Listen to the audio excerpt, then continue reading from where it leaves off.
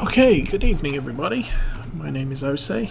This is Farm Sim 19 and I'm playing on Estancia, Lapacho. And I need to figure out where we left off last time.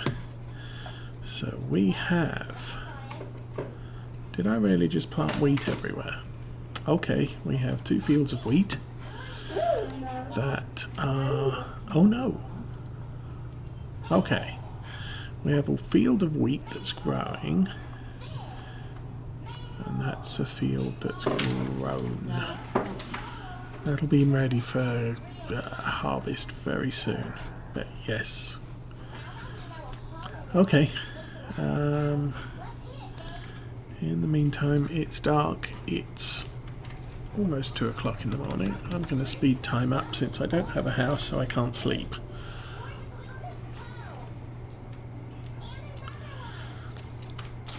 And we'll see where we go from here.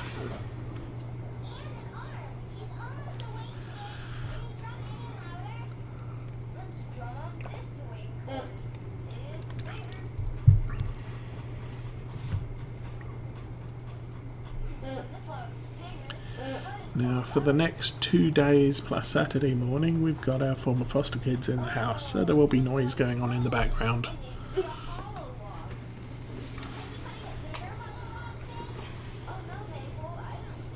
Baby dudes trying to fight the sleep.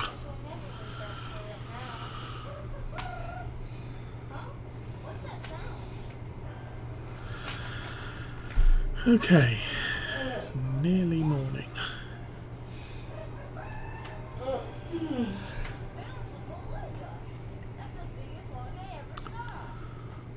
Now for some reason, I might slow down time now. So for some reason, on this map,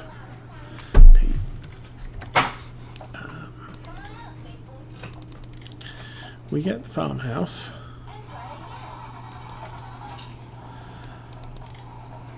we get the 3 sheds plus the Estancia Lapacho shed. I don't know if I now get that on other maps. I haven't checked that. But we only have a sandcastle for decoration, nothing else.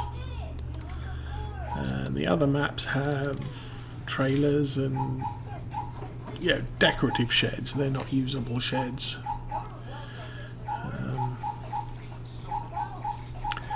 We have those. Oh, go away. Thank you. What else do we have? Miscellaneous. We've got logs in there, and that will sell them as wood chips. And a water station. Okay. Animal pens. We could get a chicken coop with up to 100 chickens. We need wheat to feed them. We have wheat growing. That looks like wheat or barley. I'm not 100% sure. Large chicken coop, 40,000. Could I place that anywhere? Let's have a look.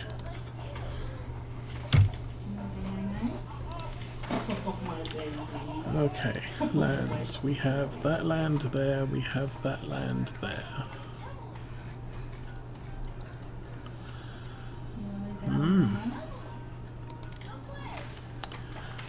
Okay, so we have that side of it, so potentially we could look at putting a chicken coop in, but we would need to chop some trees down. And that's always an option because I haven't tried that yet. Maybe we'll do that. Okay, let's check the tractors out. What we got? You have a front loader and forks on it. I'm thinking purchase. Let's do this. See chainsaws.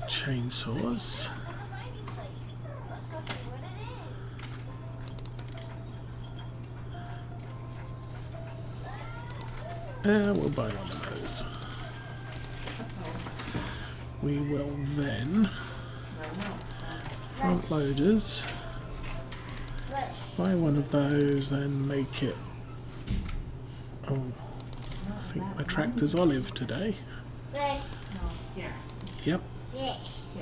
And we have a trailer.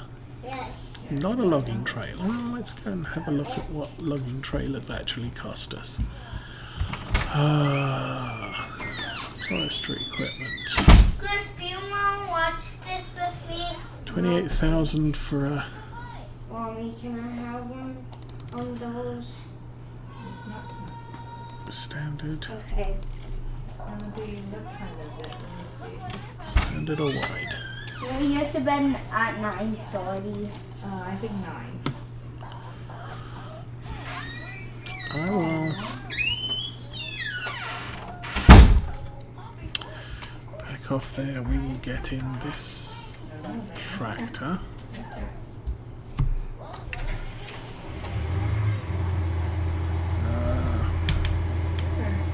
Lights.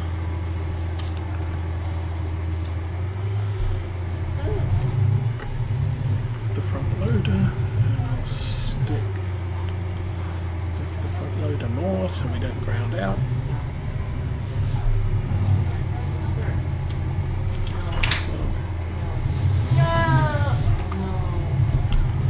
Okay, we'll put the forks there.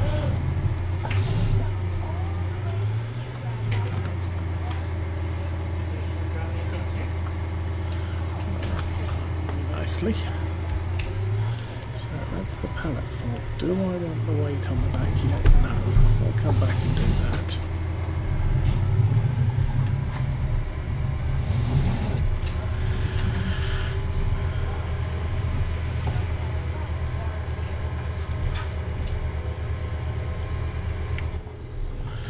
So on the private farm, I've discovered that weights also degrade from use.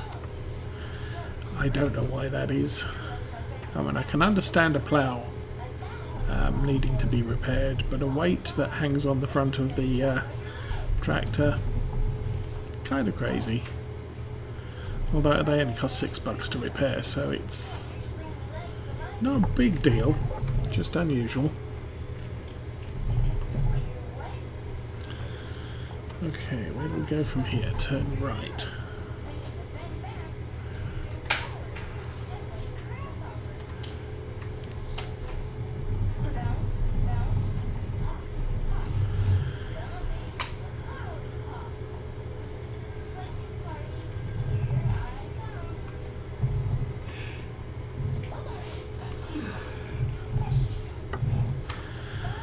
So, new mods that have come in since Tuesday. There is a round bale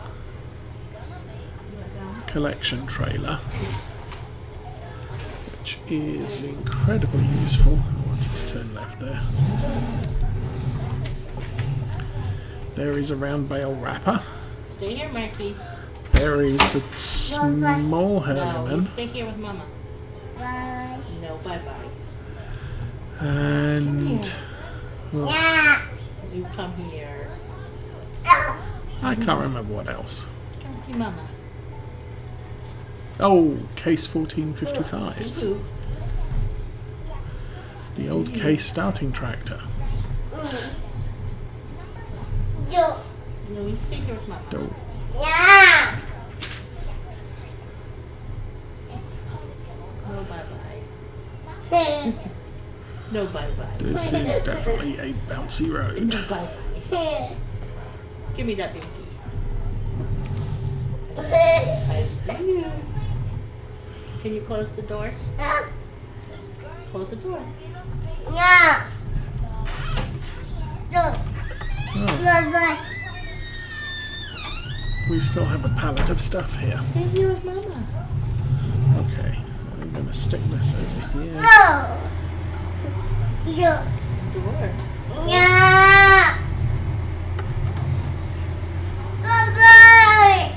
No, bye-bye. Time for night-night. Yeah. Should not have Look, the Marky, rear you wanna lay on Bailey's lights blanket? on. Can we lay down with Bailey?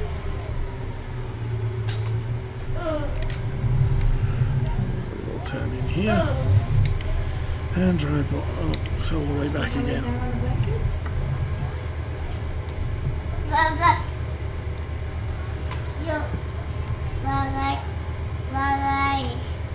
Bye-bye.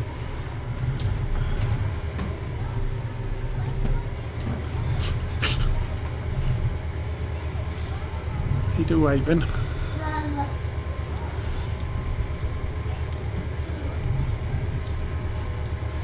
Estimate I'd probably pick the most inhospitable part of this map to start farming in.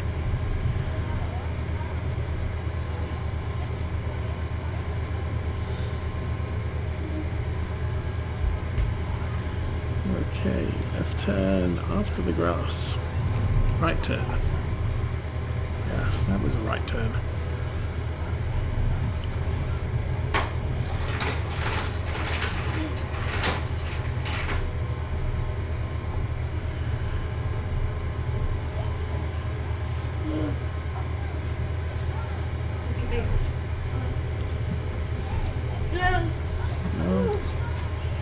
And left here. Whee. Oh.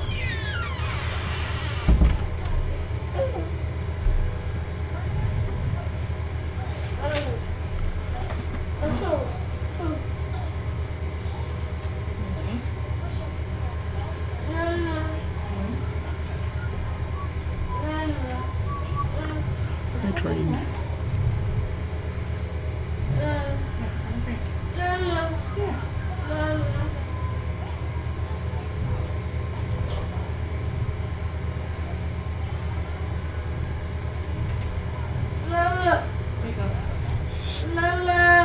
Okay.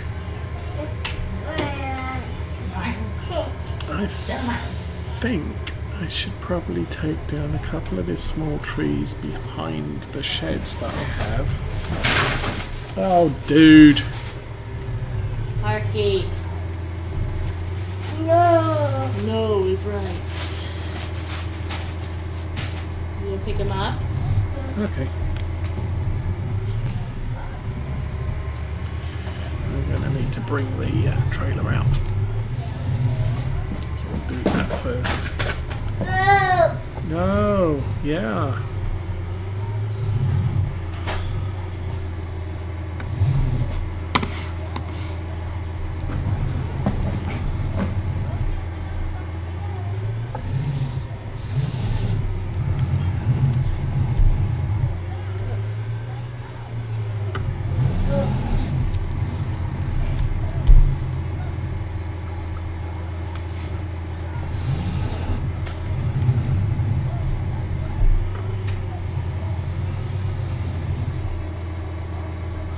Hello, hello.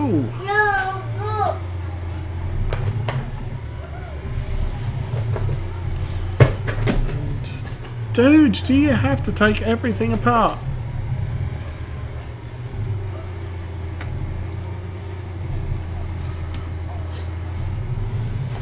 Yeah, give Mama. Thank you. Okay. Let's move over here, and I'm thinking that tree there and the other tree there. Hey Steve-O, how's it going?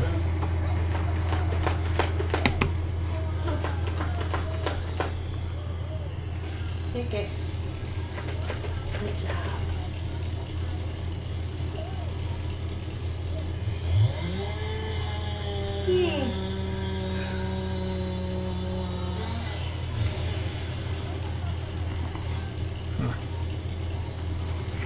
Oh, I done good. I chopped a tree down.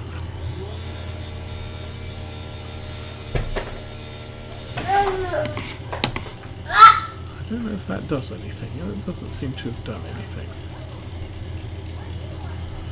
Okay. Now we play guess the tree length.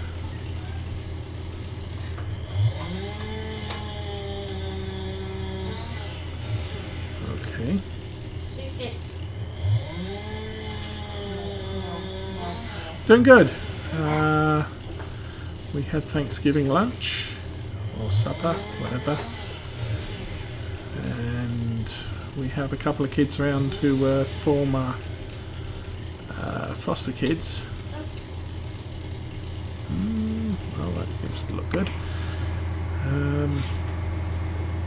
Who are staying the night, so we could have a noisy stream. But we will see. Okay, I need to disconnect the trailer and then go and figure out this tree fork thing.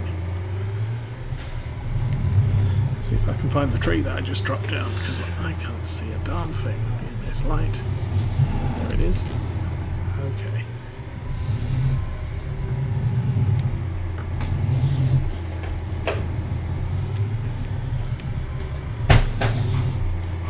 Okay. That's a good start.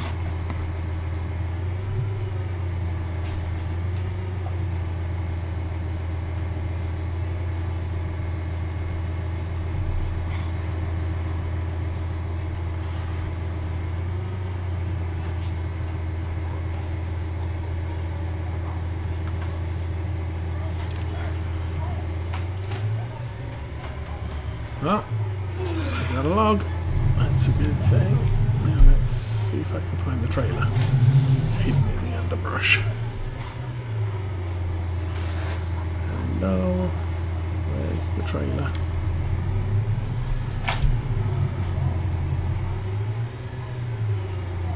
There it is.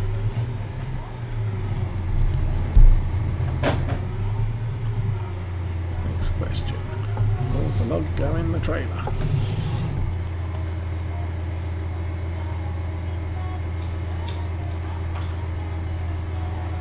That looks like no. Okay.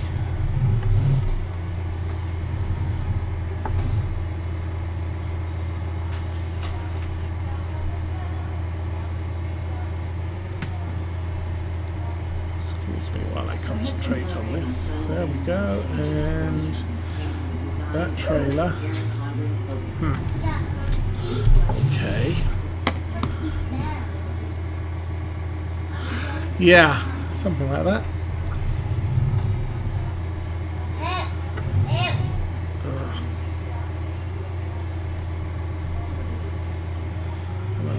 Yes. Okay. So yes, you can put logs in that trailer, so long as they're quite short. So I found out today that weights degrade performance as well, which is kind of odd. It's obviously I've had a plough go bad and the speed drops from 7 miles an hour to 4 miles an hour. But I'm not sure what the effect of having a bad condition weight is.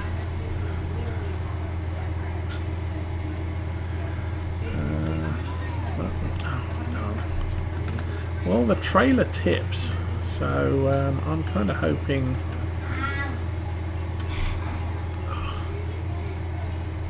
Okay. Which way do I turn this to get the fork to grab? Good relief. Maybe I should have bought a plough. There we go. So what is this doing?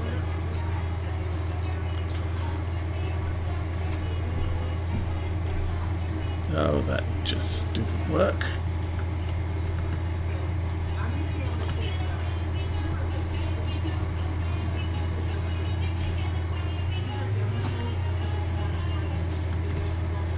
What is this doing? I cannot see a darn thing. There we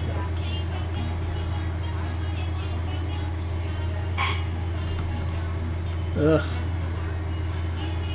Okay, we're really not having a good time with this. There we go.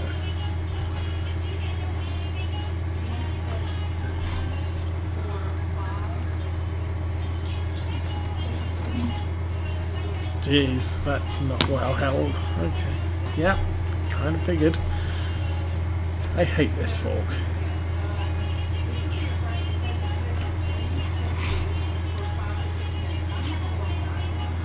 generally use the BioBelts fork, which had 2 tines on the top and 2 on the bottom. Okay, why aren't you working? Okay, should we drag the log out? Is that going to work? Absolutely not. Jeez.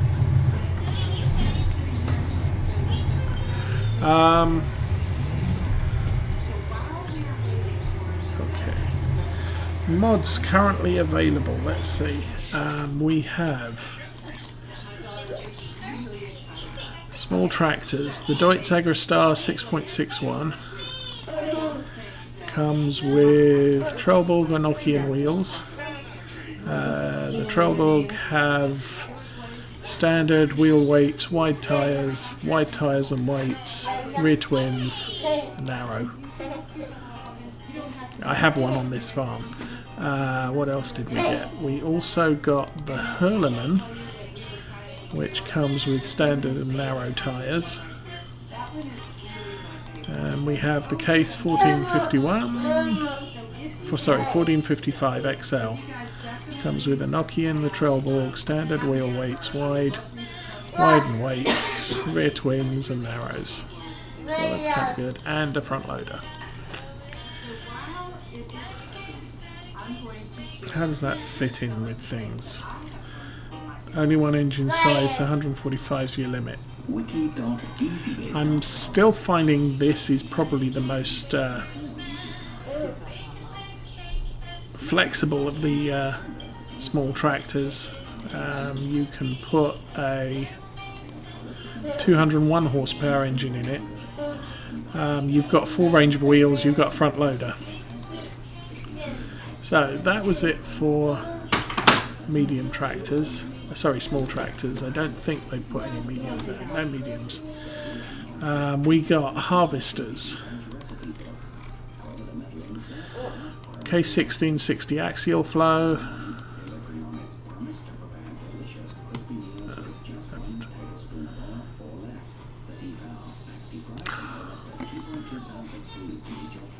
I don't have a lot of success with that rotating. That also comes with a standard header. There's that. So 14-foot 1030 header.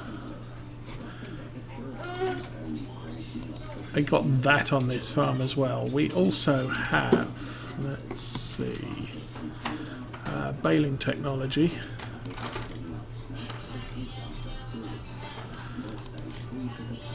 The 8-bale round bale pickup trailer and a round wrapper, and the map is Estancia, Lapacho, and that's the only official mods that are out. There are no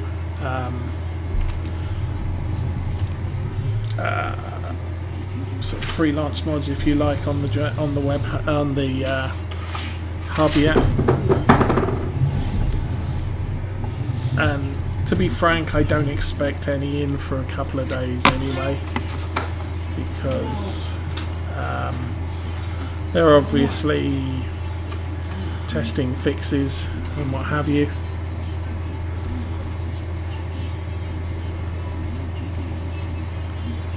Come on.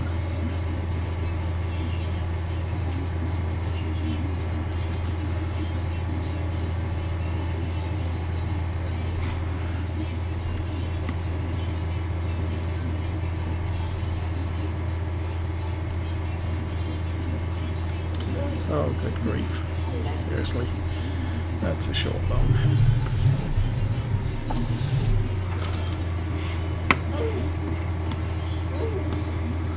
I didn't have a problem with sound, but I did have a problem with walking forwards and backwards. And, oh, come on, this log fork really sucks. The only decent log fork itself is on the skid steer, but the skid steer can't reach a trailer.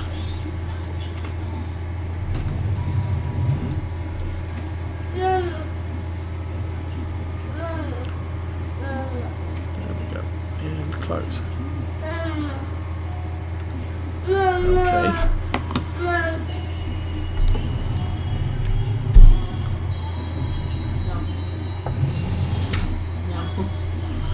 From what I remember of seeing some of the early videos in 2017, these logs are very dense.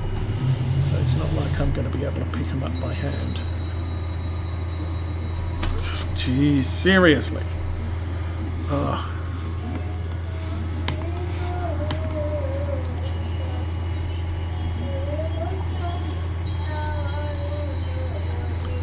Oh, you are not going to let me pick that up, are you? You're not going to tell me it's too heavy or anything like that. You're just not going to let it happen. No! No, no, no, no, no! Gee.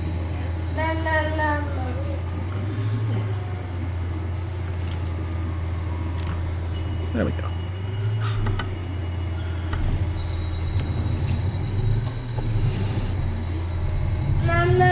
Now, searching some of the more dubious websites around, I have seen some coming soon UAL trailers, the Flegel type, and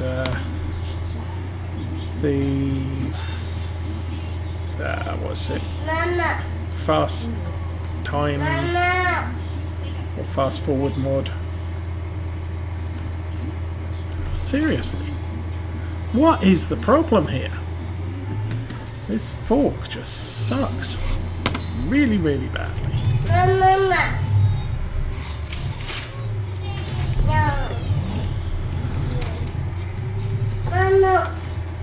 It won't close.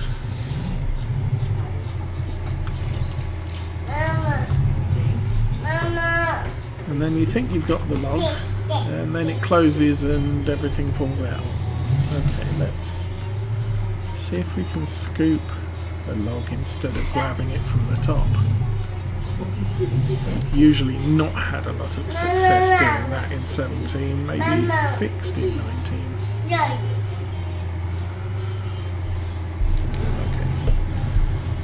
Right over. Yeah, that's pushing logs around on the floor, so that's not going to work.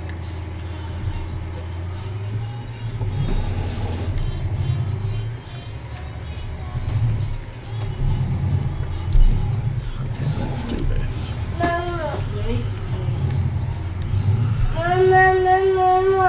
Oh, you. Oh, seriously. This is a battle of frustration, if ever there was one. Okay.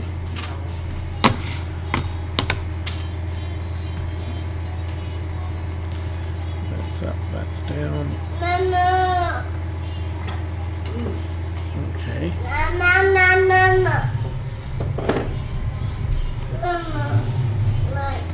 And that's about to spit it out. You useless piece of junk. This is really, really bad fork. I am not impressed. Why are you looking at me? Ew. Don't lick Mama. No. Get that tongue out. Okay. Let's try and grab it again. No. Nope. That's still No. a very dubious pickup.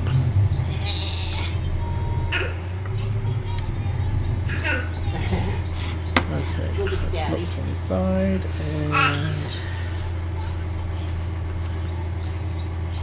Lick him. He taught you that, didn't he?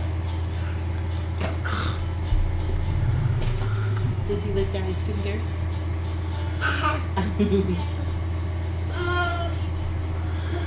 it's something. I don't know what the issue is with USB. I have always hated this fork, even back in Farm Sim 17. It was completely useless.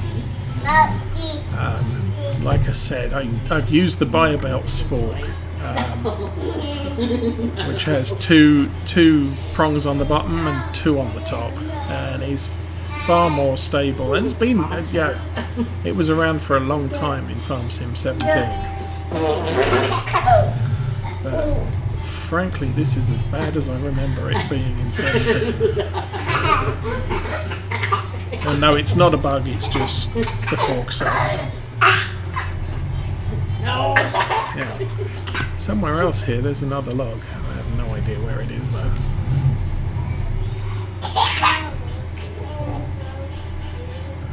Well, that looks like it. Okay.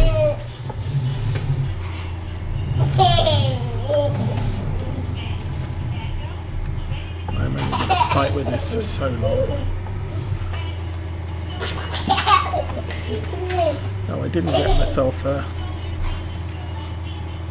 Yeah, the sooner someone produces a decent log fork mod, I'm ditching this one. That's a better grab, not much.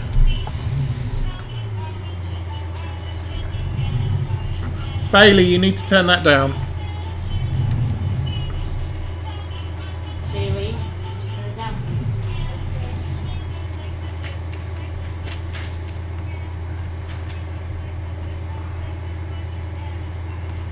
Now I can't get it to release. Oh, there we go. And now the log's stuck on the fork. Good grief. There we go. Okay. Mommy, What? tomorrow are we going somewhere? No. Okay. Yay! Kind of done with that.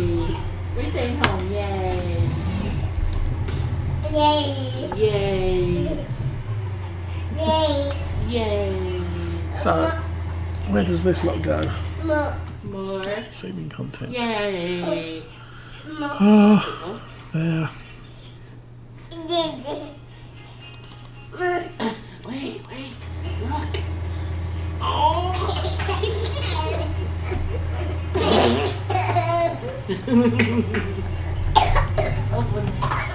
Well, there's nothing wrong with the front loader operation now that I've managed to remap everything twice. It's bedtime.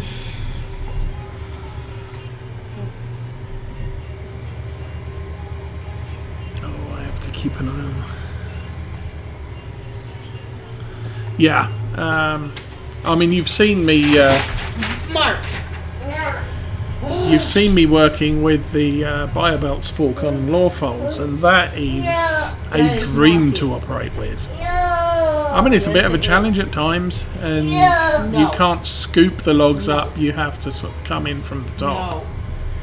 But I can land a log fork, or I can land on Naughty boy. the log every single time. Plus, I have the quick look mod, which allows me to alter view speed quickly. And here I'm using a mouse to change views. I want to turn left here.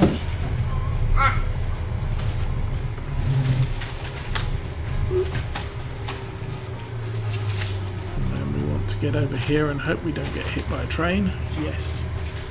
And then we want to turn left there. No. Okay, David, give me that so I can charge it up. Did I turned all the way around there. That was clever. Let's turn. That's left. Okay.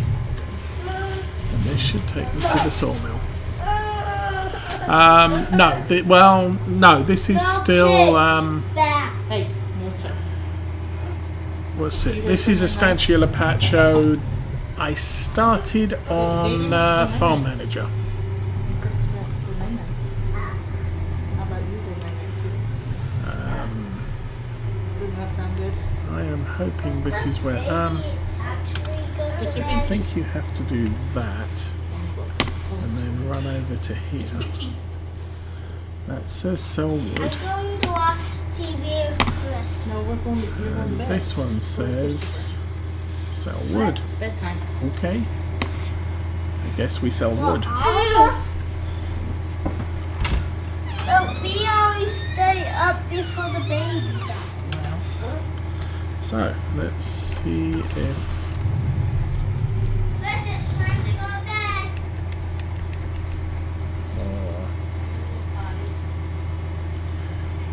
we could try tipping. How do we tip? You don't have access to them. You've got to be joking. Seriously?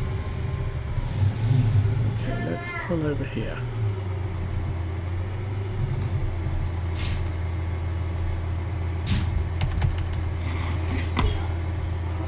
Huh.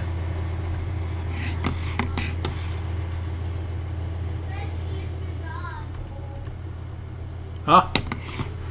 We sold wood. My goodness. Okay, so we don't have to unload the trailer, but what we do have to do is stand next to big red, or big yellow exclamation point and press the R key. Well, that's good to know.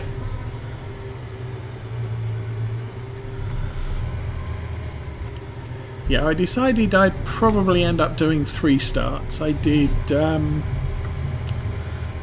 what was it? The easy start on Ravenport. That's my private farm. And then this one is Farm Manager. And I may do a start from scratch on Felsbrunn. But I'm undecided at this point. I really don't have enough time to play 3 different farms properly.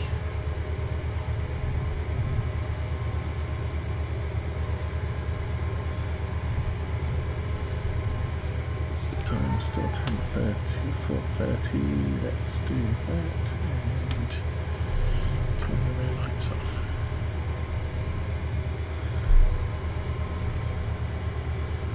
Yeah, me too. I mean, we know Coldborough Park Farm is coming, but not for a while yet.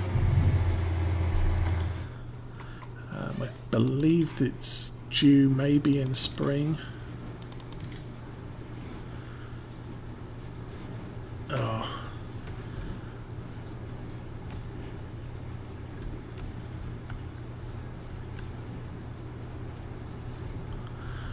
I kind of figured that I need those 2 trees out of the way.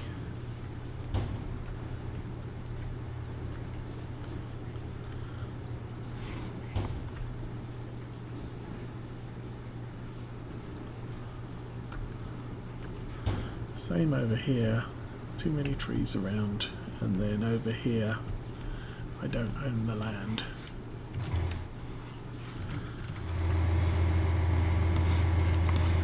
Oh well, I'm there. Okay. So I am going to need to remove, is it that tree?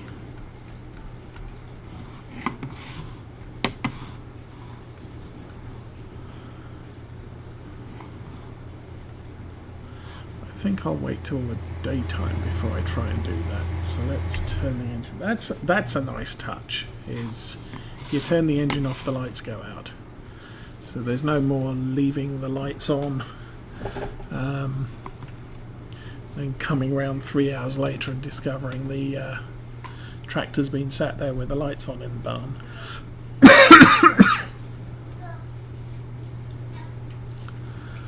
So.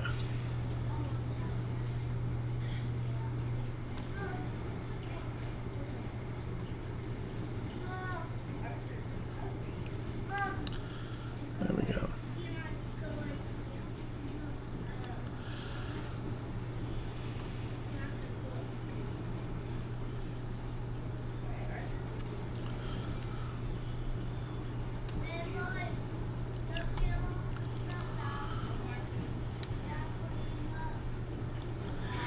Yes, you have to own the land to chop down trees. You have to own the land to mow. You have to own the land to do pretty much anything. So if I go over here, I don't have access to that land.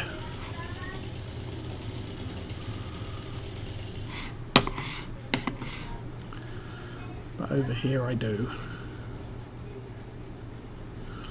So, should we try chopping? Where did the tree go? There's the tree.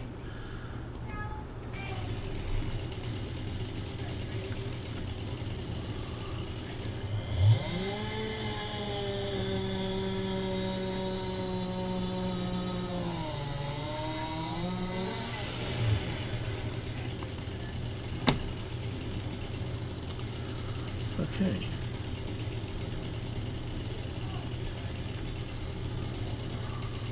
Oh. What the heck? Now I've lost my tree. There's my tree.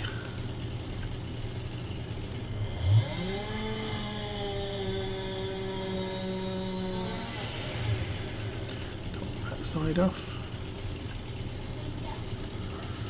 Good grief. This is hard.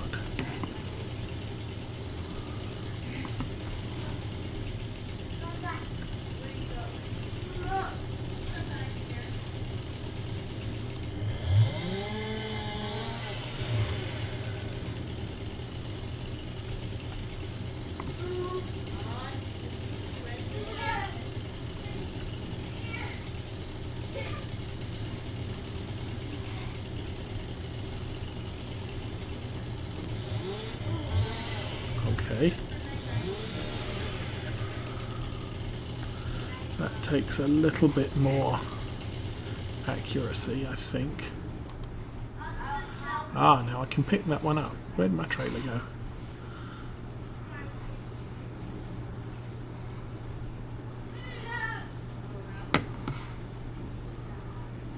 There it is. And I can run with a log. That's cool. Well, the physics seems to be a lot better. I'm not throwing, I'm not running along and tripping over and throwing logs half a mile away.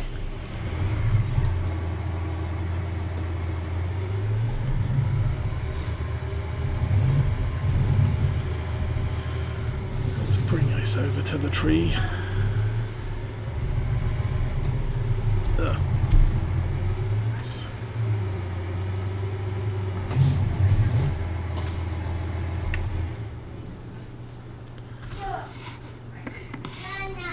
So, I guess we are going to be playing chop up the log small enough to lift up.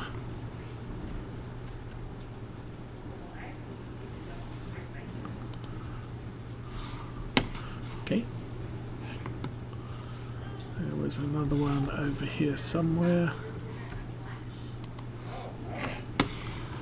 You're supposed to be able to rotate these. Unfortunately, I can't get that mapping done.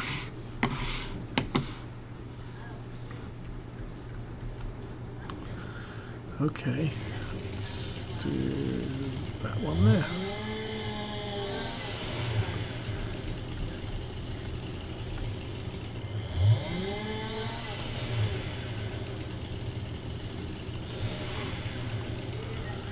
So you have to be a little bit more careful with trimming the bits off. I'm actually having to chop at the branch I want removed rather than just run down the trunk and the branches just fall off.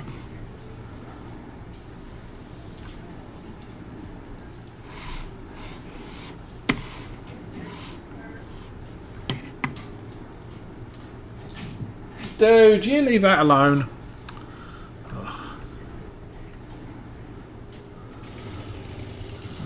Is that the bottom of the tree? I hope so.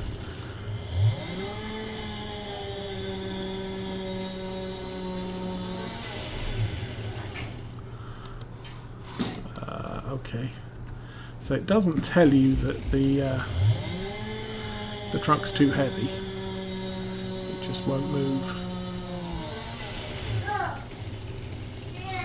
That go through? Yep. Okay. And I still grab that in spite of the fact I hit multiple tree bits. It did not come out of my hand. So I'm kind of liking that. The fact that I can run around and I haven't tried throwing anything, but in this underbrush I'd probably lose it.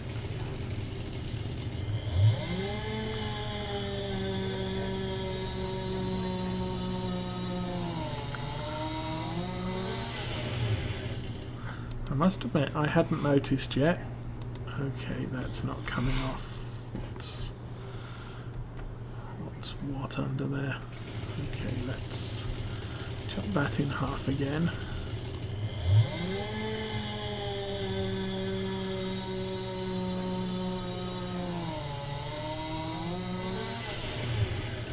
Okay. Yay, that comes off.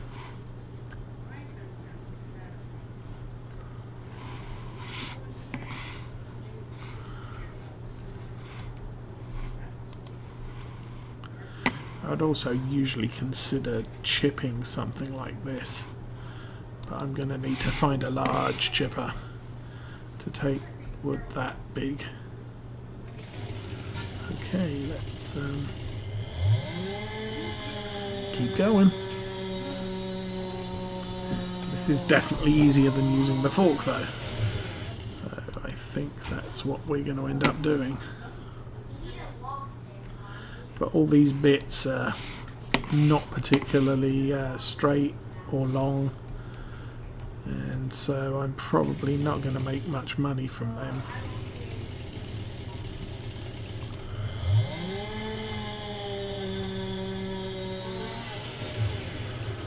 Okay, we'll chop through that bit and maybe not pick up that bit. Okay.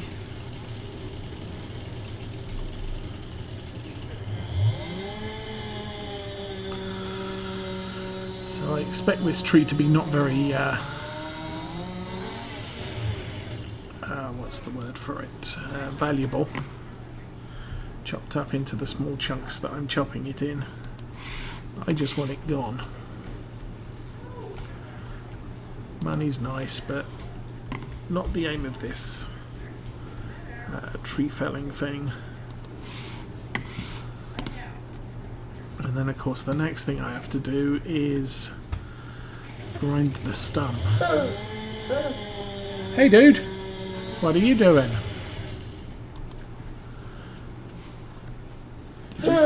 Yeah.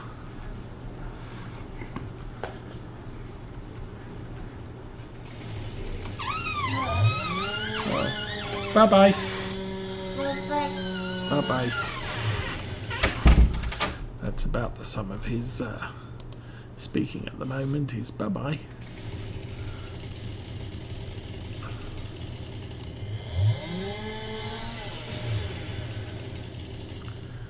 Chainsaw's a little bit easier to... some ways it's a little bit easier to use.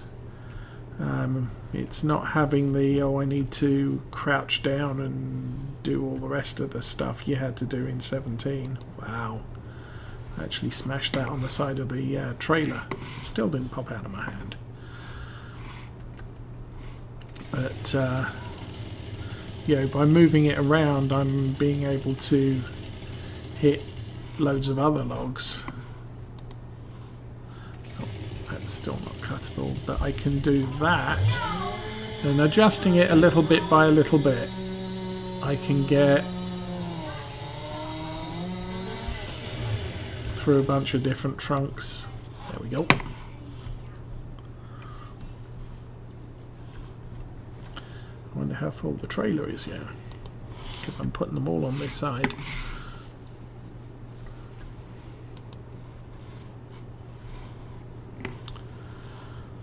I'm also liking this trailer. It's a good starting trailer. You can convert it into a bale trailer, or a trailer to bring pallets onto the farm is what I've generally used it for.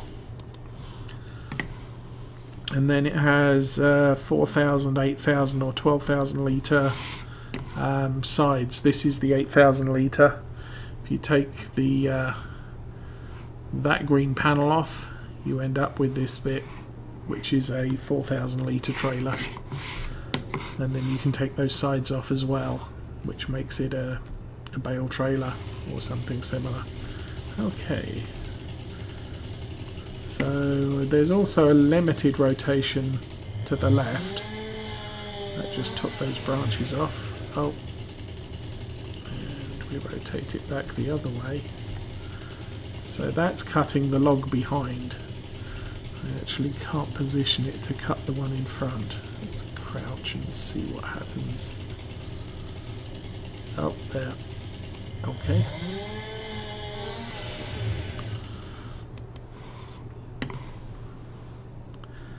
But the chainsaw is not going straight down when you hold it, which would make trying to measure log lengths a little bit tricky. So I do that, and then I aim at sort of the base just a bit there and just wave the chainsaw around. That's not working.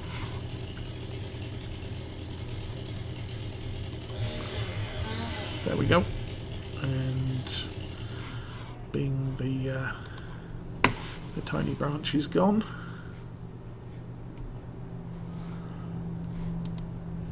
I'm going to have to get in the tractor. How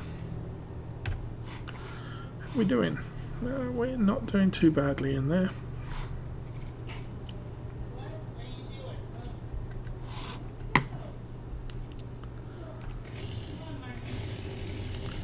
So we'll come up to here. So that's cutting the back. That's, oh, there was a right there. Shit. Got the front. We'll then move to there. Oops. And try waving that around there. And that looks like that branch is cleaned up. But you kind of have to wield the chainsaw like a lightsaber. Oops. Ow, my toe.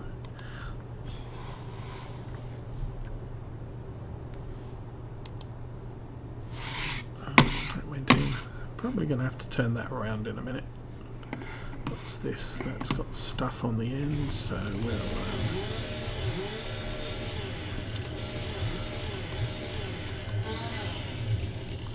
there we go.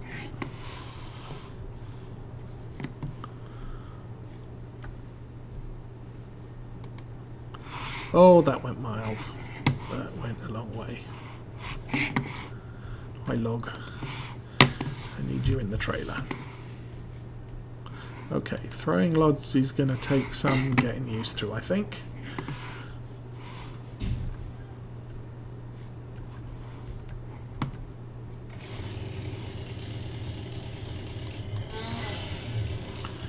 Okay.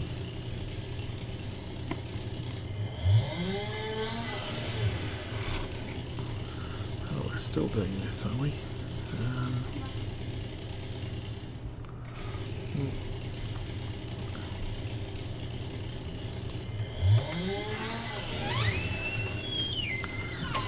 Rotate it that way and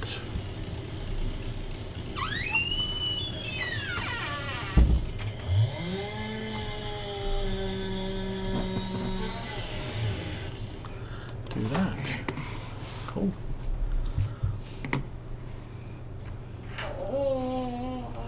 I think I've got space at the back. So we'll put... It's time for my Let's get there. Oh yeah, that's all sorts of on the wrong side.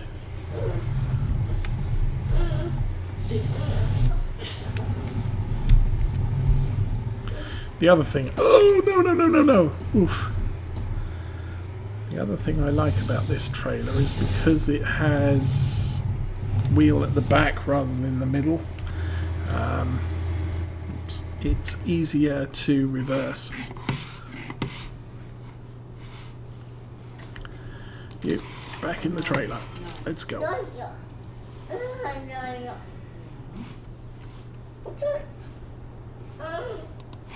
go. There's another one. And looks like I should be able to just do that. That'll take the end off. There we go. Okay, getting used to how this works. As I said, not too happy about... Oh. There we go. And there's another one round about there. Might be a bit long for my little trailer. But the good news is you don't actually have to unload the trailer. You just have to drive it up to the sell point and then converse with the sell point.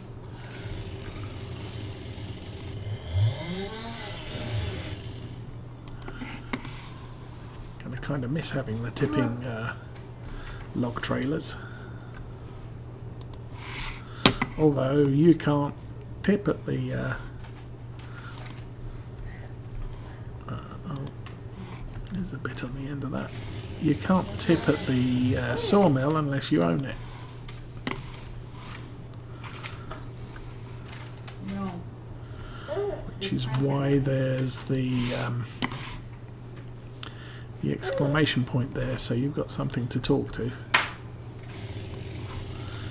We'll do that, and come on. Okay, we'll go the other way. No marking. Okay. How's about we just go there? Oh, that's just a crappy branch. Looks like there's another one there. And that's probably a bit long. Oh, we missed a bit.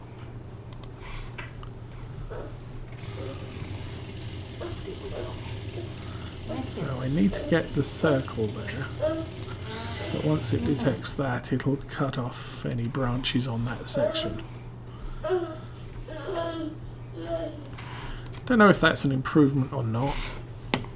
It's it takes a little bit to figure out what the deal is, but once you've figured it out, again with the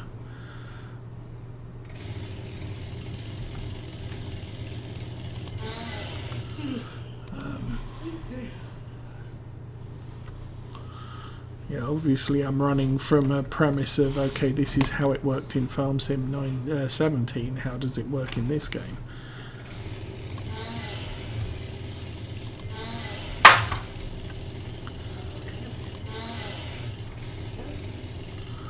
So just jab at the main trunk close to branches and it will take the branch off.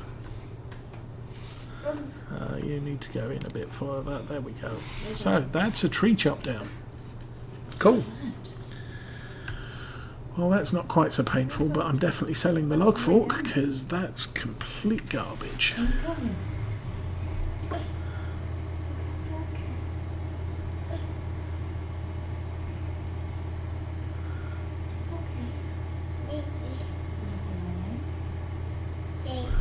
Oh, it is. Okay, how do I do that?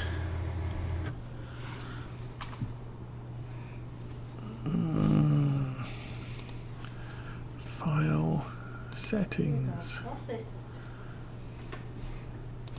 stream, nope, video upload is currently active. Okay, I would have to, looks like I would have to stop streaming in order to adjust it.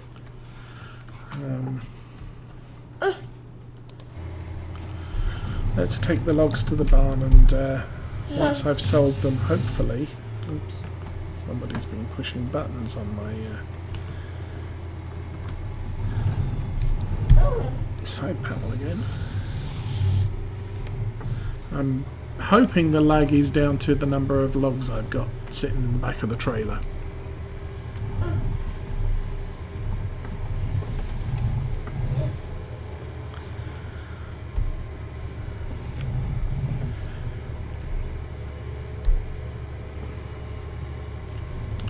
How's it appear now? Okay. Yeah, mine looks okay as well. And I'm running, obviously, I'm watching the stream on Twitch on a completely different computer, so I've got the same sort of issues.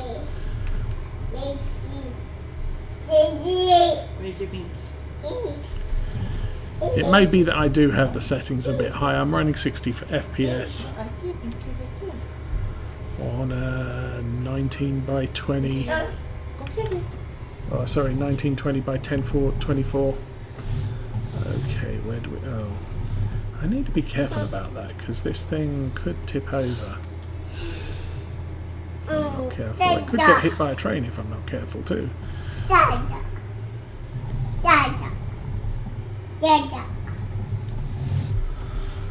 we drive down here. Dude, what you doing? Hello. Oh! Try not to crash into the sawmill.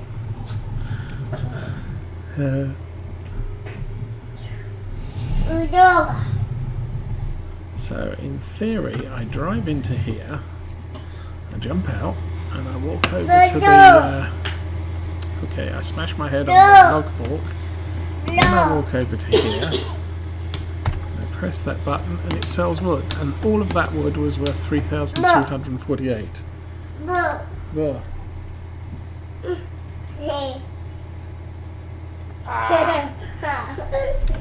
Okay, so that's my two trees gone that I wanted to get rid of. Now we'll take the log fork back because it sucks. I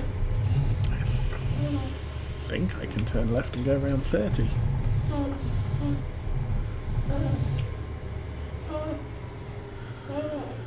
I haven't really noticed it. It's, you know, it's something you've said here, but let's see.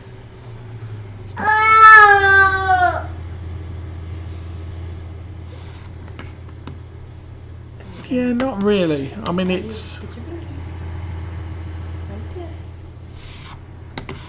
not something that I find noticeable playing. But also, I mean, if you get in the tractor, then we'll start bouncing around. I mean, the whole inside of the tractor bounces around now. Let's put that down. Let's close that. Where are we going? Oh, there's a river on the left. That's nice.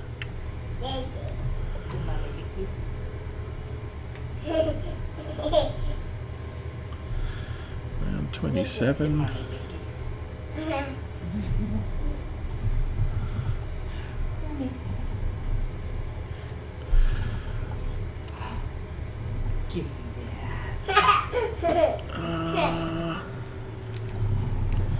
This way. Okay, that works. That's the train thing. It looks like the road is down here. Ah! Well, yeah, that was going to happen sometime. Maybe I should look for trains coming.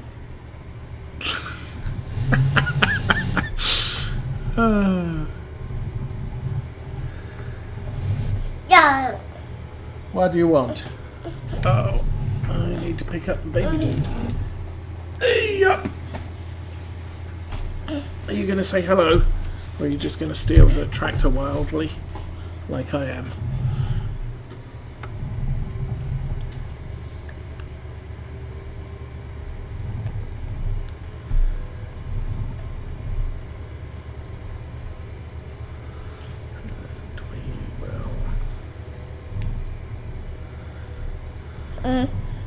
You need to quit back pressing the buttons, dude. No. No? Oh, okay.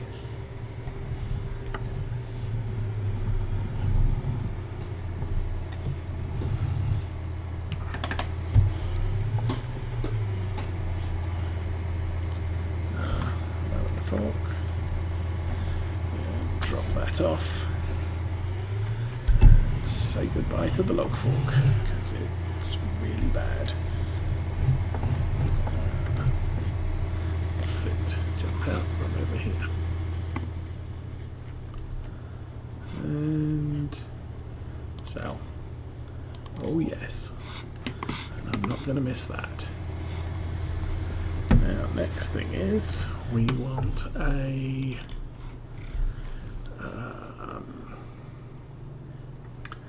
chainsaws, forestry equipment. Oh, that's a new thing. I can't use that because I can't get the thing mapped correctly. I can't use telehandlers. Well, I could use telehandlers, but I couldn't use the extend retract feature. Was there anything else I needed? No fork. No. Oh, we also know that Black Sheep Modding are working on the sort of the big round. What's this thing that I'm about to pick up? Stump grinder. The one that fits on the. What happened? Dude! Not cool.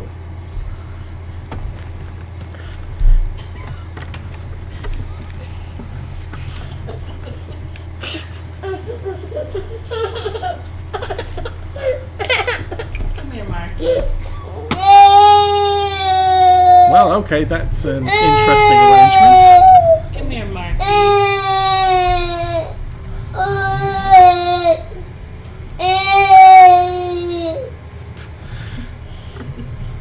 Marky, come see Mama.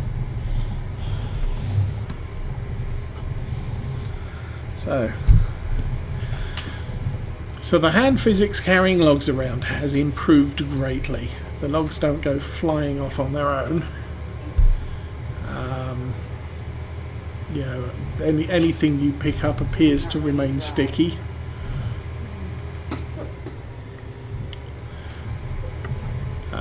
Obviously, with the better grip on what you're carrying, the throw is quite impressive. You're going to take some getting used to.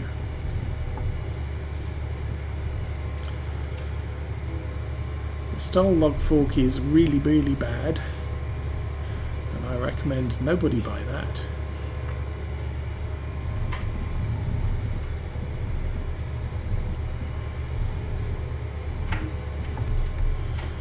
And the trees on this map aren't particularly straight, so you're not going to make much money from them. Yeah, 3,000 for one tree.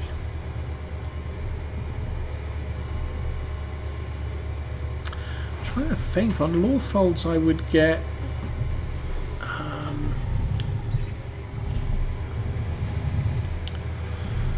How many trees in a tray? About 8-9 trees in the tractor and trailer rig I was running. Oh, sorry, the truck and trailer rig I was running. And it was probably about 10 to 15,000 per load. So you're talking 4 or 5 good-sized fir trees. On law folds was making 15,000. So 3,000 for one tree, even in that state, that's not that bad. So yes, you can make money logging. I'm going to just jog the trailer here. Let's select it first. Okay. Then we need to go and find the logs, the stumps even.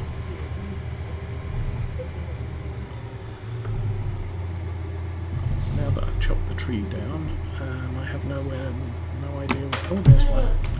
Okay.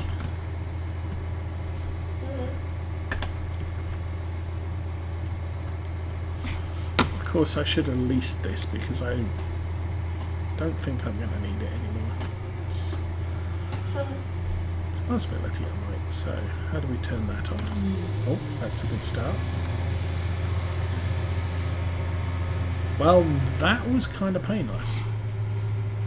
Okay. Where'd the other one go?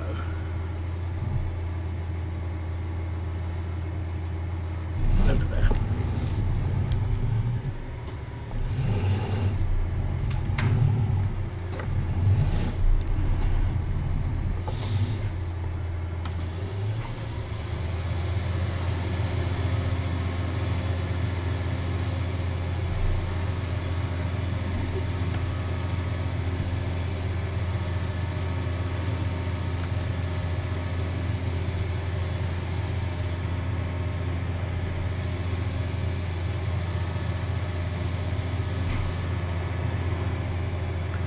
that all gone?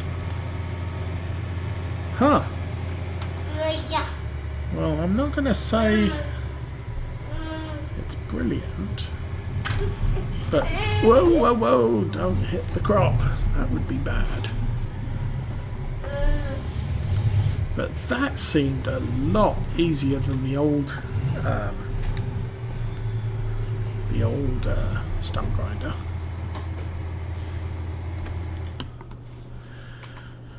Okay, let's do that again. Hello, yep, and that again. And we want to be over here. Oh, that's actually working on the mouse now. That's nice. So, which way round does that need to be? Oh, doesn't like that. That way.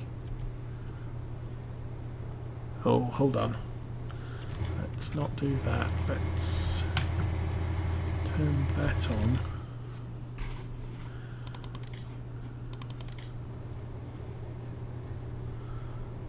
Okay.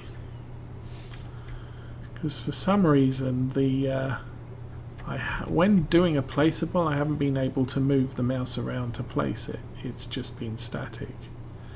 Now, oh, I don't own that land. Okay. Why don't I own... Okay. Ah, there we go. So I own that land, and that's going to put it to 98,000. Yeah. That's way too much.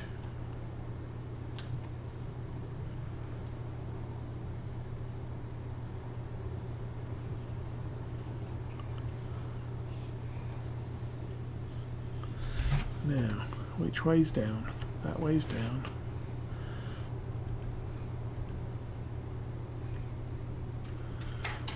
So down was 57.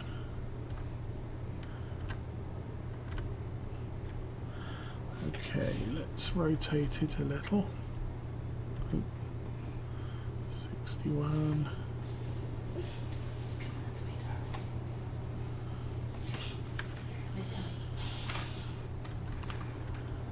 That's a really expensive chicken pen.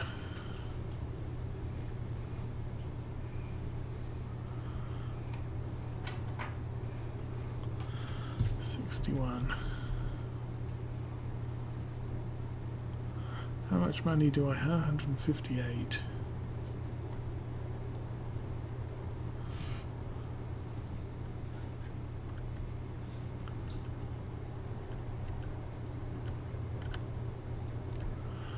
It's still kind of expensive.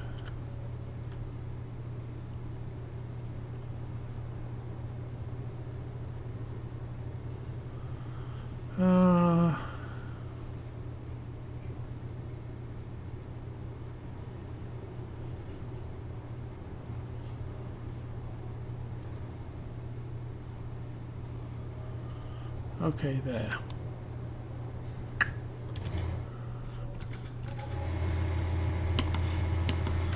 Still an expensive chicken coop.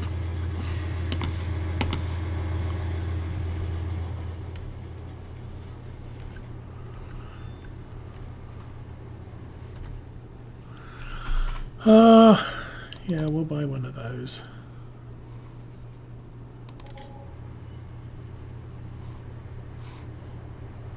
There he is. And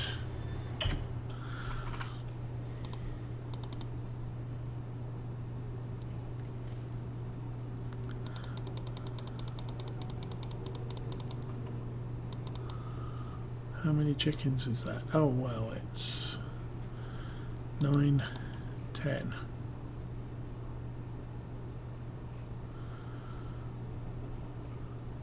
Ten chickens. Okay. Hi, chickens. Thought I bought white ones. Did I buy white ones? I bought white chickens. Those do not look like white chickens to me. Dudes, you're the wrong colour.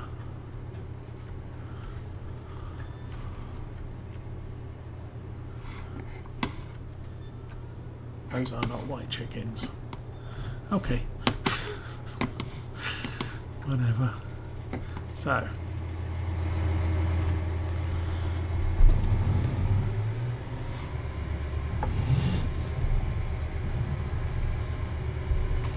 So, stump grinder, better than it was before. Ah. Okay. Now we have to be intelligent about this.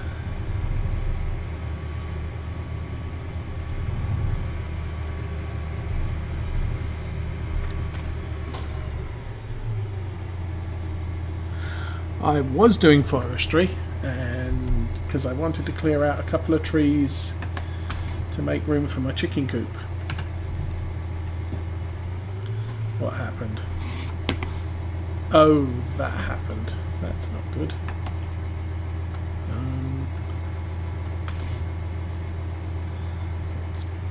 Let's back off a little bit. Hopefully that falls down. Very nice. Wow. Either I'm getting really lucky or some things have improved.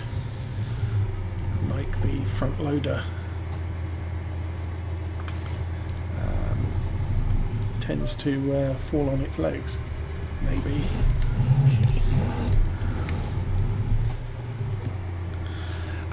There's the usual wood chippers. If we go over to forestry, equipment, let's see, there's that big monstrosity.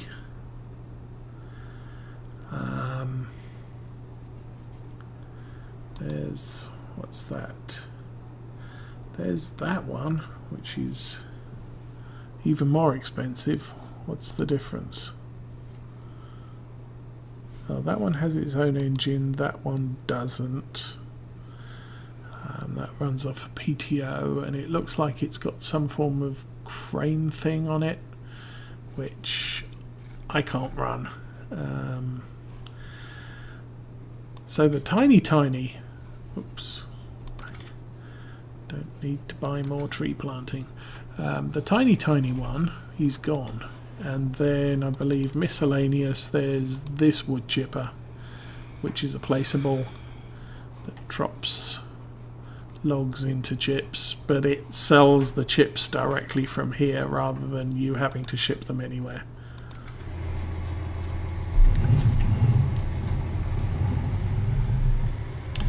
But we did discover that picking stuff up and running around with it doesn't cause it to go flying off into orbit. There are a couple of times I either hit a trunk on another part of the tree or on the side of my trailer and I didn't drop it. So big improvement there. This stump grinder appears to be much improved, although I wouldn't like to say for definite since I only used it on 2 stumps.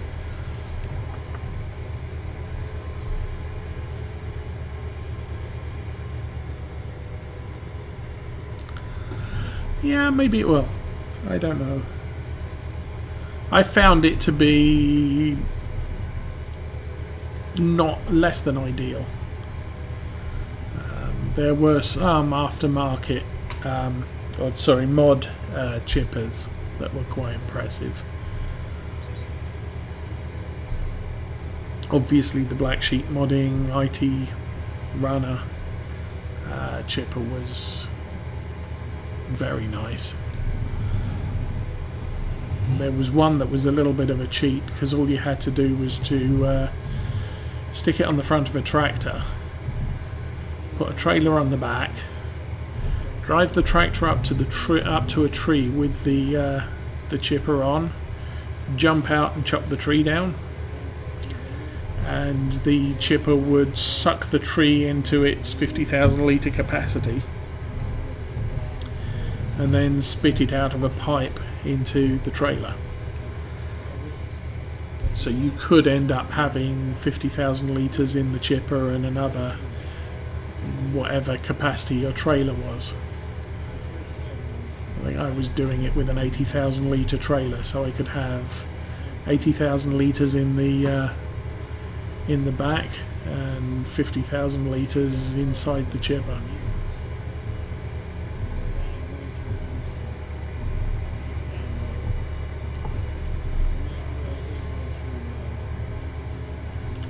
And we also discovered that the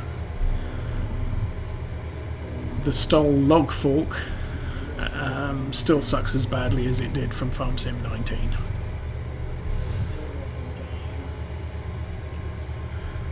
Oh, I have a thing there.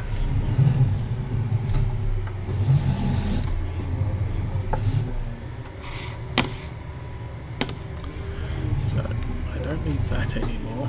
I should have leased it. Oh, forwards.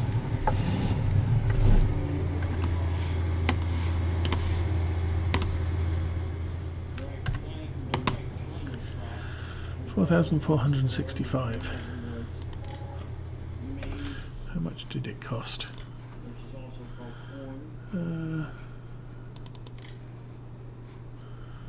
Yeah, 300. What's the leasing on that? 400.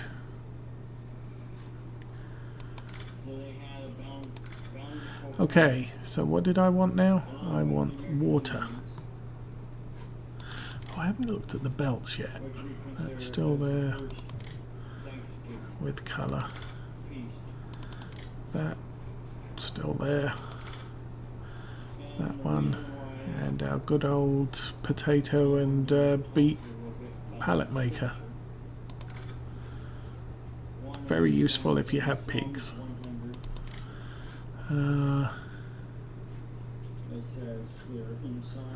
Oh, that's the doobry you call the plough in if you've got big bud, I believe.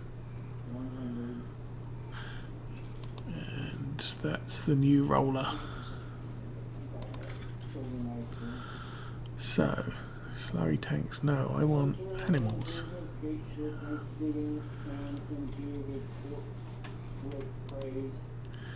So that's an 8,000 litre trailer that will take water and milk. I think that one's milk only. Nope, that one's 32,000 water and milk. And that's our old favourite, 9,500, 25,000. Yeah, that's our old cheap favourite. So we'll get that. Back and stuff, we need that by, yes.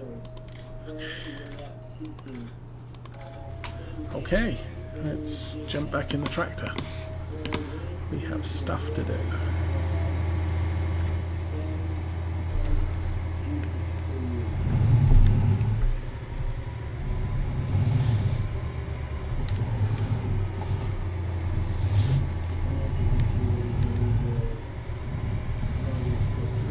I don't know why I'm doing this, because I could have just picked it up from the front. In fact, I will, because there really isn't enough room to swing a cat back there.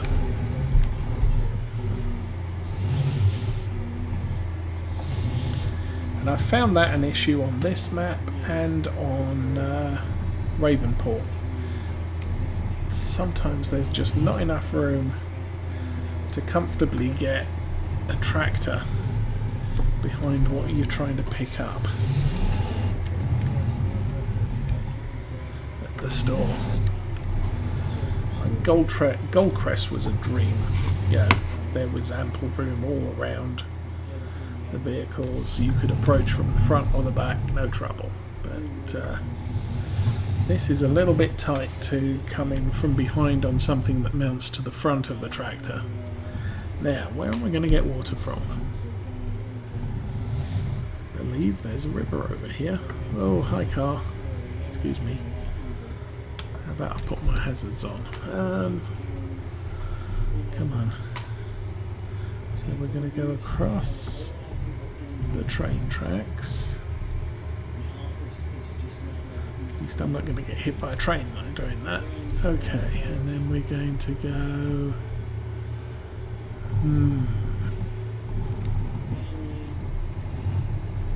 That's a little steep. Oh, be very, very careful. I rolled a tractor down a hill this morning, so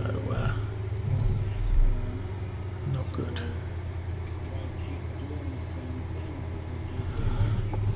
That looks a little bit better.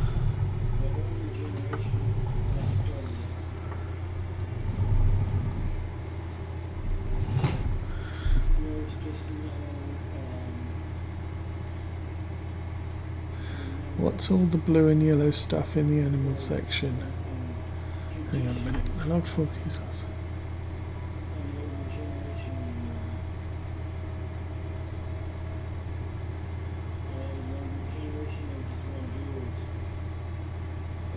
I could... Oh, hang on. I'm paying with them armoured, so it's kind of improved.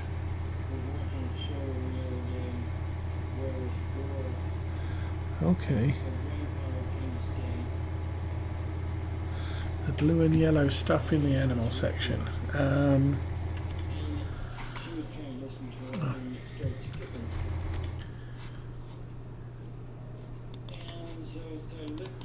You mean, no, there's not blue or yellow stuff there. You mean actually in the pen?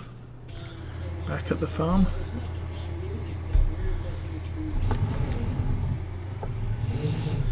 I'll have to look when I get back there.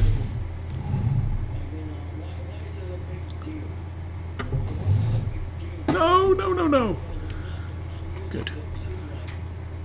Now, the question is will this tractor pull it out again? In the shop? Oh, hang on a section.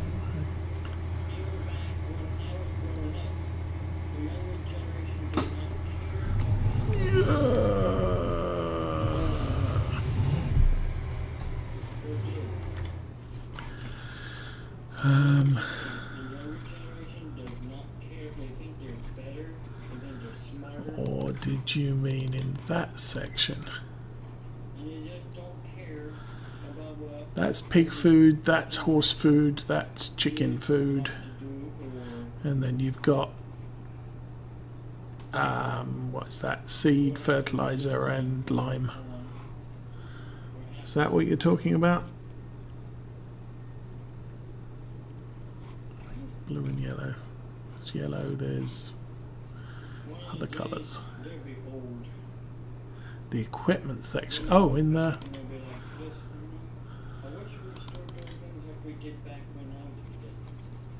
Oh, okay. So we have the water tank. This is a bale shredder.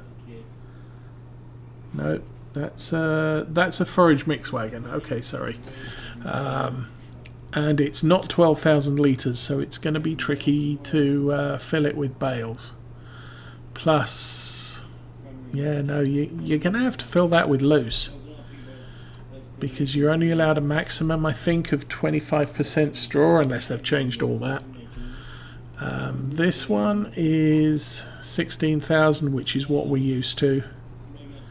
Either 2 hay, one straw, 1 silage, or 1 hay, 1 straw, 2 silage. This is a straw bale shredder. Put a round bale in there and it'll shred the straw. This thing here is this machine takes straw bales and uses them. So what's the difference?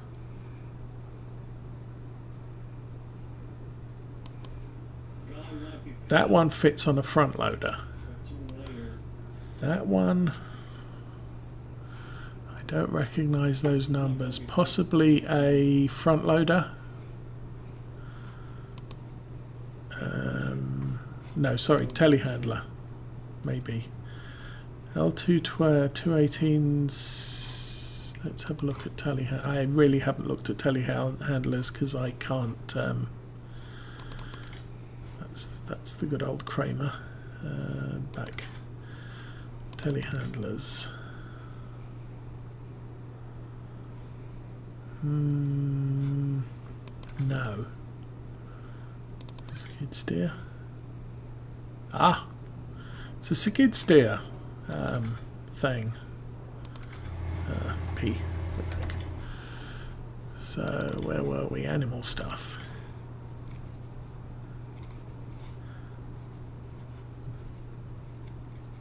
Okay, so bale shredder that fits to a skid steer, one that fits on a front loader. Oh, yeah, SSL, skid steer. FL front loader, T telehandler. Well, yeah, makes sense. And that also shreds bales, but you haul it. And then you've got these two wagons are for milk and or water. And very expensive. I'm guessing they're glass inside. Can you lay him down? Oh, okay, hang on a sec. That's your horse trailer, and these are your regular animal trailers. That's big. Okay, I need to put the baby down. I'll be back in a sec.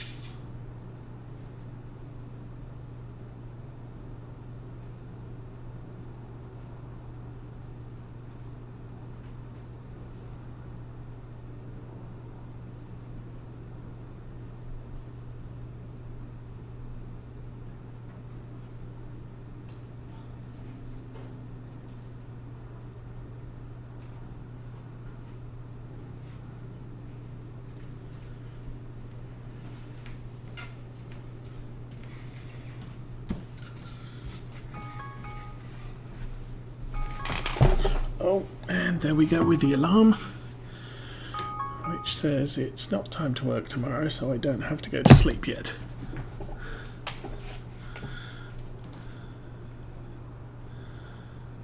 Yes. I think some of them used to have it in the description. So how does that work? That's 12 cows. That's 14. 14, 21, 24, 12, 36, 38. So this is good for carrying around your pigs and your sheep. This one is better for cows. That one's tiny. And that one does horses. And you're supposed to haul it behind a pickup. Okay then.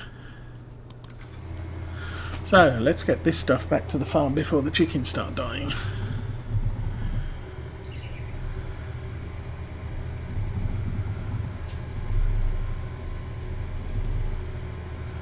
My train.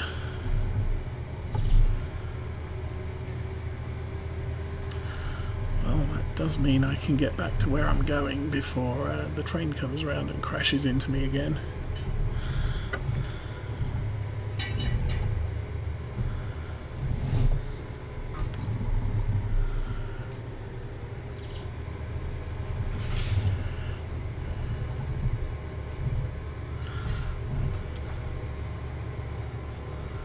Oh, they don't? Well, I guess we'll find out. If not, I've got a tanker full of water. Don't think I had to pay for the water, did I?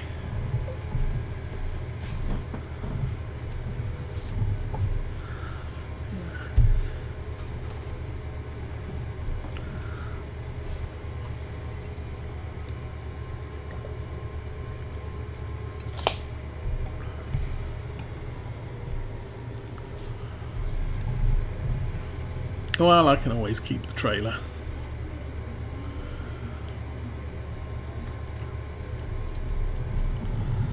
I may buy sheep too eventually. Whoops, stay off the dudes. Stay off my dirt. I can probably turn that off now. Since I'm driving at 32 miles an hour on a farm track. Yay.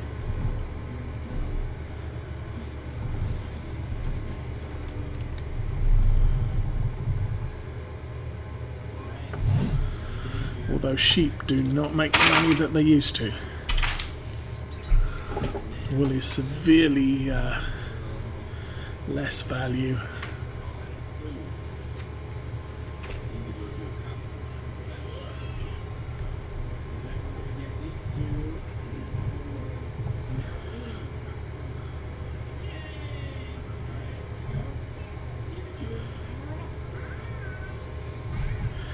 So I found that the culti ploughs do get damaged very, very quickly. You get about 2 or 3 solid hours of use and you are going to have to fix it.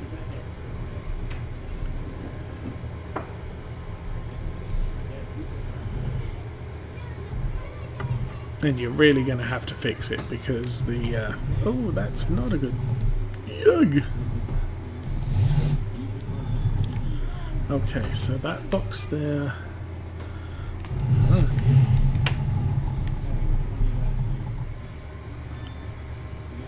Okay.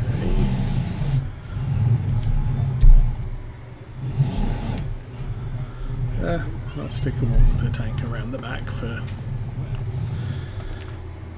giggles.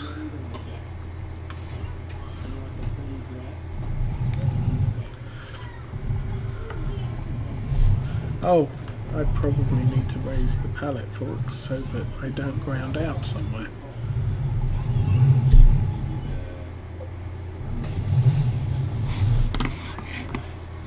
And there we go, chicken food. Oh, those chickens are eating lots.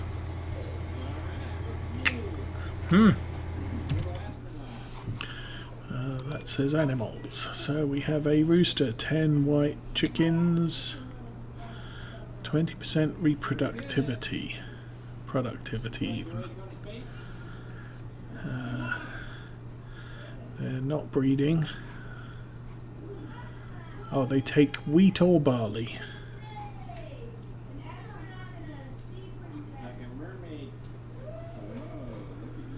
Wheat, barley, effectiveness 100%.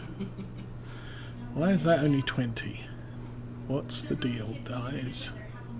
Oh, probably because they didn't have any food and now they do. I am going to need a scoop. Hang on. What was that? Food's at 100%. Food's at 1,000 litres. Looks like 100%, so close enough. Let's drop the front fork. I'm going to need a bucket. Ouch.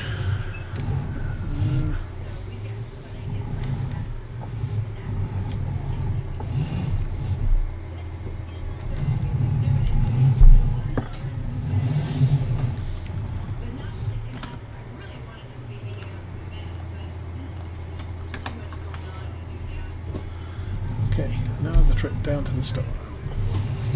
Like I've said, this is the back end of nowhere, so it's a long trip to anywhere. Also probably going to need a silo before much longer too.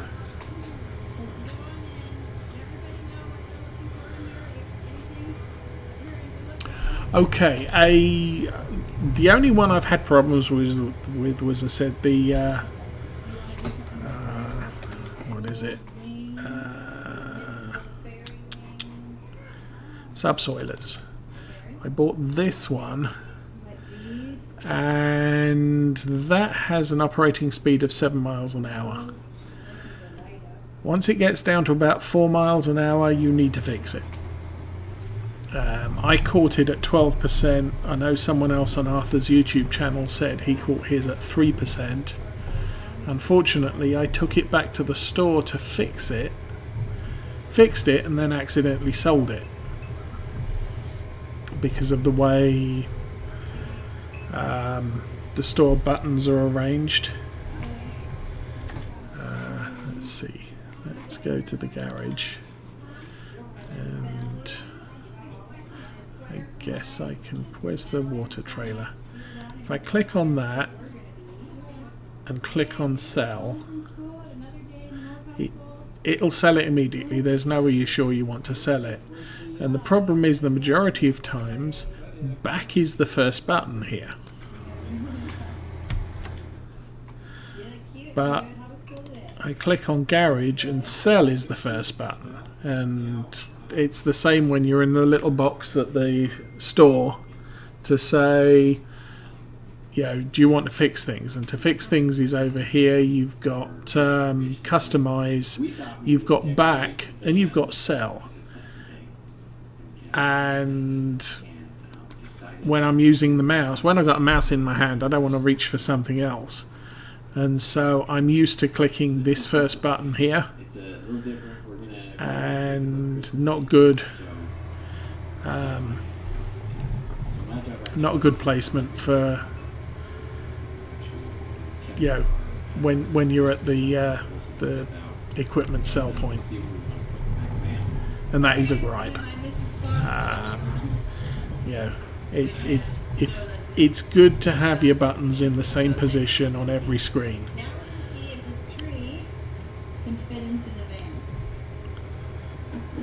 Something that annoys me in World of Warships, that you know the repair party or damage control is T, and Y is generally what is it? Smoke on destroyers, and I think on British light cruisers. But then things start moving around, and you'll play a couple of destroyers, and then you'll move off to a cruiser, and what you thought was something is now something completely different.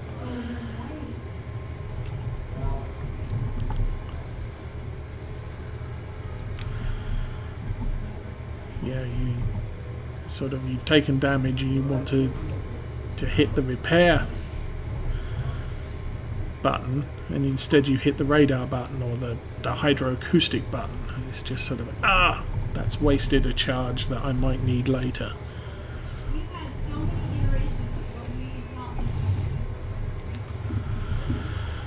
Oh, we still have to bring that seed pallet back. P. Front loaders. There's the front loaders. There's the front loaders and a bucket.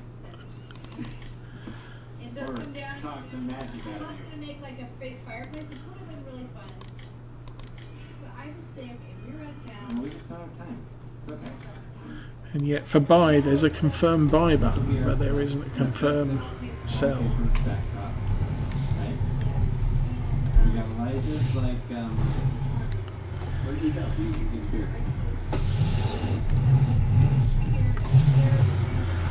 Now that's going to be something to see as well later,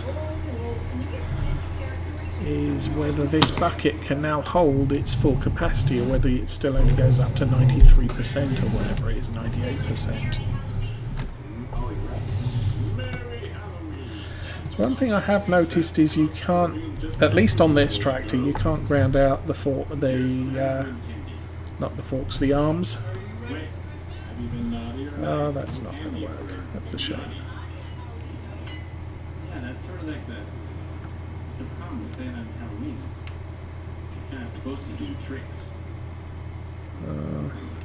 That's not going to work. Okay. Because let's put that bucket down again. See, before in Farm Sim 17, those arms would ground out and usually would lift up the front wheels. At least on this tractor they don't. I don't know whether other tractors have a similar position on the forks, because I don't own any other tractors that will take forks. On my private farm I'm using a Valtra N, and on Arthur's multiplayer I'm using a Valtra N, because it's the biggest small tractor. You can run 205 horsepower on it with the biggest engine, and I can run wide wheels normal wheels, narrow wheels, and I think the wides and the normal also allow for wheel weights as well. It's got a front 3-point hitch, and it can take a front loader, and that's the sort of versatility I'm looking for if I have one tractor. I need to have a front loader. I need to have the front 3-point hitch, so that I could, mowing is one thing I tend to use a front 3-point hitch for. The Kuhn seeder has a seed tank on the front and the seeder on the back.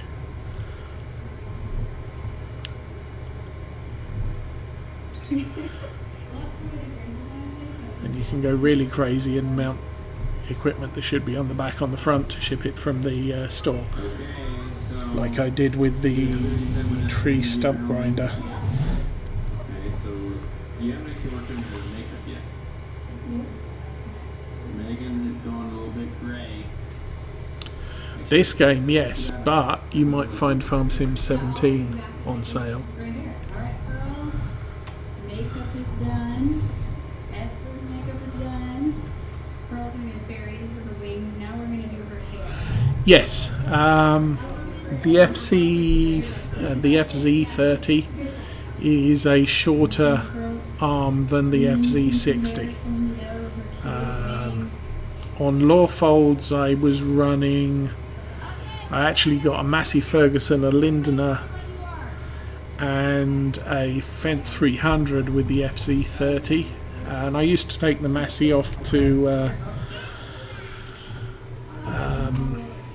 help with the logging operation, and it was struggling to reach over the arms on the side of the logging trailer.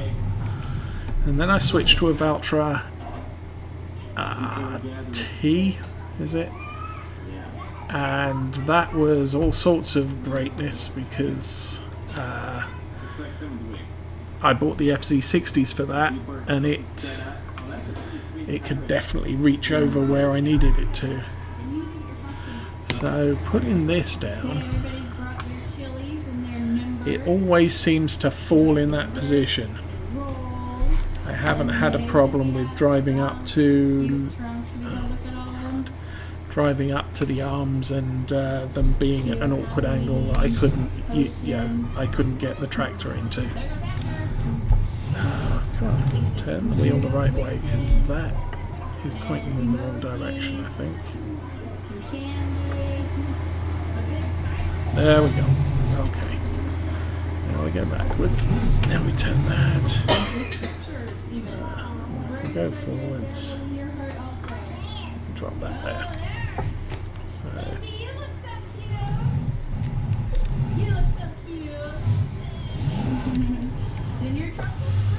Okay, so we have chickens, and we have most of our stuff done. I'm going to try and fit that in there if I can.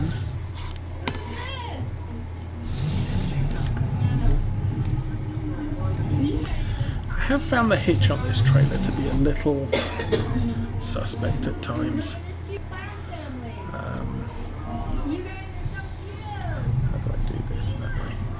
You hitch up with a tractor and it'll almost tip on its side sometimes if you don't come at it absolutely straight.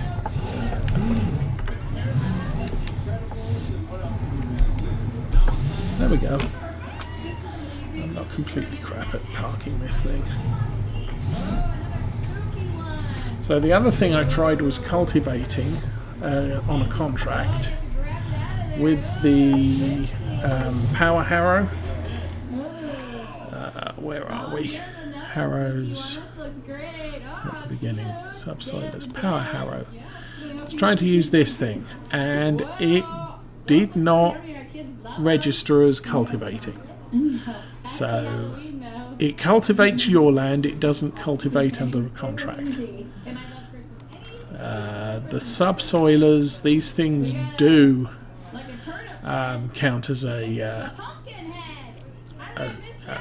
what is it, a cultivator if you're doing a contract and if you're using your land. And disc harrows, I haven't used a disc harrow. Haven't tried these yet. These are regular cultivators which are just drag tines through the ground. This I have tried. I think I was using that one because it was starting equipment on the basic farm, on the simple setting, and that does count as a cultivator on contracts. So we need, let's turn the engine off, how about that? Yay. Saving content, productivity has gone up to 99. They're still not producing, well, they're still not having baby chickens. And we have no litres of eggs. Okay. And we have 99% productivity instead of 20%. So happy. We'll see what chickens do over time. Next thing I need is, we're here and what? Oh,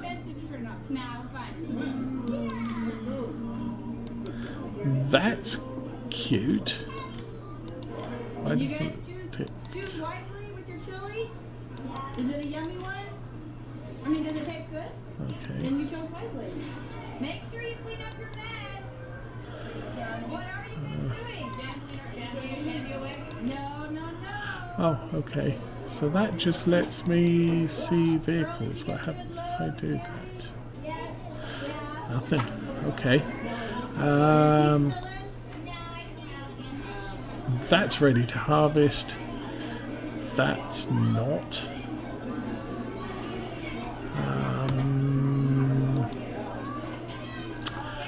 That needs weeding, but because it's ready to harvest, I can't do anything about it. That needs ploughing. Need a plough. Okay. So once the ground has become ready to harvest, you can't get rid of your weeds. That's kind of a problem. That one also needs lime.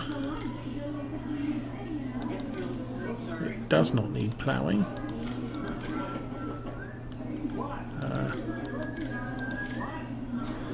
And I need to fertilise that too. Okay, let's get to it. So, harvesting and fertilising. Where's my fertiliser? Over there. I need to modify a tractor.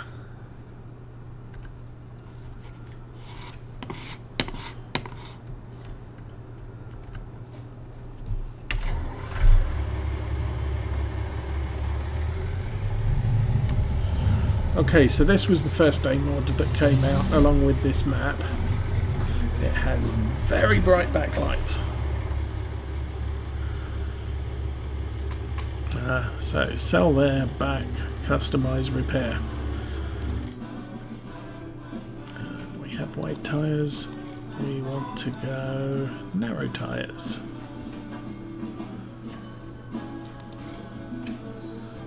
They're effectively road tyres. Nope, back to narrows. Okay, that won't cost me anything here. I don't think it costs much in the way of anything at the store either. I think they've stopped charging. Why didn't that take? Okay, let's try that again. I did something stupid. Narrow tyres. Customize. Yes. Narrow tyres, yay. Gonna need a weight on that too.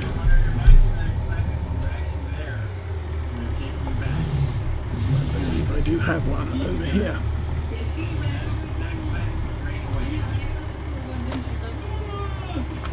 Alright, let's go. Right here. We're doing all our paperwork ahead of time. That's what you have to do when you're taking 9 kids. I'm not on point, but still. Okay. Oh. Yeah.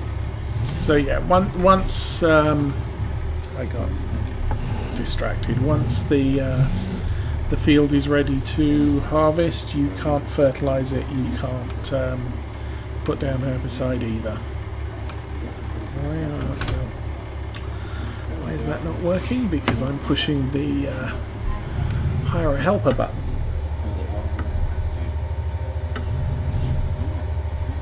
And the field's actually behind me. Okay, going back to you. Ooh, it's all those things. Whoa. I don't know. And I'm now. I used to typically go for spreaders because they're small. They don't get in the way. On English maps, things like this are awkward to use because they're wide. A spreader will chuck solid fertilizer around All right, Asher will go first. and not give you any problems with wrapping themselves around trees and what have you.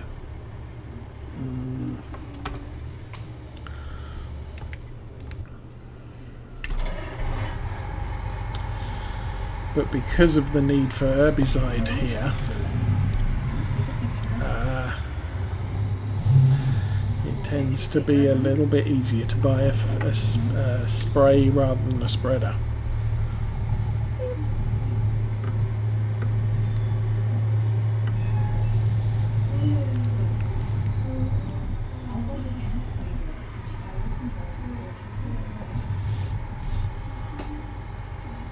Okay, Eve, it's your turn to get in the chair. Go ahead. Come on. You don't get to get the prices. The toothbrush if you don't. I'm Okay. I'm staying right here. And you're going to be needed too. Let's, gentlemen, start your engines. Nope. Let's go forwards. I guess I'll sit right here, okay?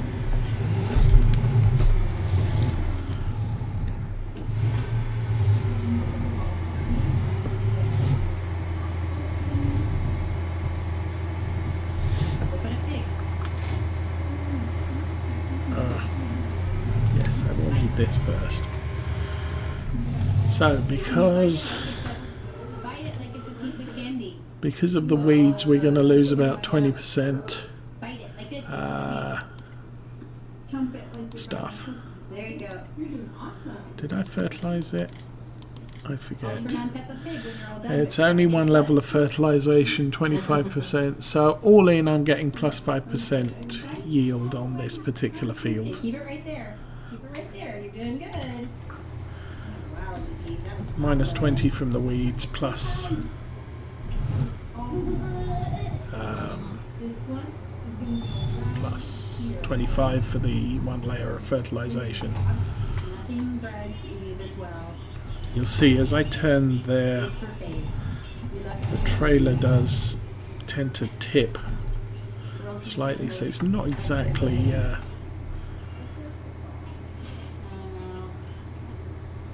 super stable. Okay, I'm going to unload the harvester. Wheat.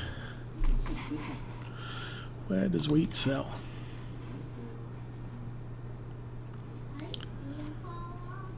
At the bakery. Oh, right on the other side of the map. Yeah. As far as you go, southeast. The case is an official mod. All the mods I have running are official mods.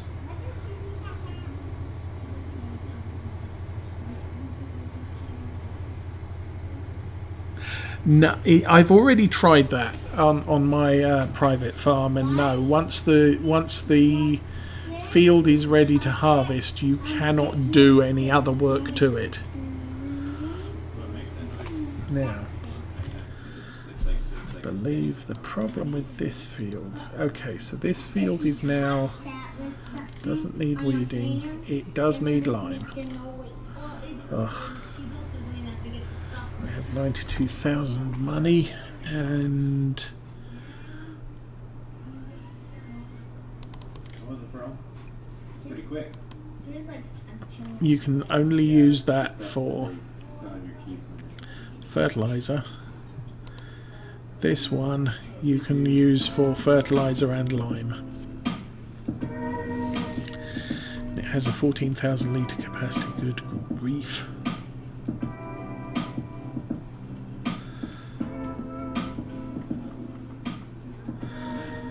I am going to have to buy that. What else am I also need a plough of some description. I may just... What's the horsepower requirement on that? 130.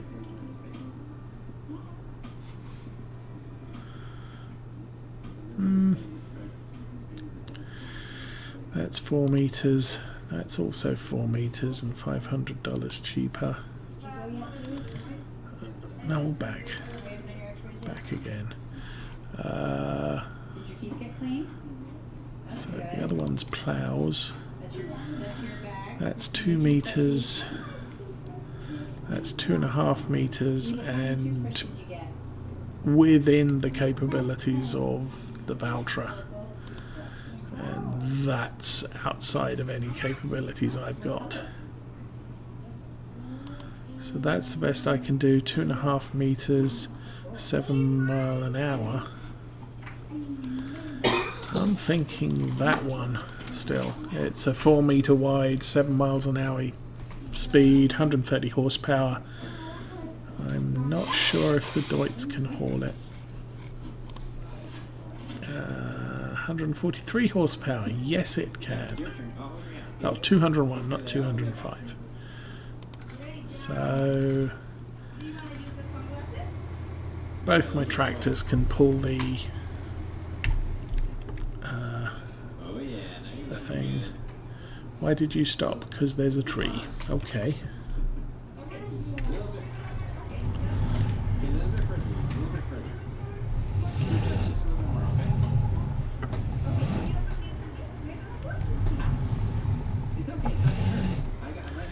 Now, because I didn't.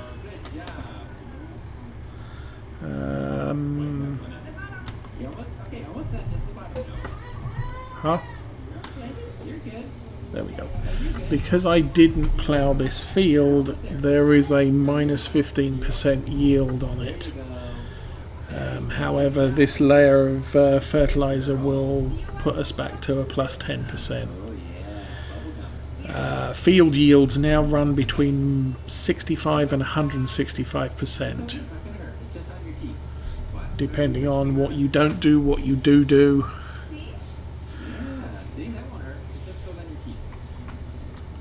So there's penalties and bonuses. The bonuses for fertilization is only 25%. It used to be 30. Lime application is 15% per 3 harvests and effectively replaces the old plough bonus. Any field that has had potatoes, sugar beets, sugar cane or corn needs to be ploughed, or you get a minus 15% on yield. So I haven't grown any of those crops on this field. However, the game thinks that some crops have been grown on this field of one of those types, and the minus 15% yield remains until you get a plough on the field. So because I wasn't paying attention, that field has got a permanent minus 15 until I get a plough on it.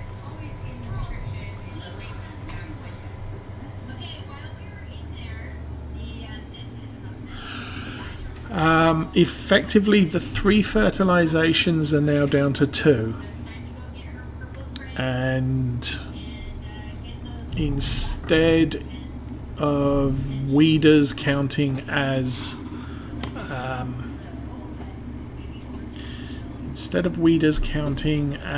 a stage of fertilization, they now combat weeds, which affect the crop as a minus 20% to yield.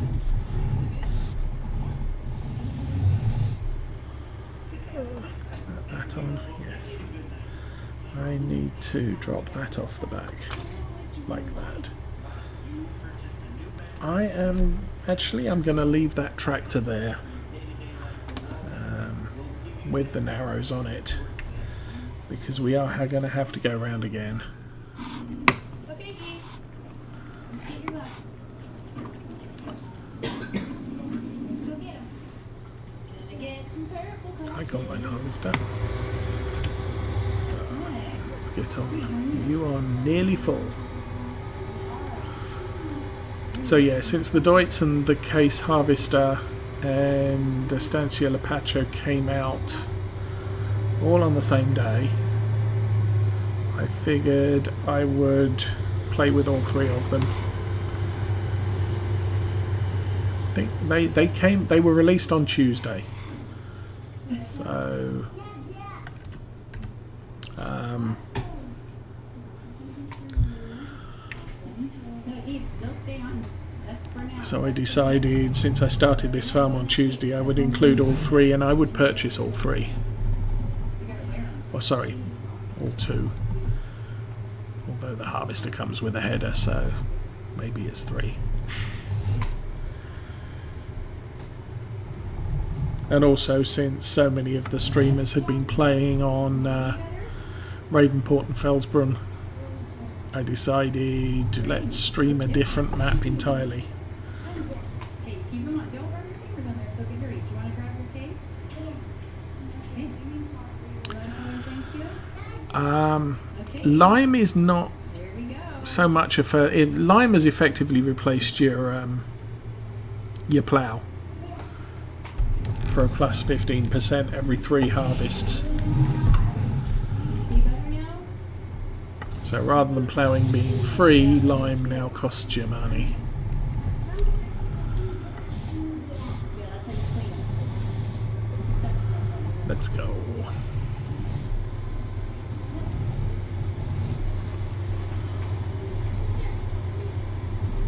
You look beautiful, Eve. You can't wait to show Jude.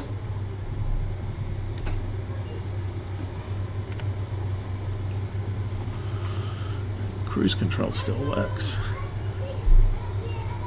That's a good spill out of the pipe. The grain is going to the bottom of the trailer. On Farm Sim 17 I was using the AR frame set, and the tipper there, the grain stopped as soon as it got to the same level as the top of the trailer, which is a little bit of immersion braking. Okay, what are we doing here? 6-8. Go back down the field and pick up the next row.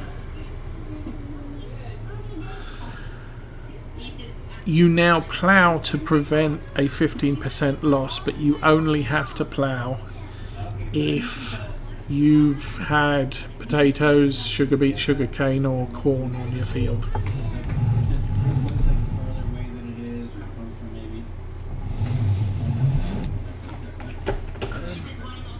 I guess since we're waiting, help improving yield. So there's many ways you can take care of your field to increase yield. To obtain 65% yield bonus, you must spread fertilizer twice, 25% for each. Spread lime every 3 harvests for plus 15. So like I said, that's the same as we used to do with ploughing. To avoid a 35% yield malus, negative, you must remove bad weeds, minus 20%. If you don't, and plough after corn, potato, sugar beet, sugar cane, or you get a minus 15. So as I said, this field up here,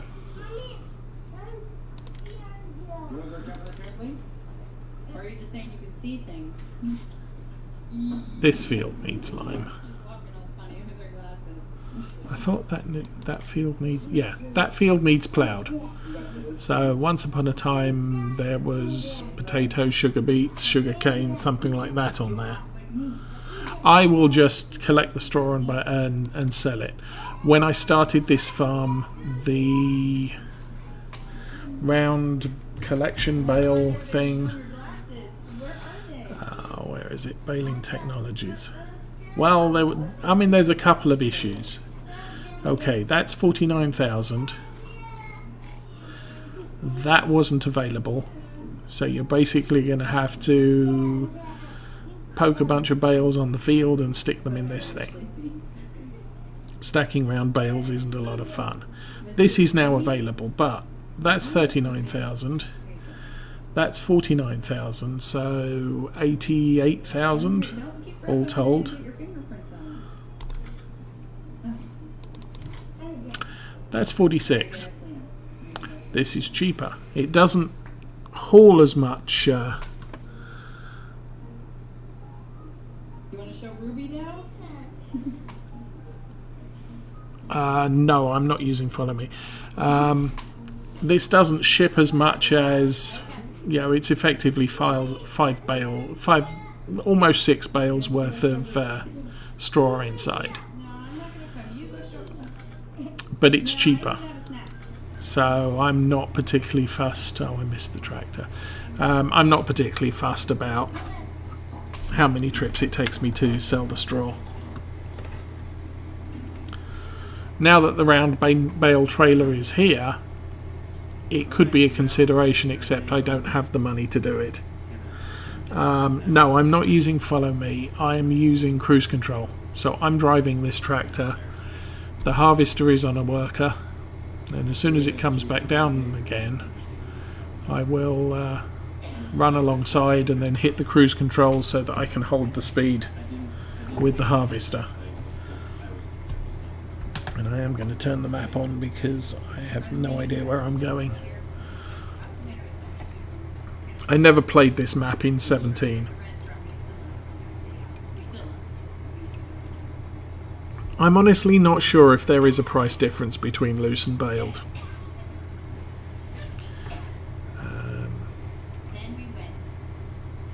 There might be.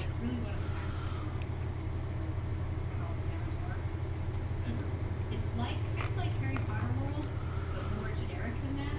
It's like But no, it's that. no, but like you step into a They created their own.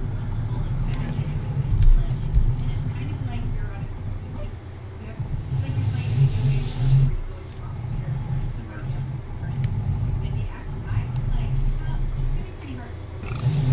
Excuse me. So if you look at the speedometer under the speed I'm doing, there's a cruise control icon with a 6 next to it. I got my cruise control set to 6 miles an hour, which is the same speed as the harvester goes. And then I'm just driving alongside at 6 miles an hour, and I can... oh, we're done.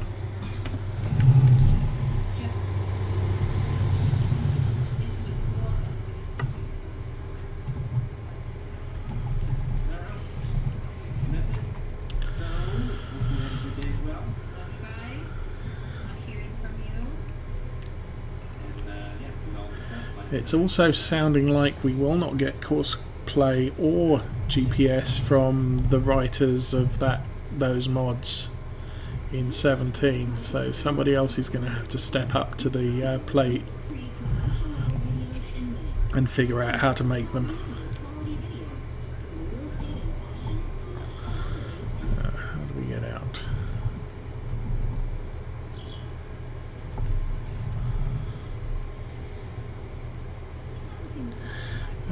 I can go through the main driveway.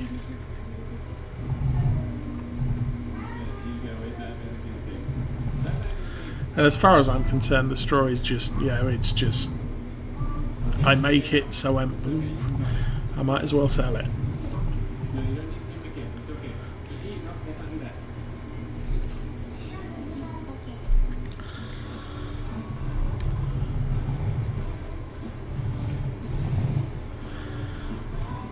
And the straw sell point is actually one of the closer sell points to our starting point. I'm out on the streets. Let's put the beacons on. And because all the cars just go round in one direction, Hello, good morning. there is no risk of a head-on collision with anything. Except maybe the train.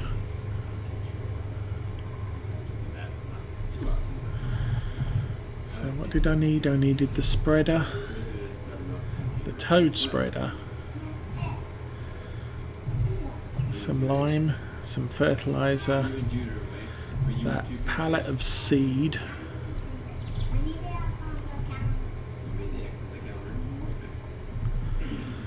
I'm going to have to convert this trailer into a flatbed to haul all the stuff back with me. Could do that at the shop, except I didn't bring the forks.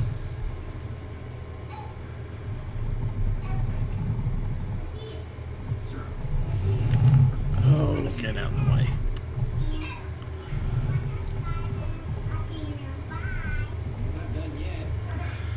Crazy farm drivers, yay.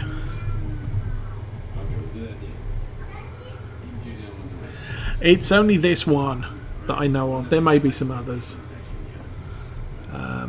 This trailer has 4 different configurations. There's flatbed, 4,000 litre, the 8,000 litre that I've got here, and 12,000 litre. The 8 and 12, I believe, the 8 comes with a top on. The 4 does not. You can't cover the 4. I'm not sure about the 12 because I've never configured one. What am I doing here? Tip side back, no. Tip side left, no. Grain door, no. Let's try that again. Tip side right. Start putting other stuff in, the flour and the buttermilk and all that good stuff. Alright, Yay, we're making money. batter's done. You guys excited? Is it boring to watch? Okay. I think I might add a little... How'd we do? $5,000. Do that. Pumpkin pancake. You guys want pumpkin pancake? This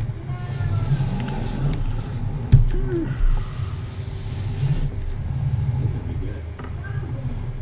You like it. Okay, well, we put some pumpkin in there. We're going to see how that does. We might need some more, I don't know. This trailer's effectively replaced the Brantner. One beer and 2 beers. That way we can... And I'm actually using it far more often than I use the Brantner. You want to write something about for Pearl's birthday? This Pearl's birthday is coming up. Alright, now I'm also going to make the syrup, which will be good. It's just basically buttermilk. Most of the time that I use the Brantner, I used it as a pig feeding trailer. Okay, this is On Gold Crest I had 4 trailers all hitched end to end, and would put wheat or barley in the first one, soybeans, canola or sunflower in the second one, corn in the third one, and beets or potatoes in the last one.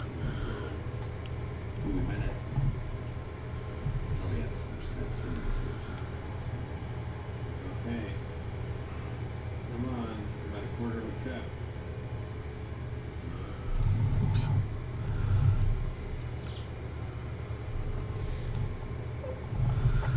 Driving to this tip point with a tipper that has a front steering axle. Yeah, I tend to avoid the That's your pancake. the front steering axle trailers Good breakfast. because they really are a pain to reverse.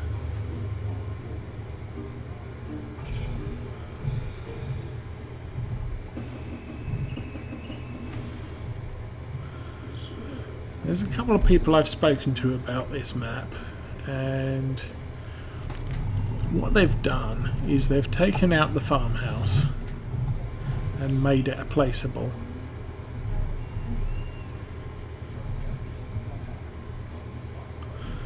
So this is the main courtyard of the house, and normally the house would be right here. You've got the swimming pool at the back and the garage on the side, etc, etc. But you take the house away and you've still got this stupid swimming pool here. And a couple of people I've spoken to have basically said the swimming pool should be a decoration.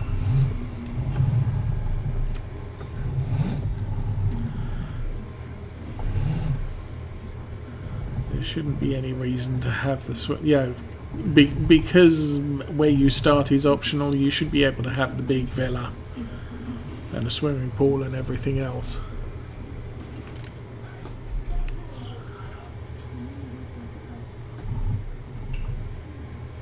Alright. Are they good?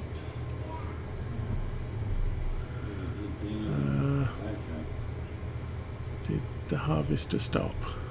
Oh, just as we get here, the harvester stops. And he stops with the pipe on the wrong side. Good.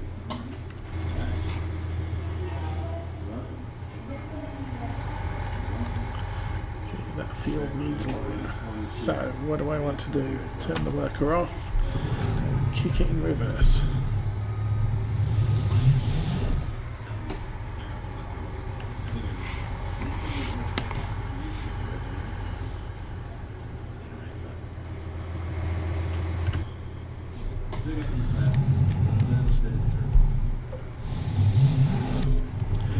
The other reason I tend to use this tractor for hauling is it's the fastest one I've got.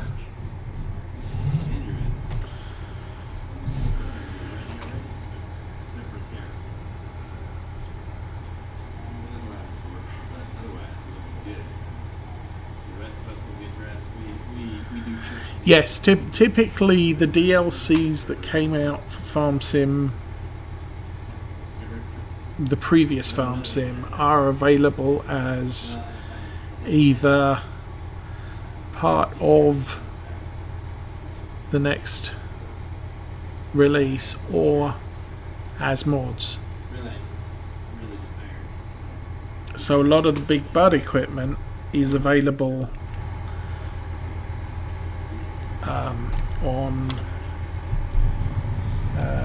as native equipment.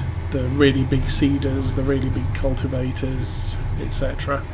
Although the Big Bud tractors aren't available yet, they're supposedly 1 to 2 weeks after release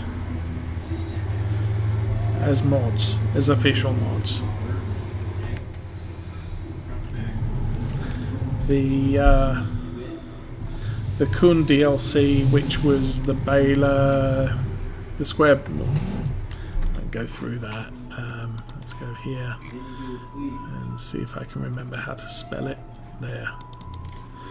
I don't remember if that was in the Kun DLC or whether that was. No, I think that's new. Same with that one. But with the Kun DLC, you got the square baler, round bale wrapper, a square bale wrapper. You might have got the cultivator. You definitely got what's that? That's the power harrow. The subsoiler and the seeder. Those three can all run in tandem, so you can mount that immediately behind the tractor for a plough, that immediately behind that for cultivating, and then that immediately behind the cultivator for seeding, and then that goes on the front with the seed in. But you need a pretty heavy duty tractor because that requires 130 horsepower, that requires 100 horsepower, and that requires 100 horsepower. So you're talking 330 horsepower, but you need that because otherwise as soon as you drop the seed tank, your tractor goes up on its back wheels. These were new cultivators that were added in the Kun pack. This sprayer, trailed sprayer, and the spreader. This is new. That was in the Kun pack. That's a tedder. Yep. That's a windrower. Huh. That's an American style windrower, and that's a European style windrower. And that's the merger, which is fun. What are you two doing? I probably won't demonstrate that for a long time yet because it's expensive and it's fun though. So that was the Kun pack. That was the first DLC for 17. All of that's included. The second DLC was the Platinum expansion, which was this map plus the Star equipment. Not that Star there. ST Max 105, 180, and then some seeders and cultivators and a big giant seeder and this sprayer which can do both solid and liquid fertilizer, and an auger wagon. I'm not sure if that was included or whether that's a new thing. How big is that? 19,000. Nice. As a farm gets more mature, I like to use auger wagons for seed.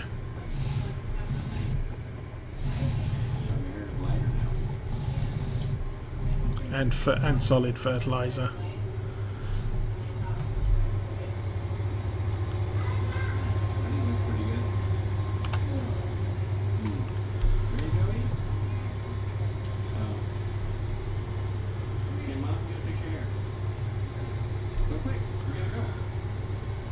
Is this tandem big? What do you mean, is the tandem big? Oh. Trailer's full. I didn't notice. I need to find somewhere to sell this stuff again.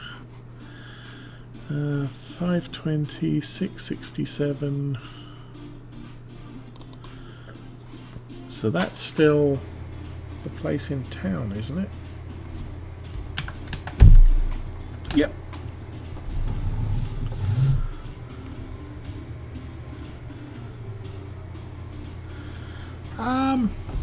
It's a 4-meter unit. This tractor can haul the power harrow and seeder, and I can demonstrate that.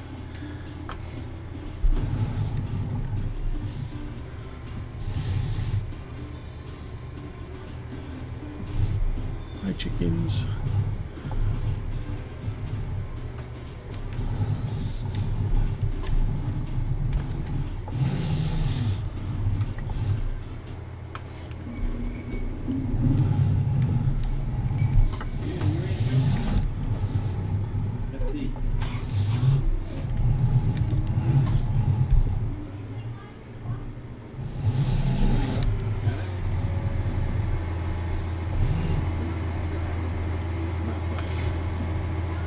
So your starting equipment's typically 3 meter wide. This is 4 meter wide equipment. And you have the seed container on the front. You have the power harrow mounted just behind the tractor, and the seeder at the back, and a pipe that runs from the seed hopper to the planter. Now if I select this carefully, I can drop the planter off, and oops, that's that. Okay, so the thing between the tractor and the seeder is the power harrow, and then the seeder at the back. So if the ground is already prepared, I can just run with the seed container and the planter at the back. I don't need the power harrow. However, if the ground's not prepared, I need the power harrow too. And then you haul that up like that. We'll reverse back in, drop that off, and then the what's it?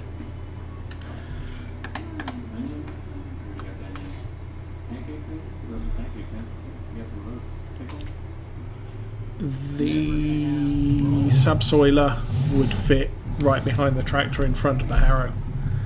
But for that, I need a huge tractor.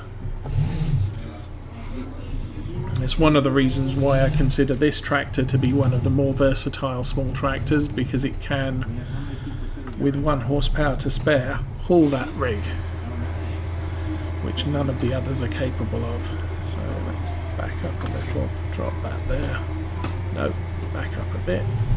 And I am going to grab the front forks because we're going to go by the store on the way home. We have stuff to buy again. So front forks, right there,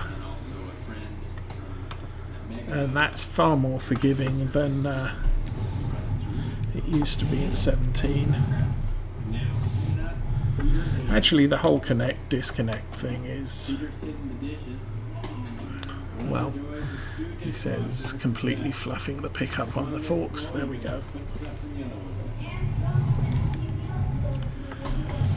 But the attach detection area is far more forgiving than it used to be on FS17. I have to lift that up because of that. Whee! Airborne.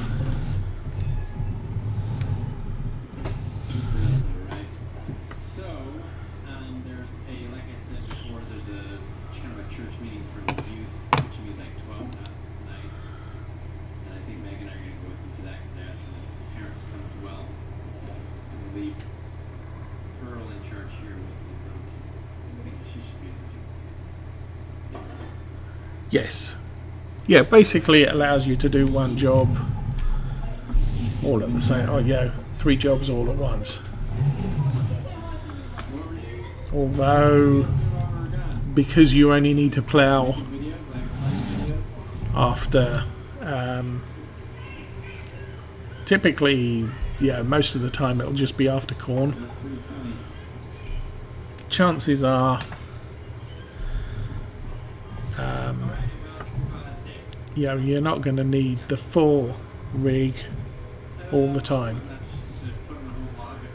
But the seeder can't plant in unprepared ground.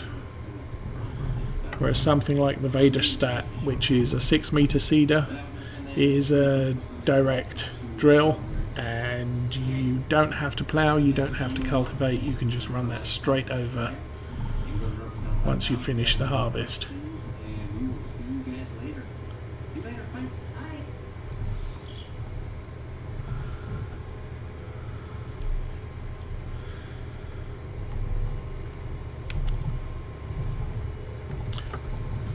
But I did buy the Kuhn DLC when it came out in Farm Sim 17 because it was kind of useful for small farms, and I do a lot of UK or small European farms, and on those you don't want something that's trailed out behind you for most of the time. In big American farms, it doesn't matter if your cultivator or your seeder are articulated kind of like this trailer is. You know, it's hitched behind the tractor and it follows the tractor around, but it's not easy to reverse and it's not easy to get into tight spaces. You have to work at it. Whereas something that's hard mounted to the 3-point and the back of the tractor, you can get that into very tight spaces, but you can't go very wide because you won't get it through the gates. So 4 meters is about the biggest you can go on some of the tiny British farms. So the Kun DLC was a very welcome addition.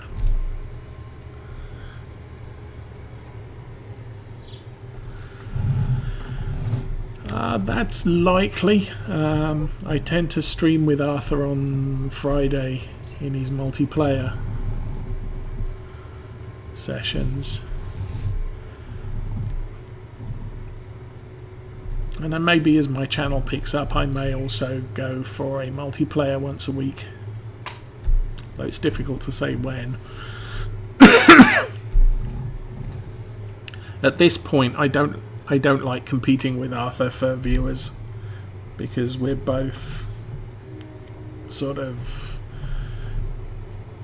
serving the same audience, shall we say.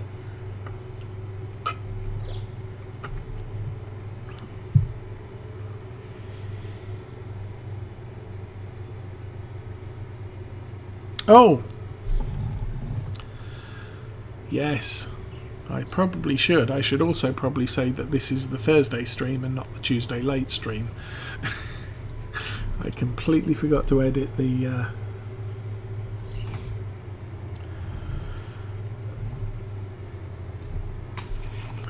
wonder if I can do that now. Farming Simulator 19. I'll drive through the hedge. So, how do we spell it?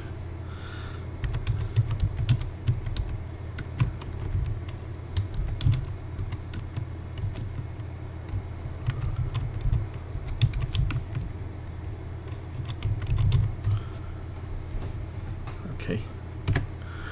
Backspace done. That updated immediately for me. I don't know whether the rest of you see it updated.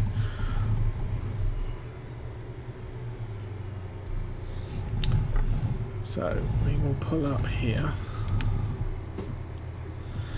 And we'll figure out which way I have to turn the wheel to get the trailer going the way I want it to. Like that. And hard over.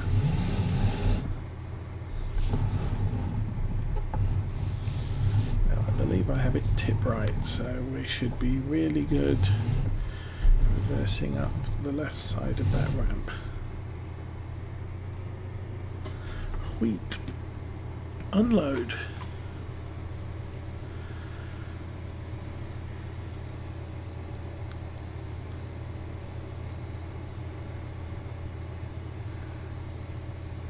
I missed out the N. It's close enough. People will get the gist of it. How much was that? 5,336. That's not a lot of money, guys.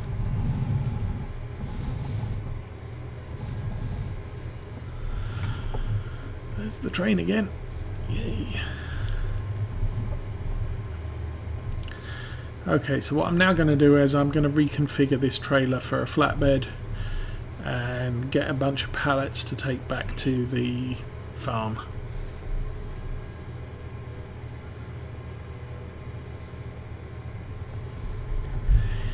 Yes.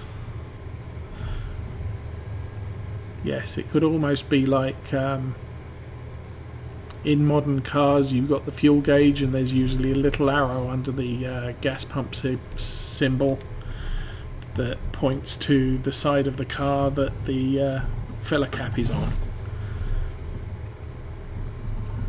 You could do something like that for the trailer as well. Okay. So we'll take that back with us.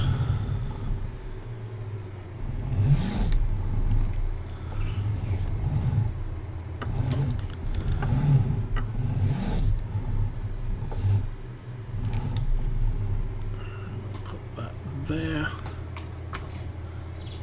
drop it off, drive forward, get out, and around the back. So, this trailer, customize. That's the 4,000 capacity. it does not have any other options. That's the 8,000, and you also get a cover, yes or no. That's the 12,000, and you also get a cover, yes or no. That makes it quite high and possibly marginally unstable. That's the loading wagon, 0. So nothing on the back. I already used it as a loading wagon. I bought it as an 8,000 litre with the roof, so maintenance doesn't, or changing it doesn't cost anything. I can drop it no cover, I can drop it to 4,000, I can take the sides off completely, and they're not going to charge me for it, changing the configuration. If I buy the 12,000, that bit there is worth another $2,000 on top. I don't think, because I already own the cover, I don't have to pay for the cover ever. Anyway, let's get that back down to loading wagon. You have standard tyres, you have Michelin tyres, and you have narrow lizard tyres. Really doesn't matter whether I use Michelin or Trelleborg. I'll use the Trelleborg because why not? And I want to customize that. Yes, because I need a flatbed trailer. Yay. And that's why we bought the forks with us. Jump in, put back.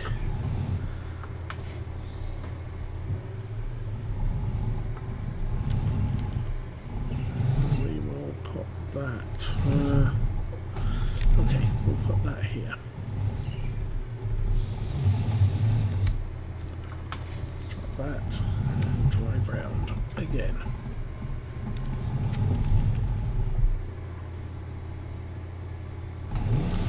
So yes, the nice thing here is I know if I push that all the way down, it will not ground out.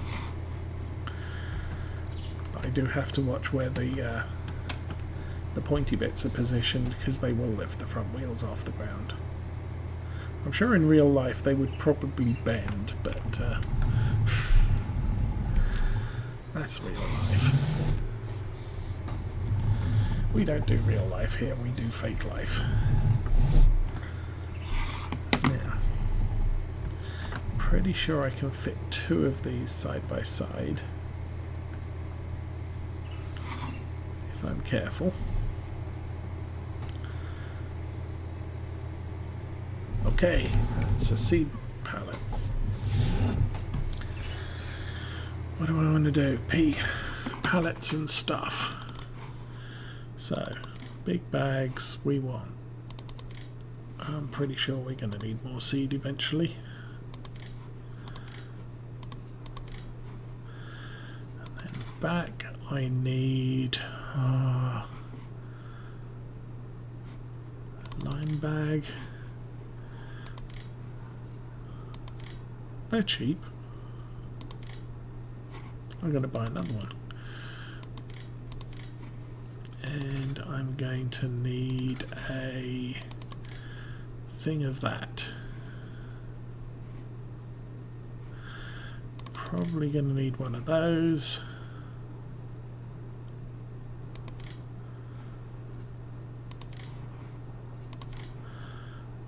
And I'm probably going to need one of those too.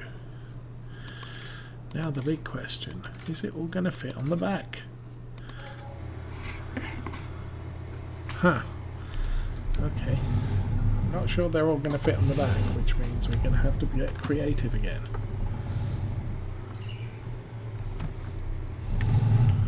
Oh, I missed that. Let's try that one again.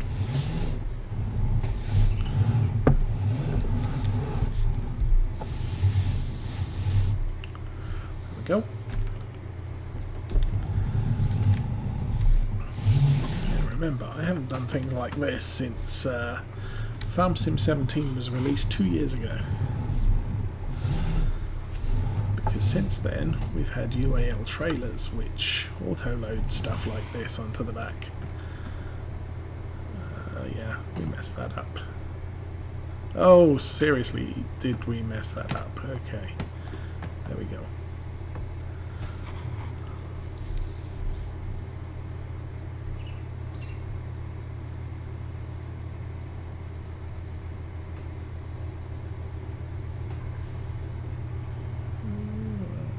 Drop back. How much adjusting do I want to do on that? Lots, because I need the space on the back of the rig.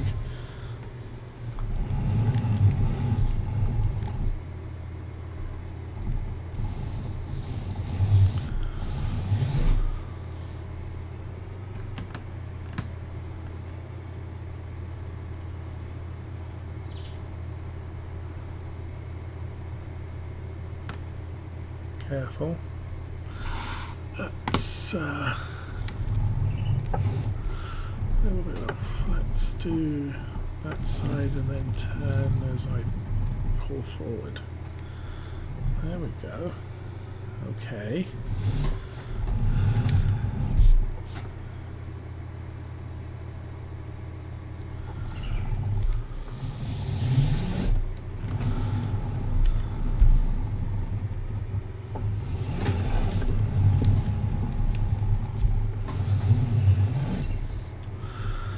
The other one thing that a lot of people are using is the cotton bale trailer, which happens to be exactly wide enough for 2 pallets and has a lip around the edge so they don't slide off.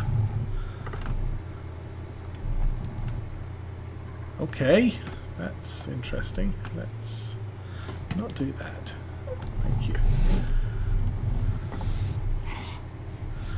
So, lime, let's... I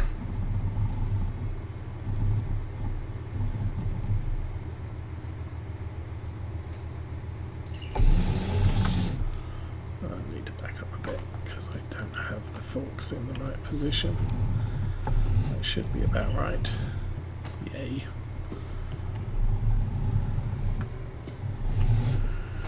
Now, there's an easy way of doing that.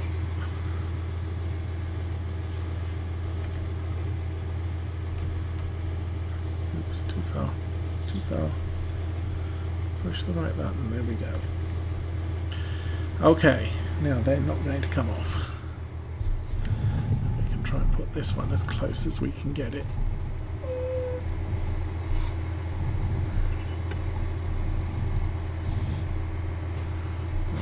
Probably close enough. Now that, put that forwards. Drive forwards a bit. And drive backwards. Yay!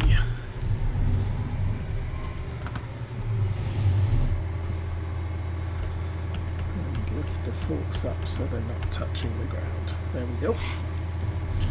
And the next one, please.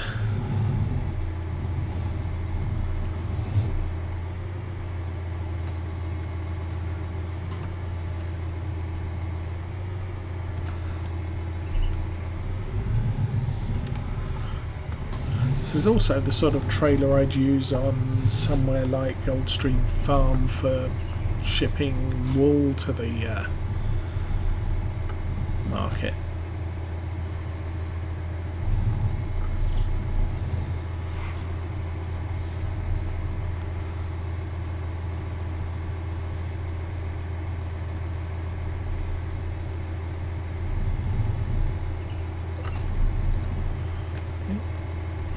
Back up, stay on, jump off, and oh, that's really bad.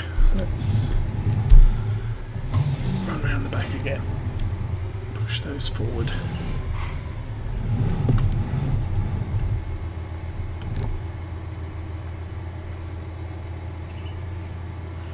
Yeah, those definitely aren't straight.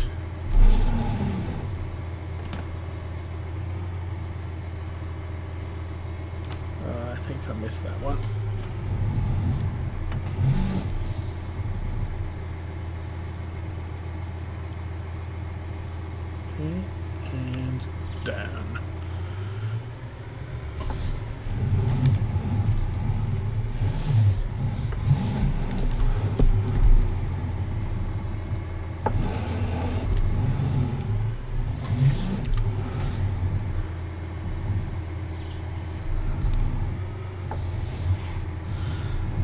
didn't actually read your comment, but yes, strap them down before you load the next one.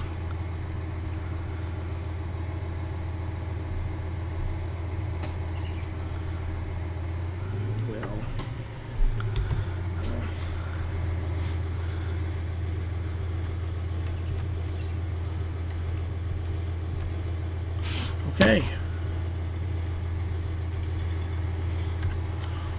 And let's go get the next one.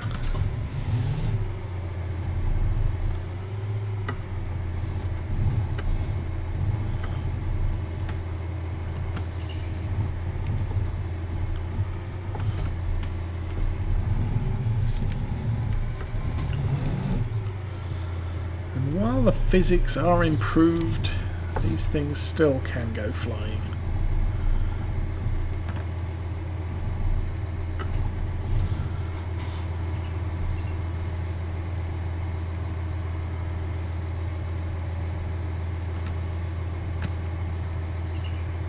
No, no, no, no, no.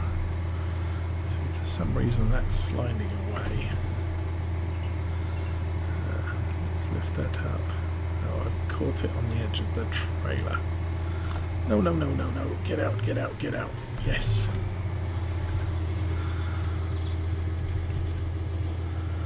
I only usually have problems with these ones. The seat pallets tend to be fairly well behaved. And that can go on the forks for the drive back.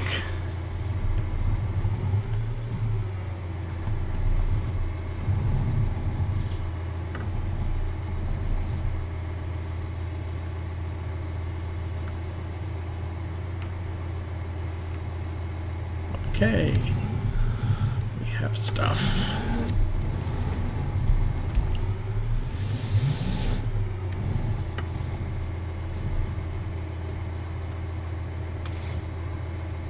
Okay. And I should probably lift that off the ground because we're going down a rough road. Now.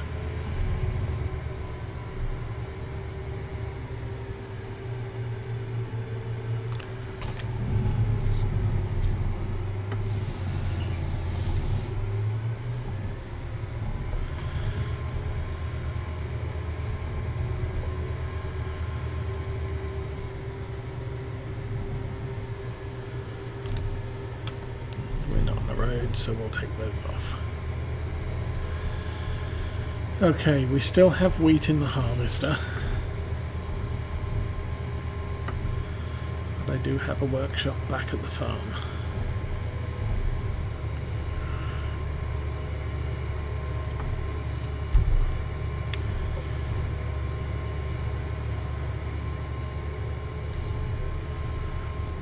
Have to unload immediately because I need to convert this back into a tipper.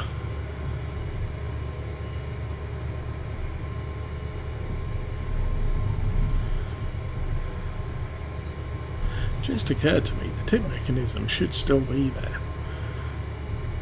I wonder if it's possible to drop all this lot off the back.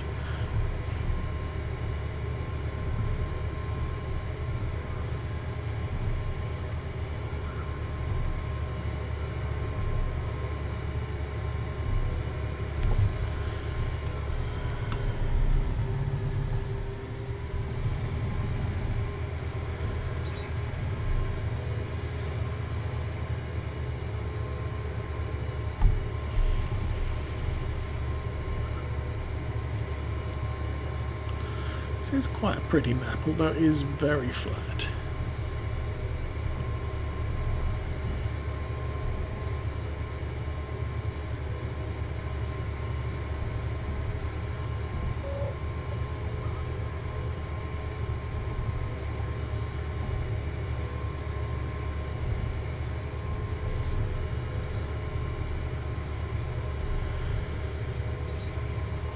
So here we are.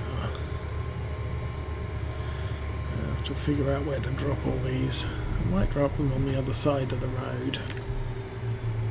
On the land I don't own. How about that? So I'm intrigued. Let's do this. Tip side is currently set to the right. So if we take those off... Ah.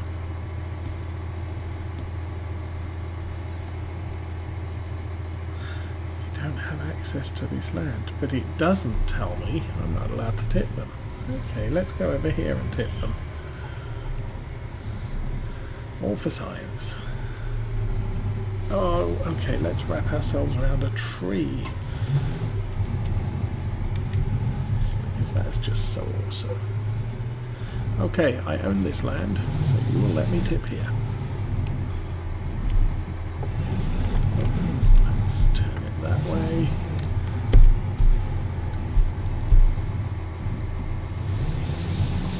And... tip. No. Okay. So the tip function doesn't actually work. I need to spread this stuff out, so I am going to put this over here.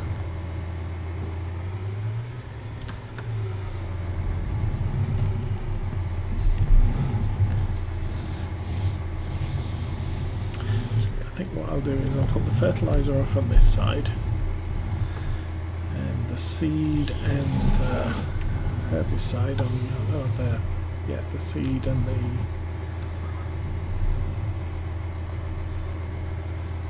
herbicide on the other. Whatever.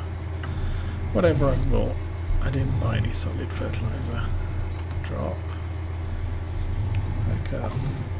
Go forward. Lift. And this is not happy. Okay. You want to be there, huh? I'd rather you weren't. Rather you weren't, so I'm gonna push you around.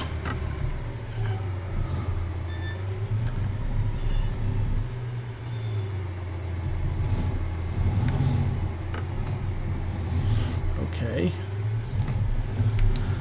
Wasn't what I had planned.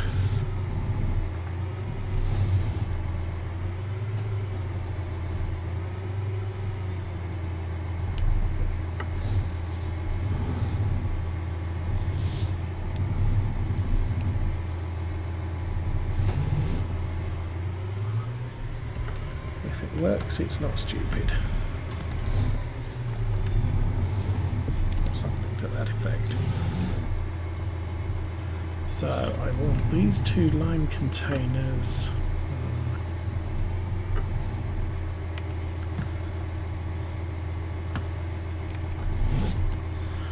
Oh, I need to alter view for that. Okay. Now drive forward there. I think I missed the holes at the bottom. Okay, lime can go next to that herbicide container. Where has it gone? There. Okay.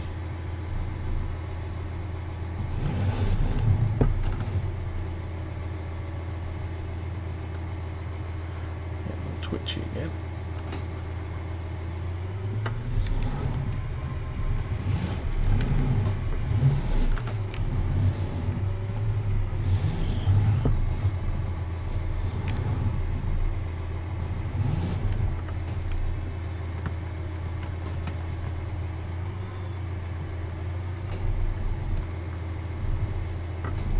Oh, it's a pain.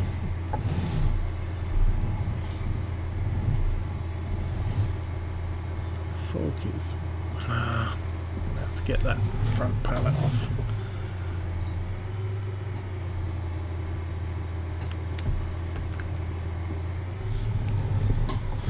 Okay.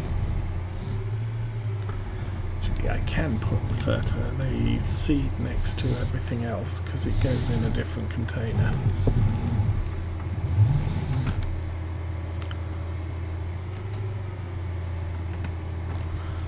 So one of the other nice things about Farm Sim 19 is you can unload your equipment.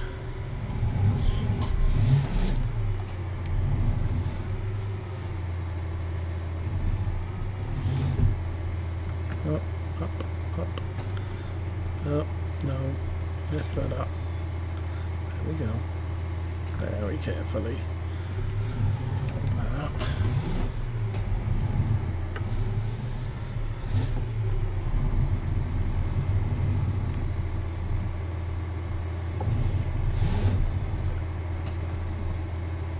Oops.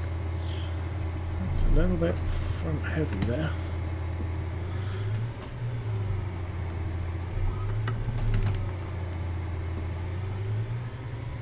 Okay, whatever you like.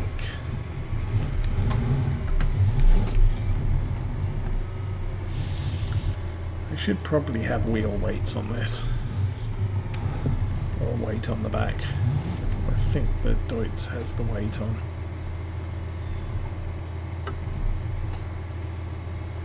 And you have the one here.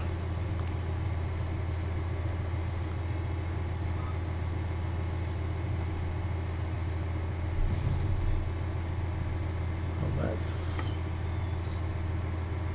amazingly elevated. Why are you going so slow? Don't know why it was going so slowly, but be careful. There we go.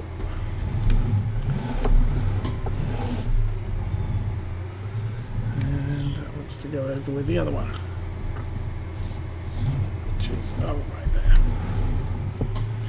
So it might not let you tip stuff on other people's ground, but it doesn't mind you just leaving it on there.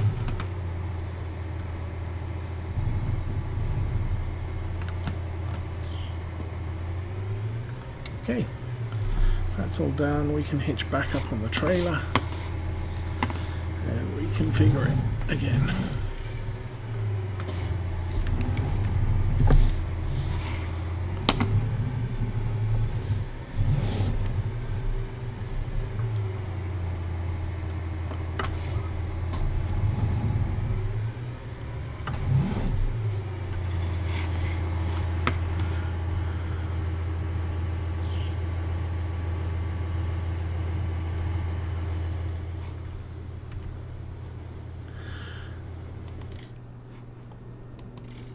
I think a lot of the old maps in 17 have unrealistic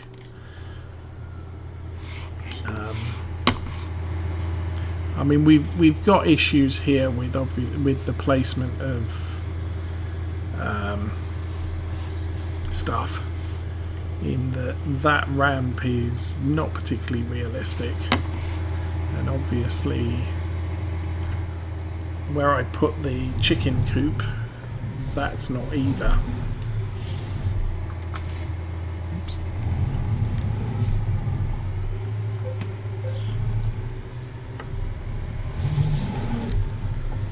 I mean, all of this here, that's crazy and very much Farm Sim 17-ish.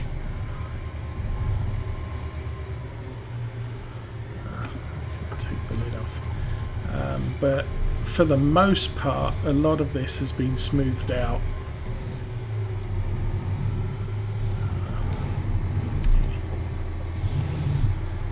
Up alongside you. I'll jump over my train.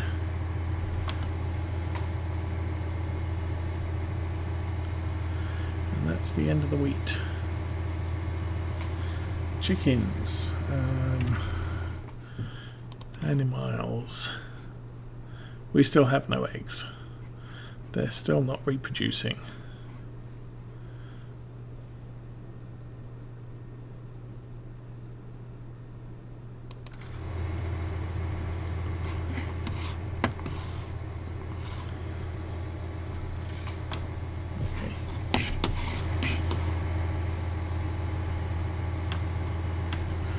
Nope, still can't get that to fold.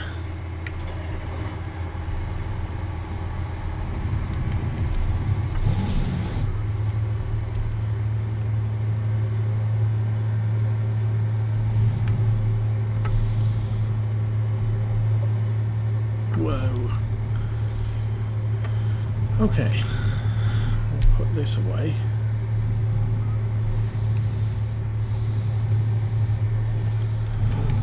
Not going to need that for a while.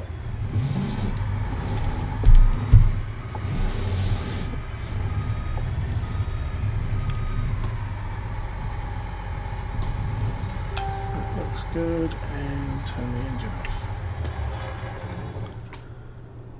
Cool. Okay. Stuff it. We have 549 litres of wheat.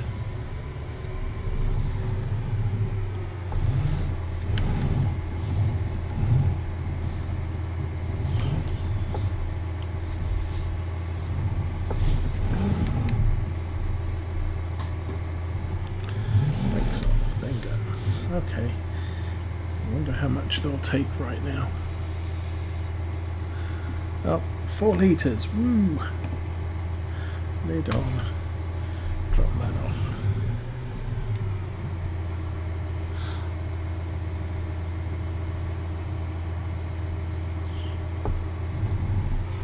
Oh yeah, stuff gets really dirty. I mean, this tractor is... I think I cleaned it this morning, but no, it's dirty again. Did I not buy a water thing? Thing for the water? Probably not. Okay.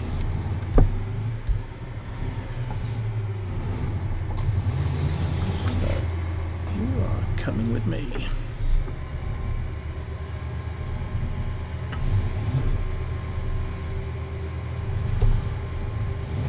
Oh, let's go around the big giant hectic bump. Lower, turn it on, and let's go.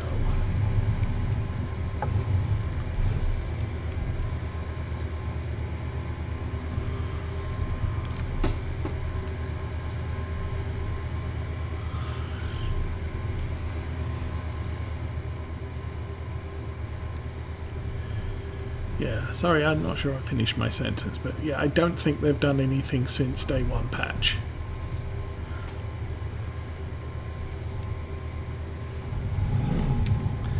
And that doesn't really surprise me. I work in IT, and you tend to get stuff ready for release, and if they say it's going to release on the 1st of December, you're going to have a code cut off about 2 weeks before then so that the QA team can get it tested and done. So there basically be a you can't put anything else in this code cut until after the release. So you may then work on other bugs and what have you for release day, but you're not going to patch the what's going to be the live code unless something really critical comes up. You can release your code on your 1st of December, and part of the QA team will have been testing the day 1 patch, but a good amount of them will have been testing the live code and making sure everything was good. Now, once you release it to the your client, the public, whatever your target audience is, at that point you are going to have a lot of people saying this doesn't work, this doesn't do what we think it should, and you're going to have to start working on patching that stuff. Now, if you're starting to work on that stuff, say the first bug reports come in on the 2nd of December, you're going to start working on those probably not until the 3rd. Plus there's going to be priorities. Well, we can do that now, or no, that'll take too long, we'll get the small stuff done, and Bob over there, who's our best programmer, can go off and start working on that, but Bob's probably not going to be done by Friday. And then as they get the fixes done, then they are going to push them through the QA team. The QA team's going to have them for a few days, test everything, make sure that nothing else is broken, make sure that you fixed what you said you were fixing, and if that all passes, then there will be a patch. but you're, after your first aid patch, you're kind of going with what your clients are telling you is wrong with the code drop. And you've suddenly gone from sort of a small team of, depending on the size of your company, 5 people testing it, to, in the case of something like Farm Sim, a couple of thousand people, air quotes, testing it.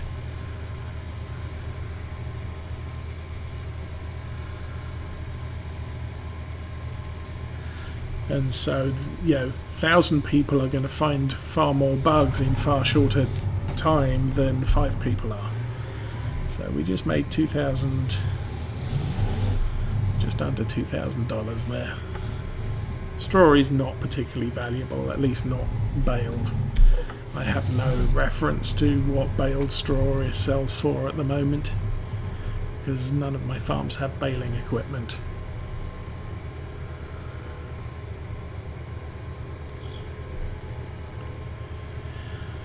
And yes, I think that's why the wires are there, to stop stop the straw flying away.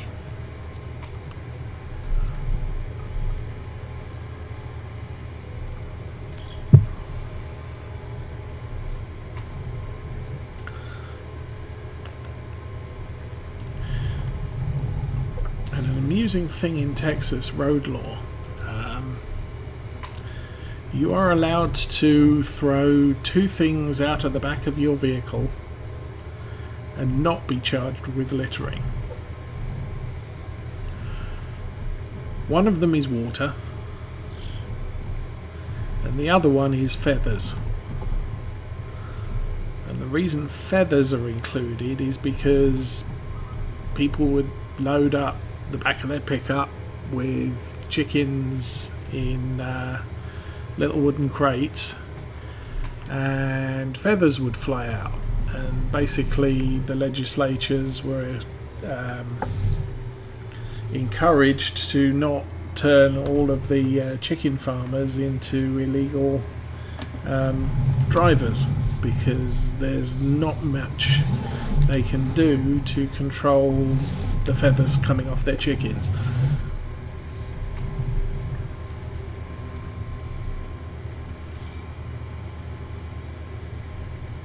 Yes.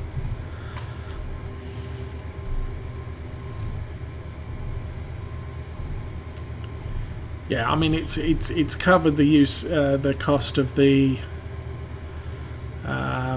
worker.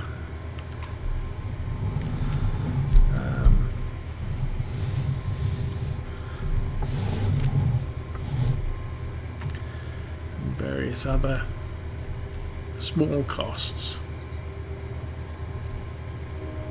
What did we buy? We bought the chicken coop. That was about 50,000. So we're down about 60,000 on the day, I think. Yeah. 58 to 97. Yeah, we're down about 60,000 pounds today. But that's no big deal. Yeah. I'm fairly sure if we keep working, money will now start increasing. I could consider doing maybe some contracts.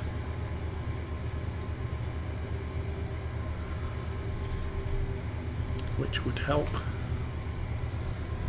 Okay, I am going to try and find the gap there. That one I didn't make it all the way down. Probably not going to make it all the way up either.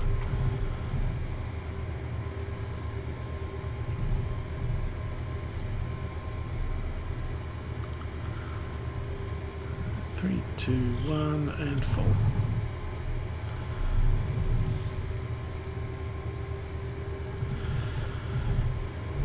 So, we need a lime spreader.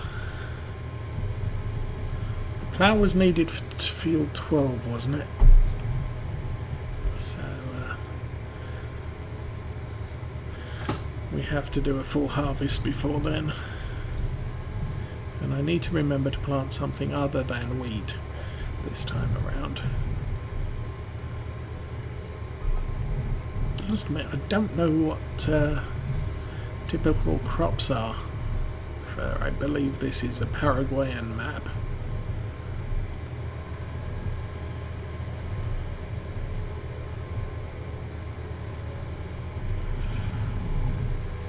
When I played Lawfolds, when I was setting it up, I googled what was typical for a Scottish farm, and it seems that predominant crop is barley because, well, whiskey. They also produce in quite significantly lesser quantities things like wheat and oats and other sort of cereals.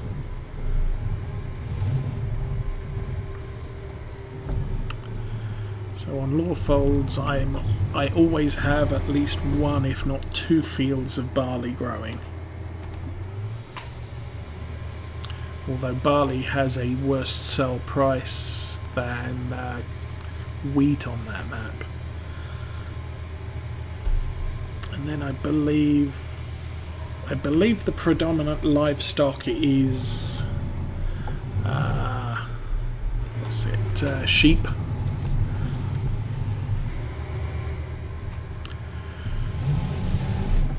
With lesser numbers of cows and almost negligible numbers of pigs. Scotland also, until recently, didn't grow corn. It was only within the last 3 or 4 years that they started growing corn. And then as an experiment and only to be used as animal feed. Because obviously being in the far north, they have shorter summers, they have more sunlight during the summer, but obviously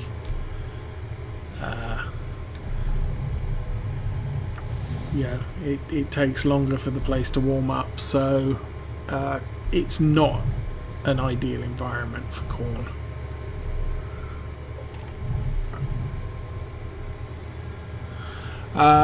The roper and the roper equipment, I believe all of it is included. We can take a look at that. I believe it's all potato technologies. We've just got this. That's a... what's the working width on that? It doesn't say. Huh. Okay. So that's the potato stuff. That's bad. Beet technologies, we have the Panther 2, we still have the Pterodos T440. We got the Tiger 6XL, the mouse. We've still got the Terrafellis, that's the old one, that's the new one. That's a beet harvester. Yep, and that's a tiny beet harvester. And then obviously we should have... where's the headers for those?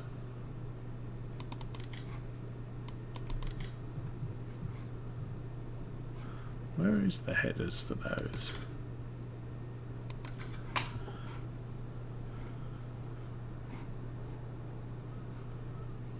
Oh, headers will be on equipment. There we go.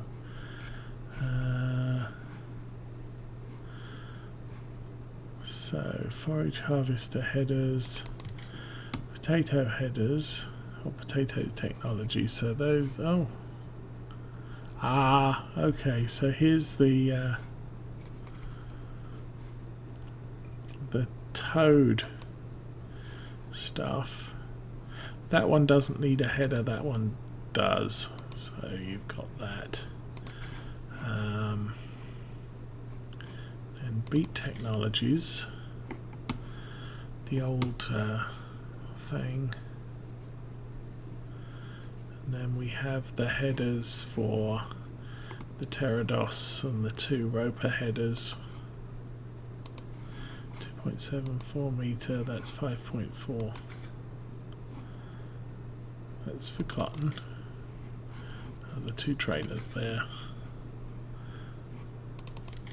Forage harvester stuff, so that's still around. That's for poplars. What the heck's that? Okay, that's kind of new. Huh. And the that one too. Okay, so yeah, the Roper DLC.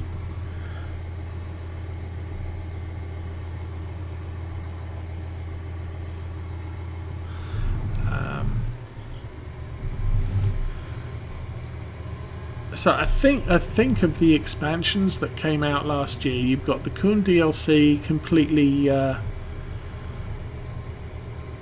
in Farm Sim 19 native. You've got the Big Bud Pack, which I think all of the equipment is available, but the tractors will not be available until about 2 weeks after release. The Roper DLC is all there, and Estancia Lapacho has the tractors. It doesn't have the Lizard convertible, and it doesn't have the Massey Ferguson with the parasol roof.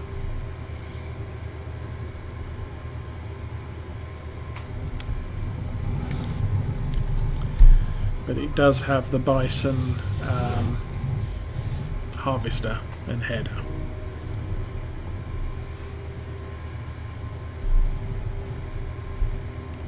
I know some of the console people are complaining that this map is a mod because it's about 700 odd megabytes and they only have the allowance of 2 gigabytes of mod data. So this takes up, what is that, 35% of their available mod storage. That's not a good deal, I don't think.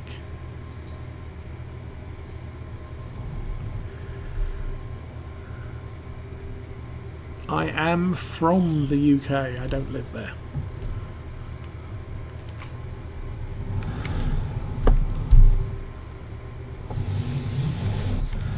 I live in Michigan.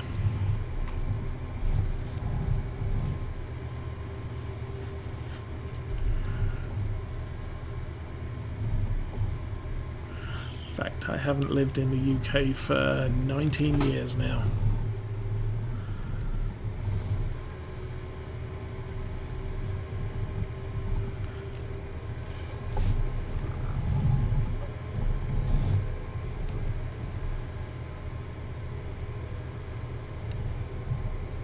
And I haven't been there for about 15.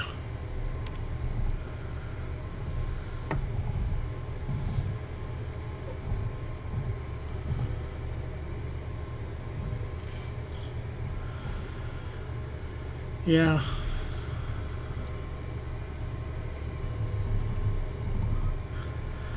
I've never really considered any specific location as home. You know, I really don't have much in the way of roots. Since I came to the US, I came over here with a job in California. So I lived in LA for about 5 years, and they transferred me to Texas, and I lived there for about 3 more years. And then I moved to Michigan because I got a job in Michigan. So for the most part, I really don't care where I live. It's just another patch of dirt.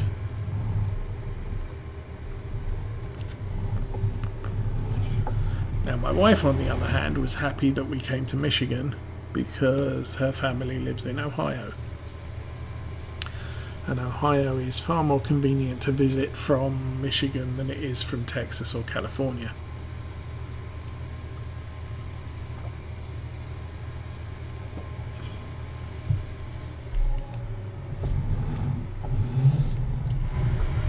Still 1900.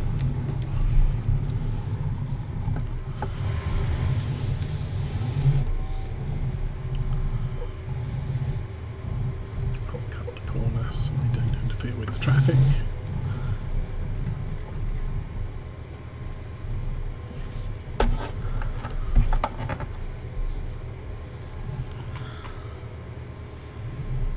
It's a lot of driving for a very little gain, but it does cover the gas bill too, or diesel bill, which reminds me I should keep an eye on that.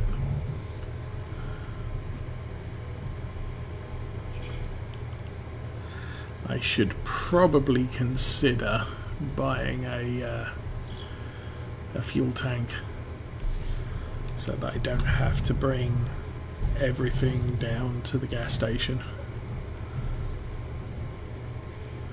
Especially not the harvester.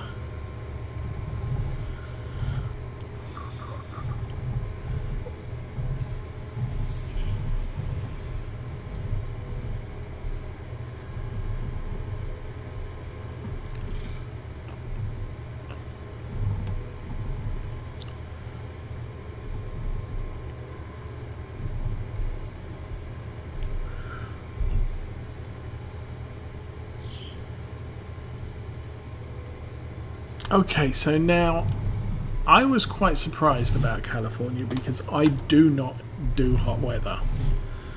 And you know, the days when England very occasionally gets up to 80 degrees, it's practically unbearable. And consider most properties in England do not have air conditioning. Now, moving to California, it was sort of, oh, it's going to be so hot there. But the thing is it's a very dry heat. So I think part of my problem with hot weather is you sweat, and you know, England's an island, so it's very humid, and you know, your sweat has nowhere to evaporate to, so you just feel horrible. Well, in California, it's hot and it's dry, so you sweat and it evaporates, and it cools you down.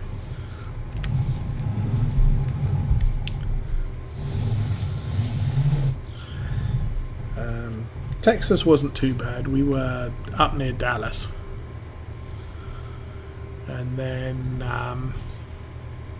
what was the next place? Michigan is very similar to England in weather.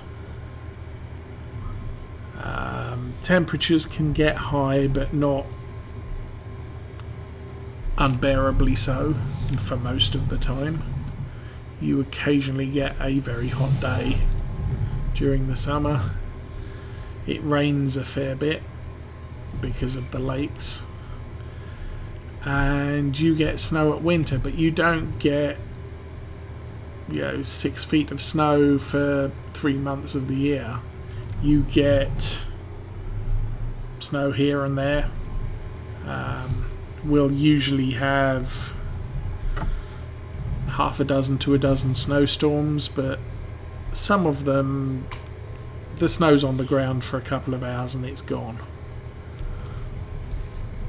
As soon as the sun comes up, it melts. Other times, yeah, you'll get 2 or 3 foot of snow, but in all the time I've been here, it might keep you indoors if you've got a car. If you've got something that is capable of off-road driving, you can probably get out and about most of the time. the rule for driving in the winter is obviously there are people who drive around in four-wheel drive, all-wheel drive vehicles and think they're invincible because they've got a four-wheel drive. The thing is the only thing the four-wheel drive does for you is it gets you moving because you've got four wheels. Obviously trying to put movement on the road. I drive a car which is a two-wheel drive, so I've only got two wheels, so it's harder for me to get the car going. Once you're going, the laws of physics take over. My brakes are as good as a four-wheel drive vehicle's brakes.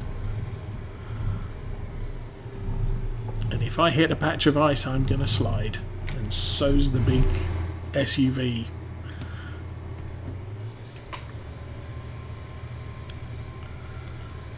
It's just if you slide and crash into snow, my car's probably going to be stuck there. An SUV may have an even chance of getting out because it's four-wheel drive.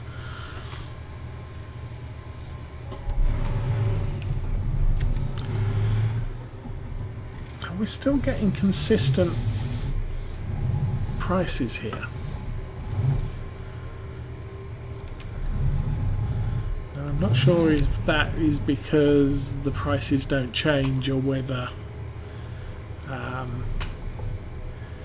you have to deliver far more to the sell point in order to cause the prices to drop.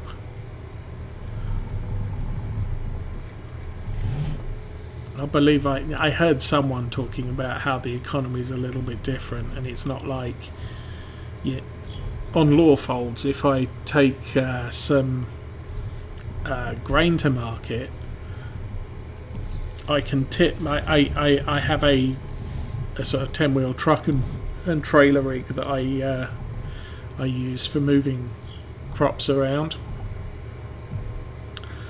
And I'll pull up at the sell point, I'll tip from the truck and I'll get £10,000, and then I'll tip from the trailer and I'll get £300 less.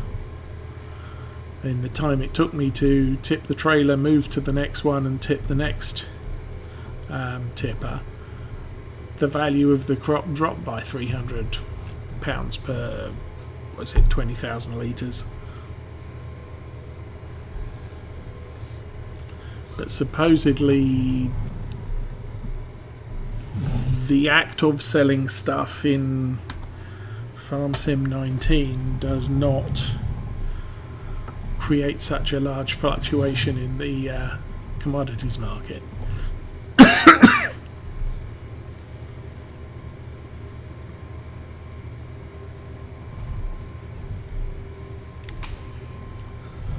So that's done. Let's grab the next row. Shall I do the partial? I'll do the partial first.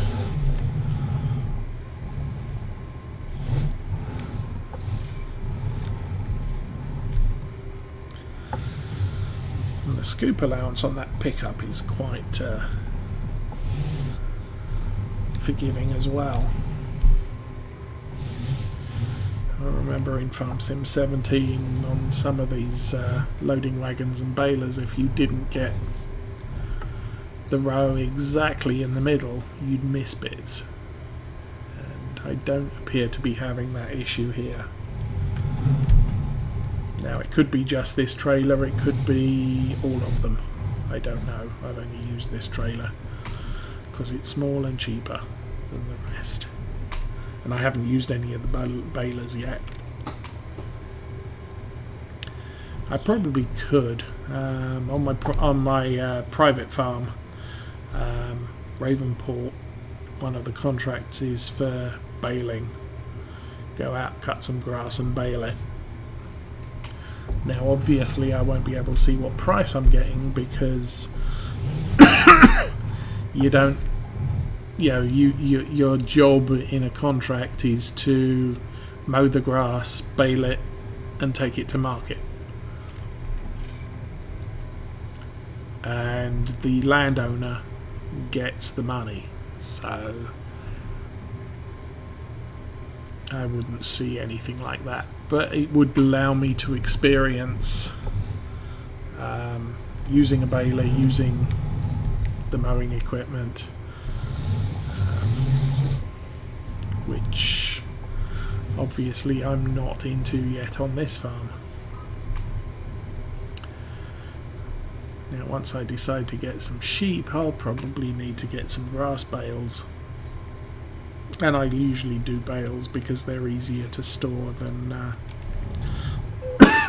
loose.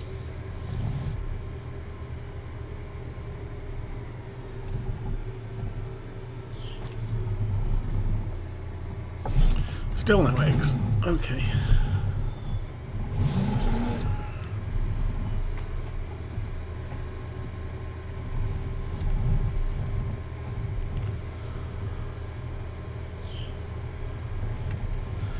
So,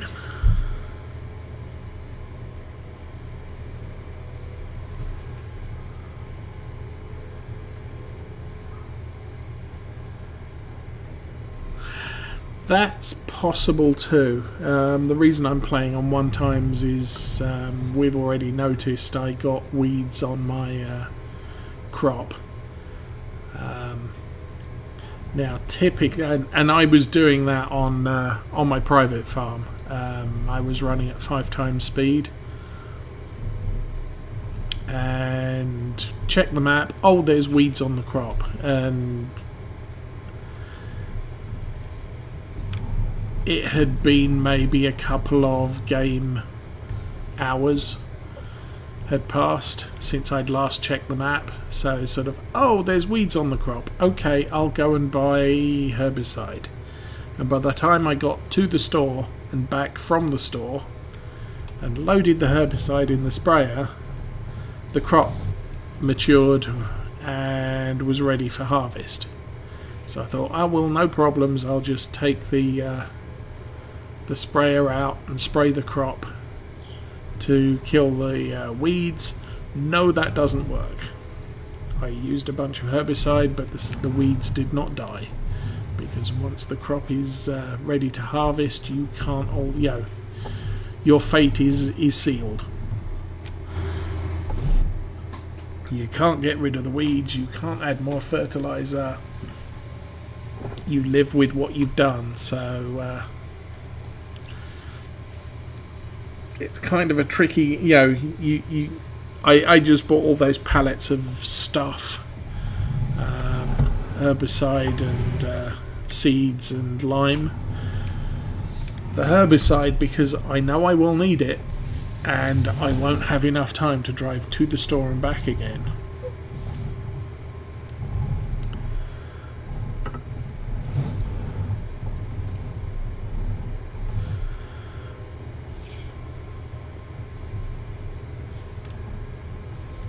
I could go to 5 times.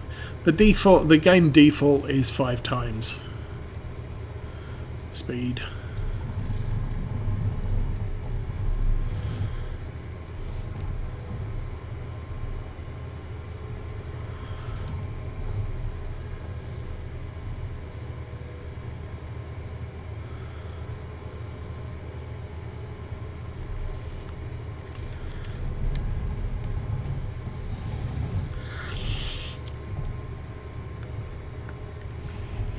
On all folds, I pretty much played 1 times almost all the time. I have 15 fields to maintain in a 6-day season.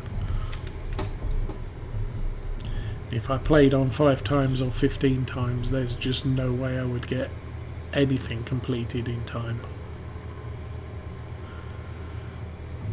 As it is, the last year I played, of the 6 days of fall, 4 of them were rain. So harvest was a very tight thing, and I would up the speed while it was raining, and I would also leave it increase speed while the crop dried out. But once the crop was dry, I needed to get the harvester out and harvest 5 fields before the sunset. And that was a hectic year. I also had to fit in feeding the animals and everything else, and yeah. I think the only way round it would have gone for a longer season. You got 15 fields, and they're not exactly small fields. You got your work cut out for you. Okay, that's done. One more strip, and we can sell this stuff. Oh, we can put the trailer away, should I say. Go and buy a plough. No, this field needs lime. Oh, I'm going to have to jump out before I go anywhere.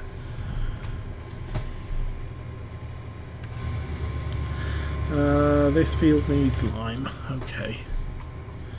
So I need a lime spreader. Because I've got the lime. I just don't have the spreader.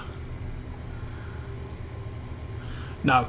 I'll put lime down on this field. I will run the planter over it and get some crop in the ground.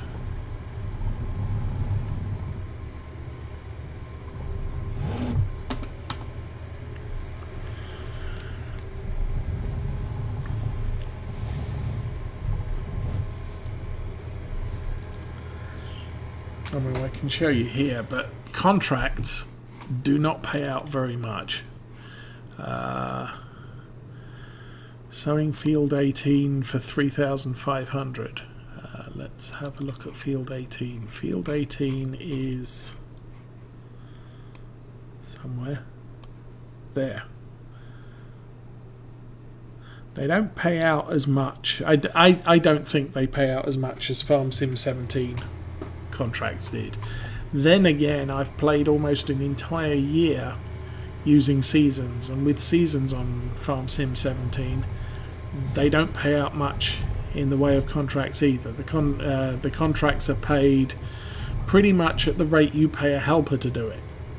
And so if you think how much a helper costs, it's what, $300-400 for an hour.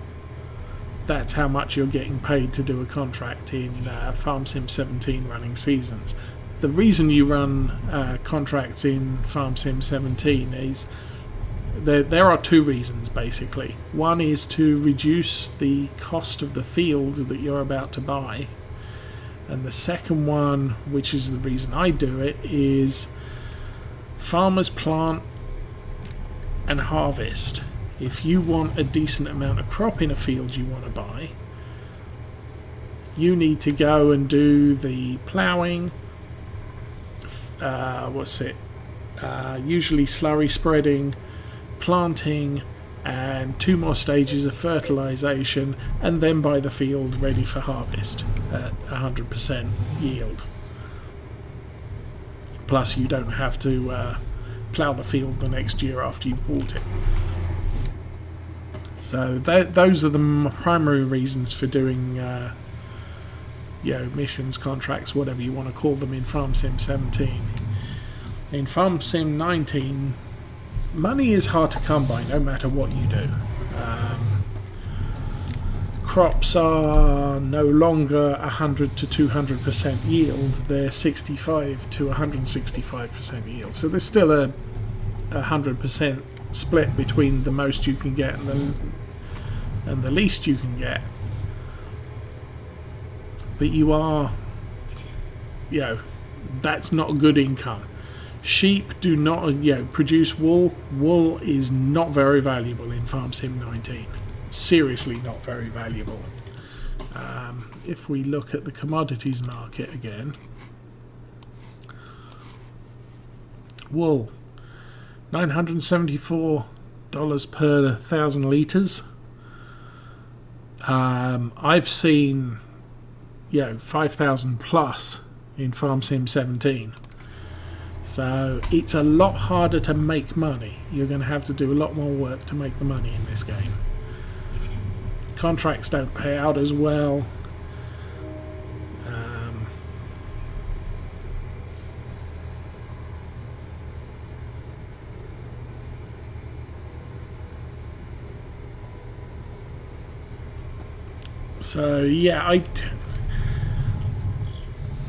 What I tend to do in this situation would be to do a contract because I'm waiting for a field to grow or something like that.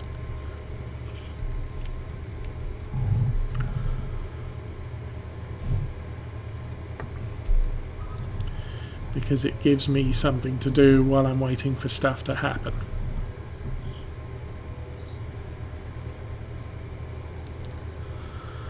Problem is it takes me so long to get to and from the store at the moment.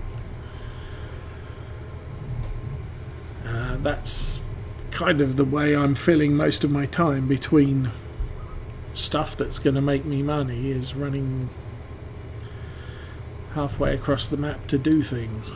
So, hi chickens. Still no eggs. Okay, so we're done with that trailer, and that trailer's really dirty now, but nothing I can do about that, because I don't have a thing, a washing thing. Okay. Oh, too far. Okay. Oh, this has actually got a steerable rear axle. That's nice.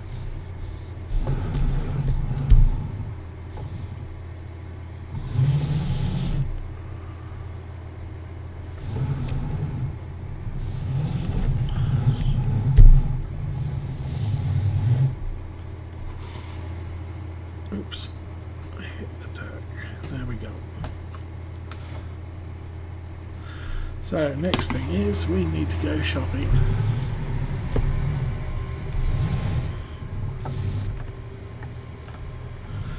Well, we need to go shopping if I want to boost the yield of the next crop I put in, the 11.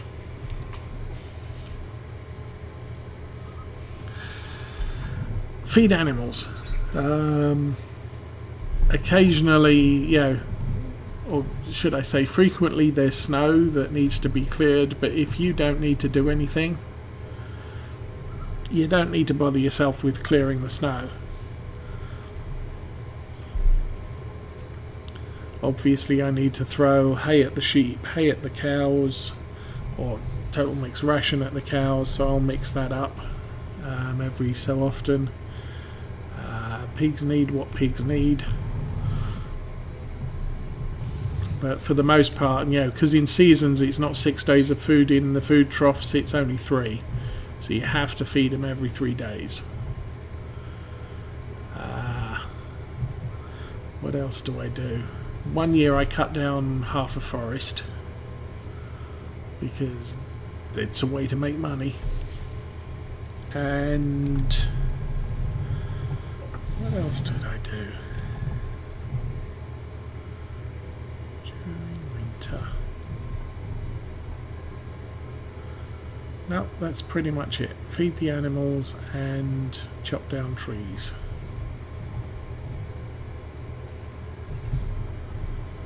I usually spend at least one day during winter selling silage bales or unloading the bunker of silage.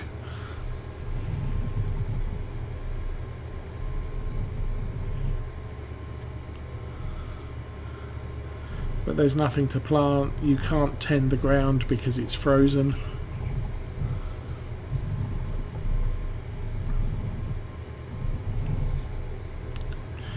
Actually, I did discover you can use a cultivator to clear snow, but you can't cultivate a field. So if you drive over a field, it'll say, oh, the ground's frozen, you can't do anything here. But if you drive through the farmyard with the cultivator open, it will clear the snow in the yard. Why am I here? I'm here for that. Okay, we need... Whoa, hello.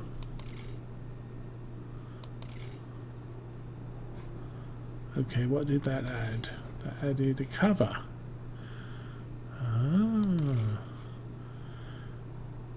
No extension, you can't have a cover. Small extension, you can have a cover. Oh. What's the... okay. No extension, 9,000.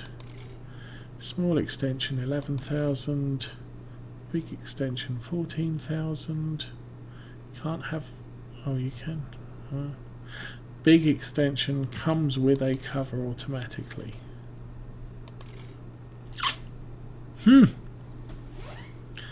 What should I do? That's 250 more. That's 1,000 more.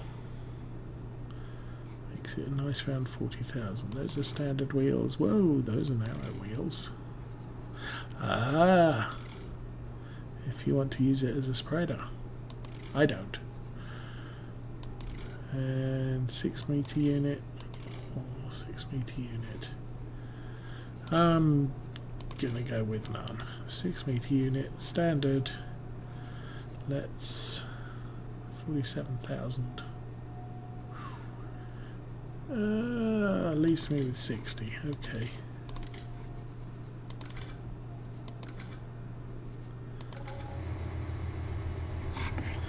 Expensive piece of equipment, but we now have one of those.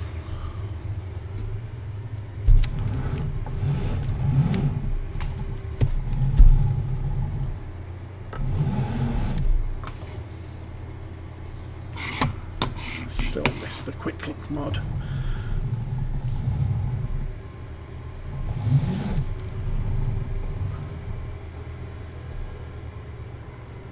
Okay, this is set up for Lime. The discs is what you'd normally see on a spreader in Farm Sim 17. And that's used for solid fertilizer.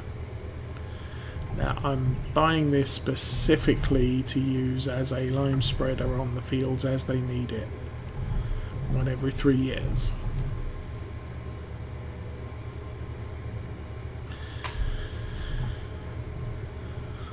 And it could be that we're going to need lime on the northernmost field, number 12, I believe, after we've harvested it this time.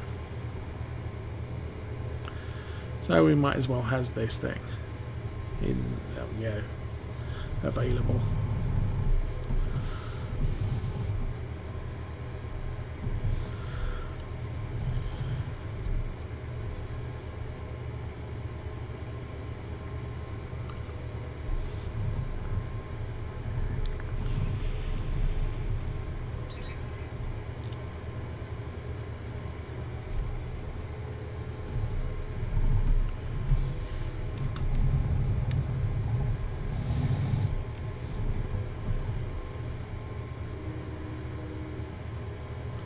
It's basically, it's a different applicator.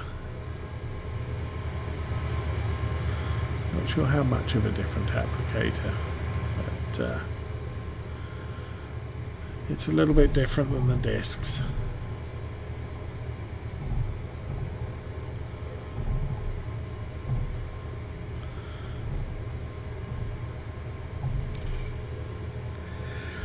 Oh, we need to put lime in this and go and do field 11. Is that our field? That's field 12.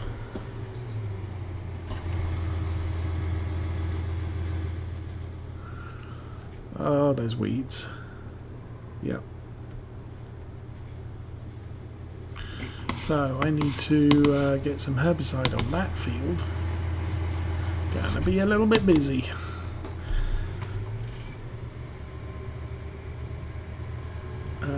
Actually, the Deutz is set up for that, so I'll probably stick the herbicide in there. Now, mine was over here.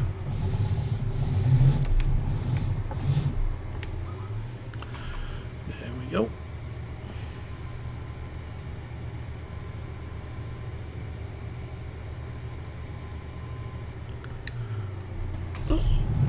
Forward a little bit.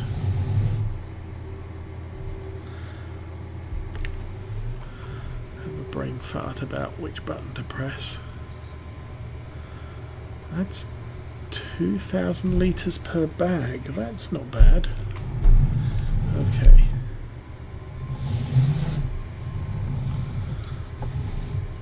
So we need to unfold that.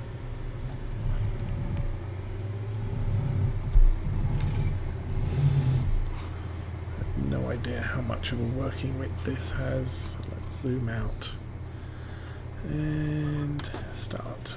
Ooh. Oh, that's much wider.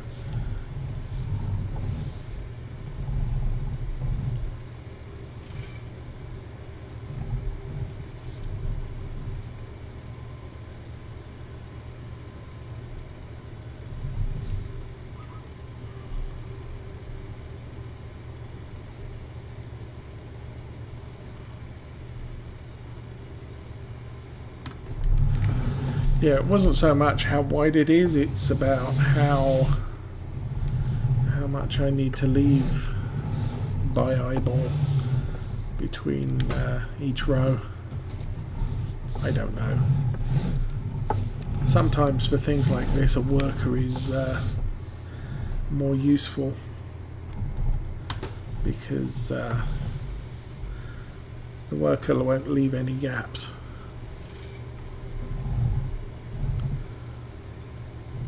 And I'm either going to leave gaps or I'm going to double spread. I've got a little bit of overlap there on the right hand side.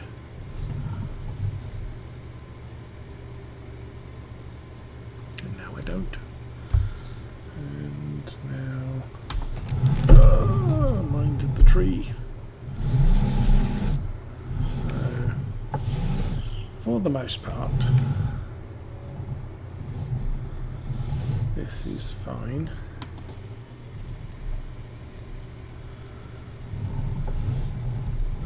It's where something like GPS pays for itself, because you're not wasting material with a big overlap.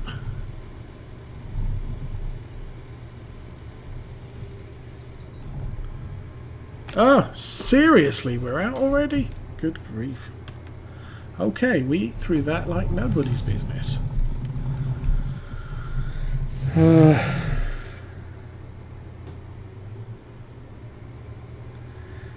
guessing we've got 2.5, so 4,000 litres didn't even make, just about made half the field there. Goodness, that's why it's a big spreader, I guess. Right, first things first,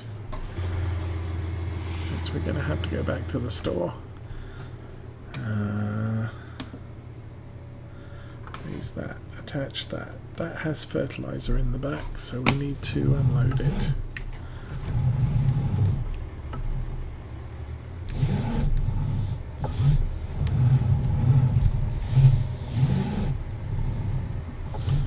So, new feature of Farm Sim 19, you can unload your spreaders. Fertilizer's on the other side. Yep. So, we drive up to there and we unload the spreader. Now I can go and put herbicide in it.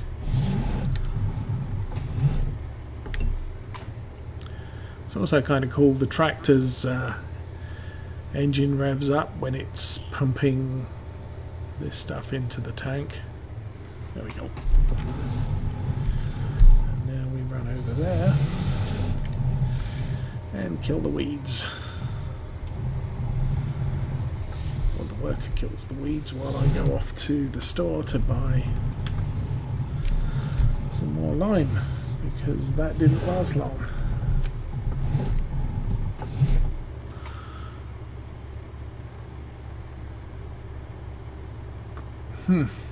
That good enough? Yeah. Let's push that button and dead weeds. Now with the weeds in this state, you could get away with using a weeder, but that's another expense which would wipe out all of my money. And we'll take the Valtra back to the store.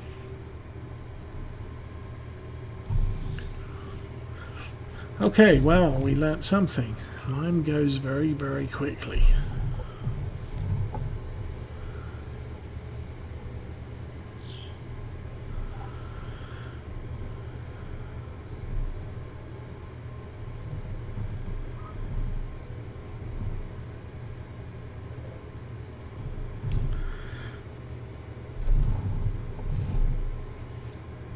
Yeah, spray doesn't go as fast as spreaders. But lime, that was absolutely crazy.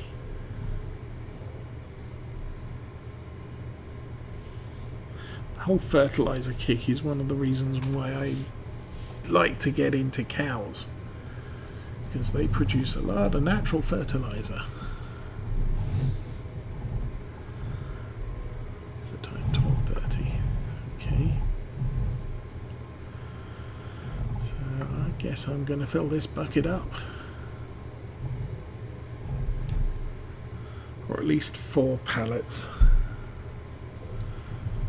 Capacity's only 9, so it's not like I can fit a ton in there.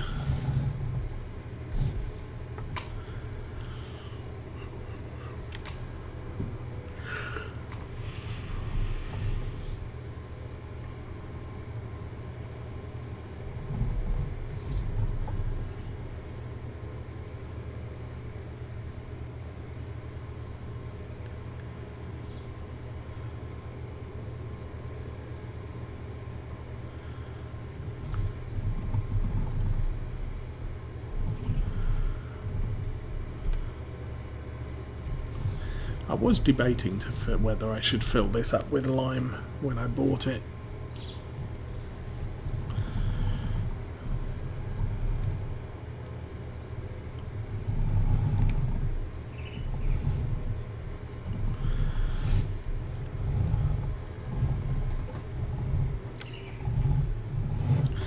So, purchase. Those, is it that? Seed lime. Well, it's quite cheap, so it's not a bad thing, I guess.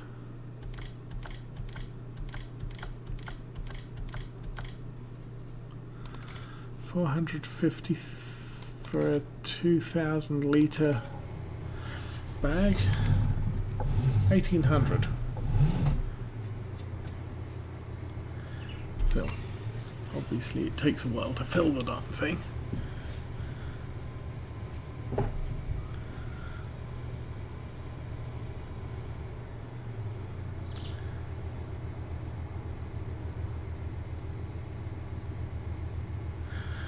North of Manchester, more towards Newcastle, but not quite as far north.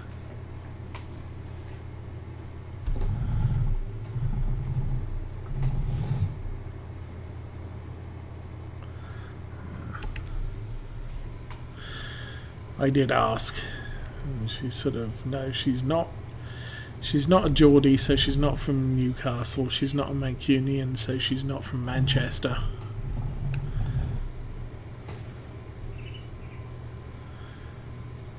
But she is from up that way.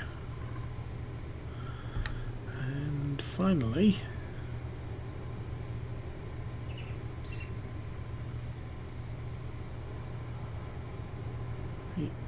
8. Okay. And time for a change of scenery. Let's go back the other way.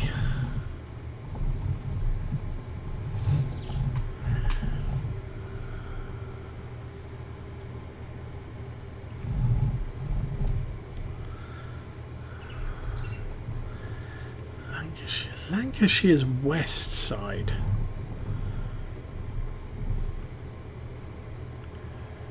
I got the impression she's from at least the east side of England.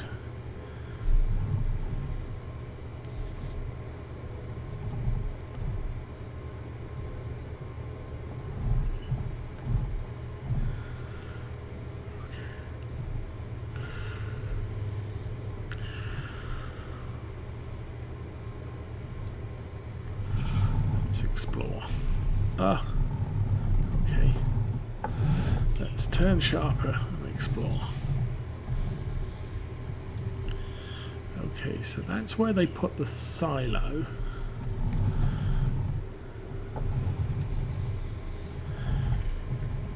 And see, all these sheds shouldn't really be here. The shed should be decorations. The swimming pool should be a decoration. hangar should be a decoration.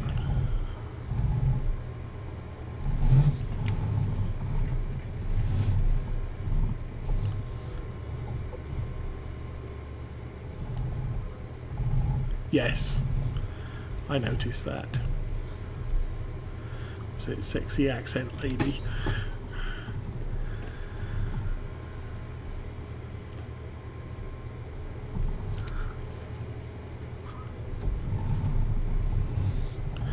But then probably an American, and Americans aren't used to accents. Or they like English accents, should I say. Okay, this is where we are. That looks like weeds. What the heck?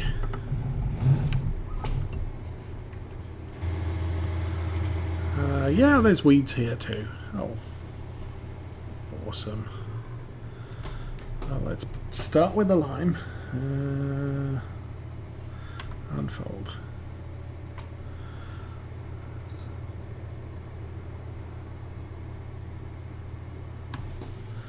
And go and chew this stuff up.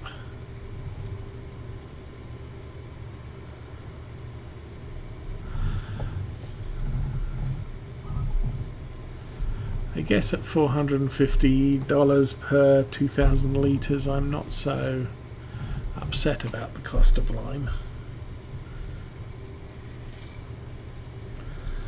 Although you have to say that ploughing was probably easier in its day.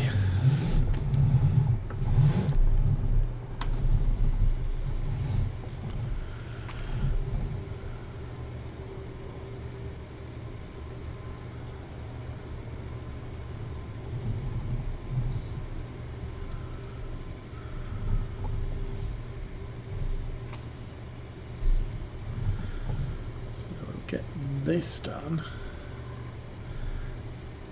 and then the doit's just finished, so we'll get that onto the weeds. And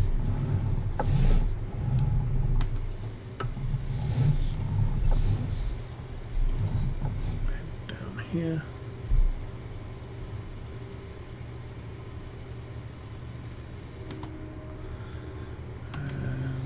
That up. That's the lime done. Now I'm guessing it would be bad practice to leave lime in a metal trailer. So we have 3 pallet loads here. Wow. Well, they ended up over there in the shrubs. Might want to consider getting a proper plough. I'm running out of shed space. Huh.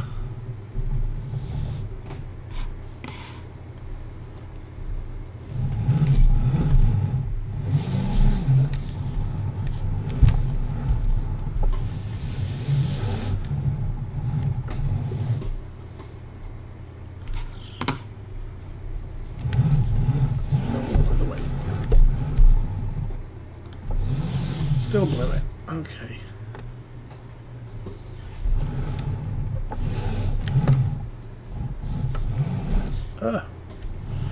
Definitely blew that. Okay, turn. No, forwards. There we go. Turn the wheel the other way and park them alongside each other. Well, that's pretty good parking. So, is that done? Yes.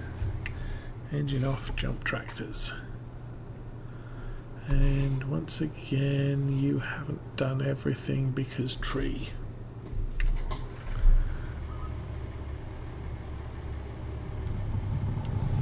Oh yes. Yeah, ploughing you can do about 7 miles an hour. On top of which your plough is typically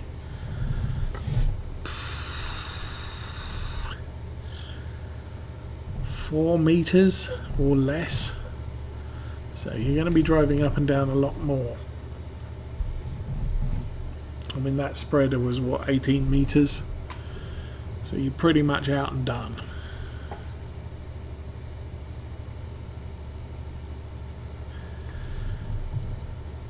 but ploughing's free. But lime isn't what I would consider expensive.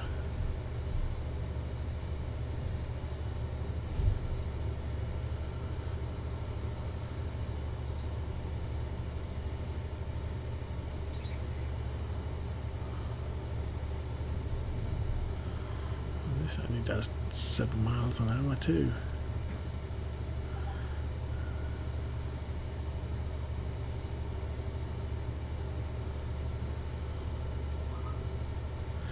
Right, that's the weeds done on this field. How are we doing with weed killer?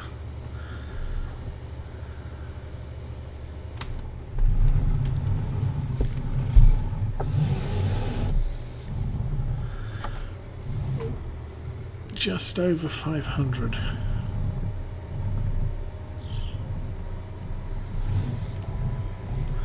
So, weeds dealt with. That crop needs to grow and ripen. Meanwhile, field 11. We limed it. We're going to spray it. Then we're going to plant it.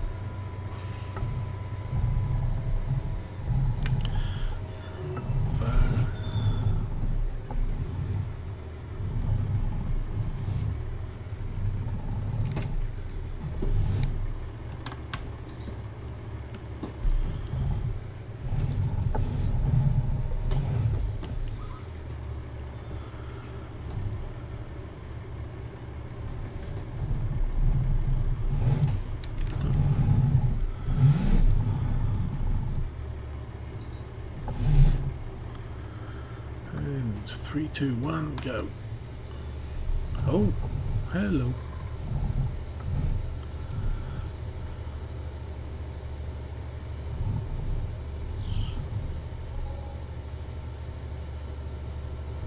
Is that $52 wages?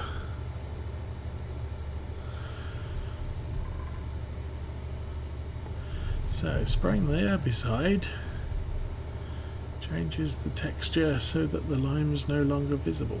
Interesting.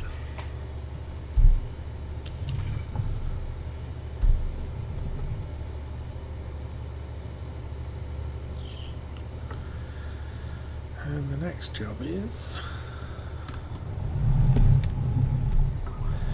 getting the seeding equipment out.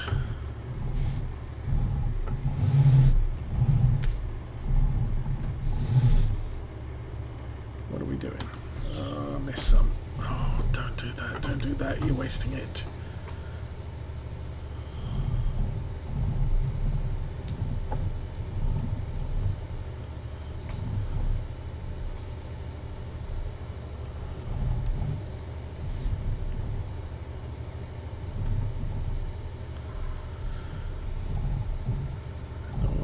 Little green weeds turn black.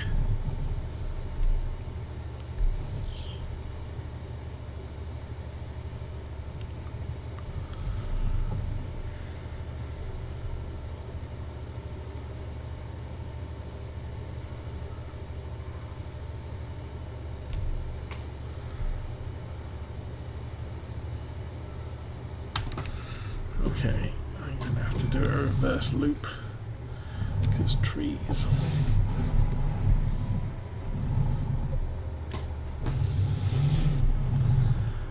Don't have to be quite so.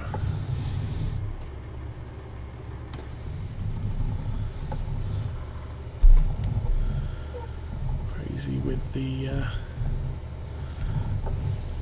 Let's try not get an overlap because there is more than enough overlap on the left hand side.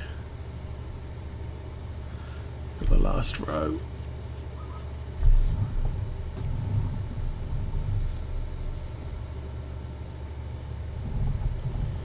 There we go.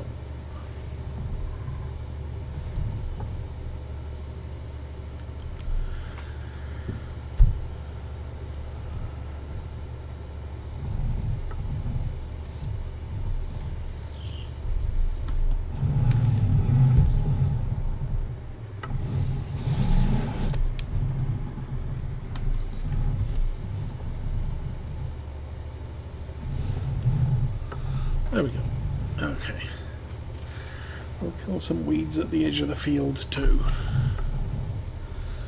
Because why not? So we're going to have less than half a pallet left. Maybe.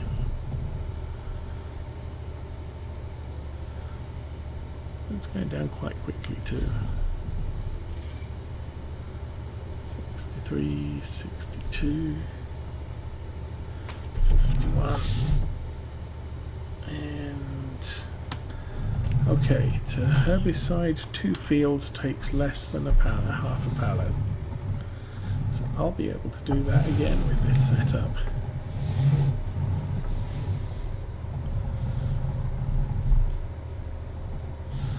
Now, where do we stick the herbicide? On the left. No, right. Okay.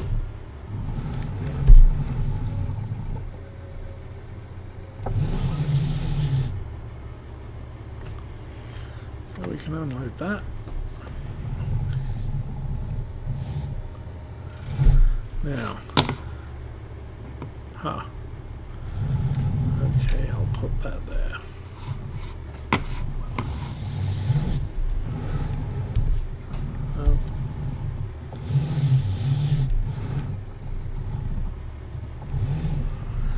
Still going to need to fertilise for too much longer. Looks like this tractor's going to be wearing narrow tyres for a while.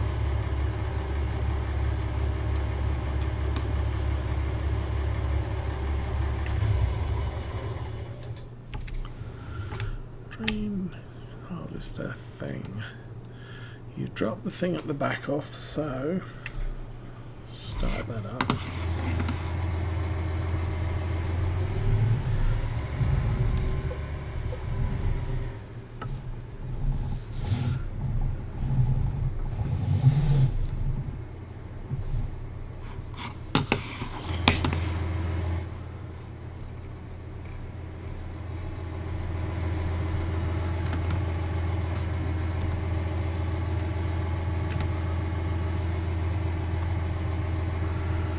Set right, we'll drop that.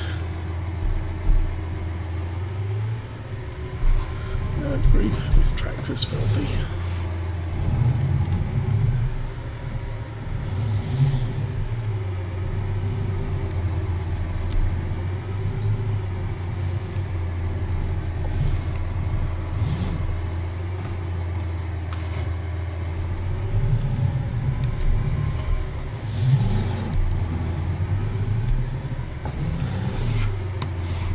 So as previously noted, because this is a cultivator and seeder, I'm doing all of the job in one go rather than, oh come on dude, right foot on the accelerator, brake, back up. Ugh. This setup is pretty much the limits of this tractor. I would have to get something significantly larger. Okay, we put the lime on the left, so the seed must be over here.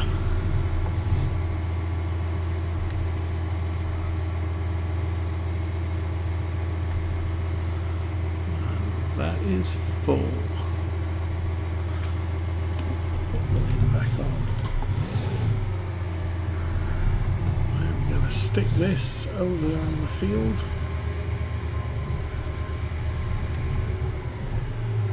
Whoa.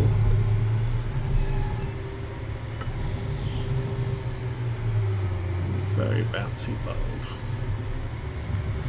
Supposedly they're going to come up with some ground forming tools, which should be really nice.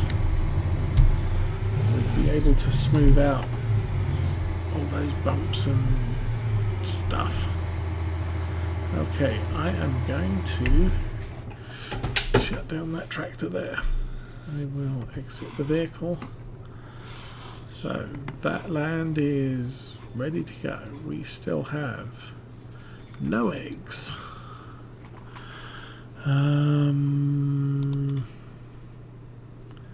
Well, everybody else has a weed problem. Vehicles. You want to pay very close attention to this. Looks like most of my vehicles, well, okay, so fertilizer tanks at 100%, blah, blah, blah, blah, blah. That lime spreader is down 2% for the little amount of work it just did. That's the trailer 92, fertilizer seed. The AgroStar 5% down, the Valtra is 27. For some reason I have a damaged seed bag. Where is it? That's 87, 95, 87. Pretty sure that's the seed container. That's probably the seeder, and that would be the power harrow. So, weight 96%. That's the sprayer down at 89. That's the loading wagon. Pallet fork. So you just need to keep an eye on these things, make sure they're okay. Money. We spent $1 million on Monday and we spent 100,000 today. Yeah. We got 6,000 from the wood, 21,000 harvest income, and we really need to start making money. Still not breeding. Do I need 20 chickens or something like that to make them breed? Oh. Well, there you go. I'm a complete fool. Roosters do not have babies. Chickens have babies. We get a new chicken every day. And we have 0 litres of eggs. Don't know what I need to do to make that happen.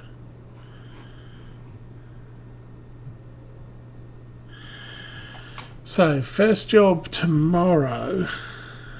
What's tomorrow? Friday. First job the next time I play will be to sow.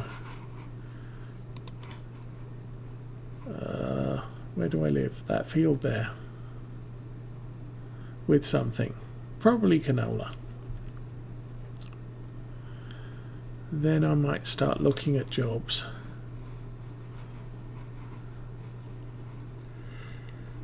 Ooh.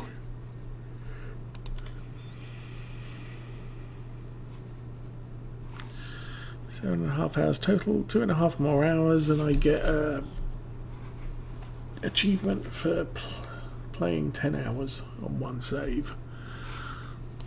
I think we are done. Save that. So, thank you for watching, and I will be back tomorrow evening on Arthur's multiplayer farm. Until then, have a good time, and I'll catch you tomorrow.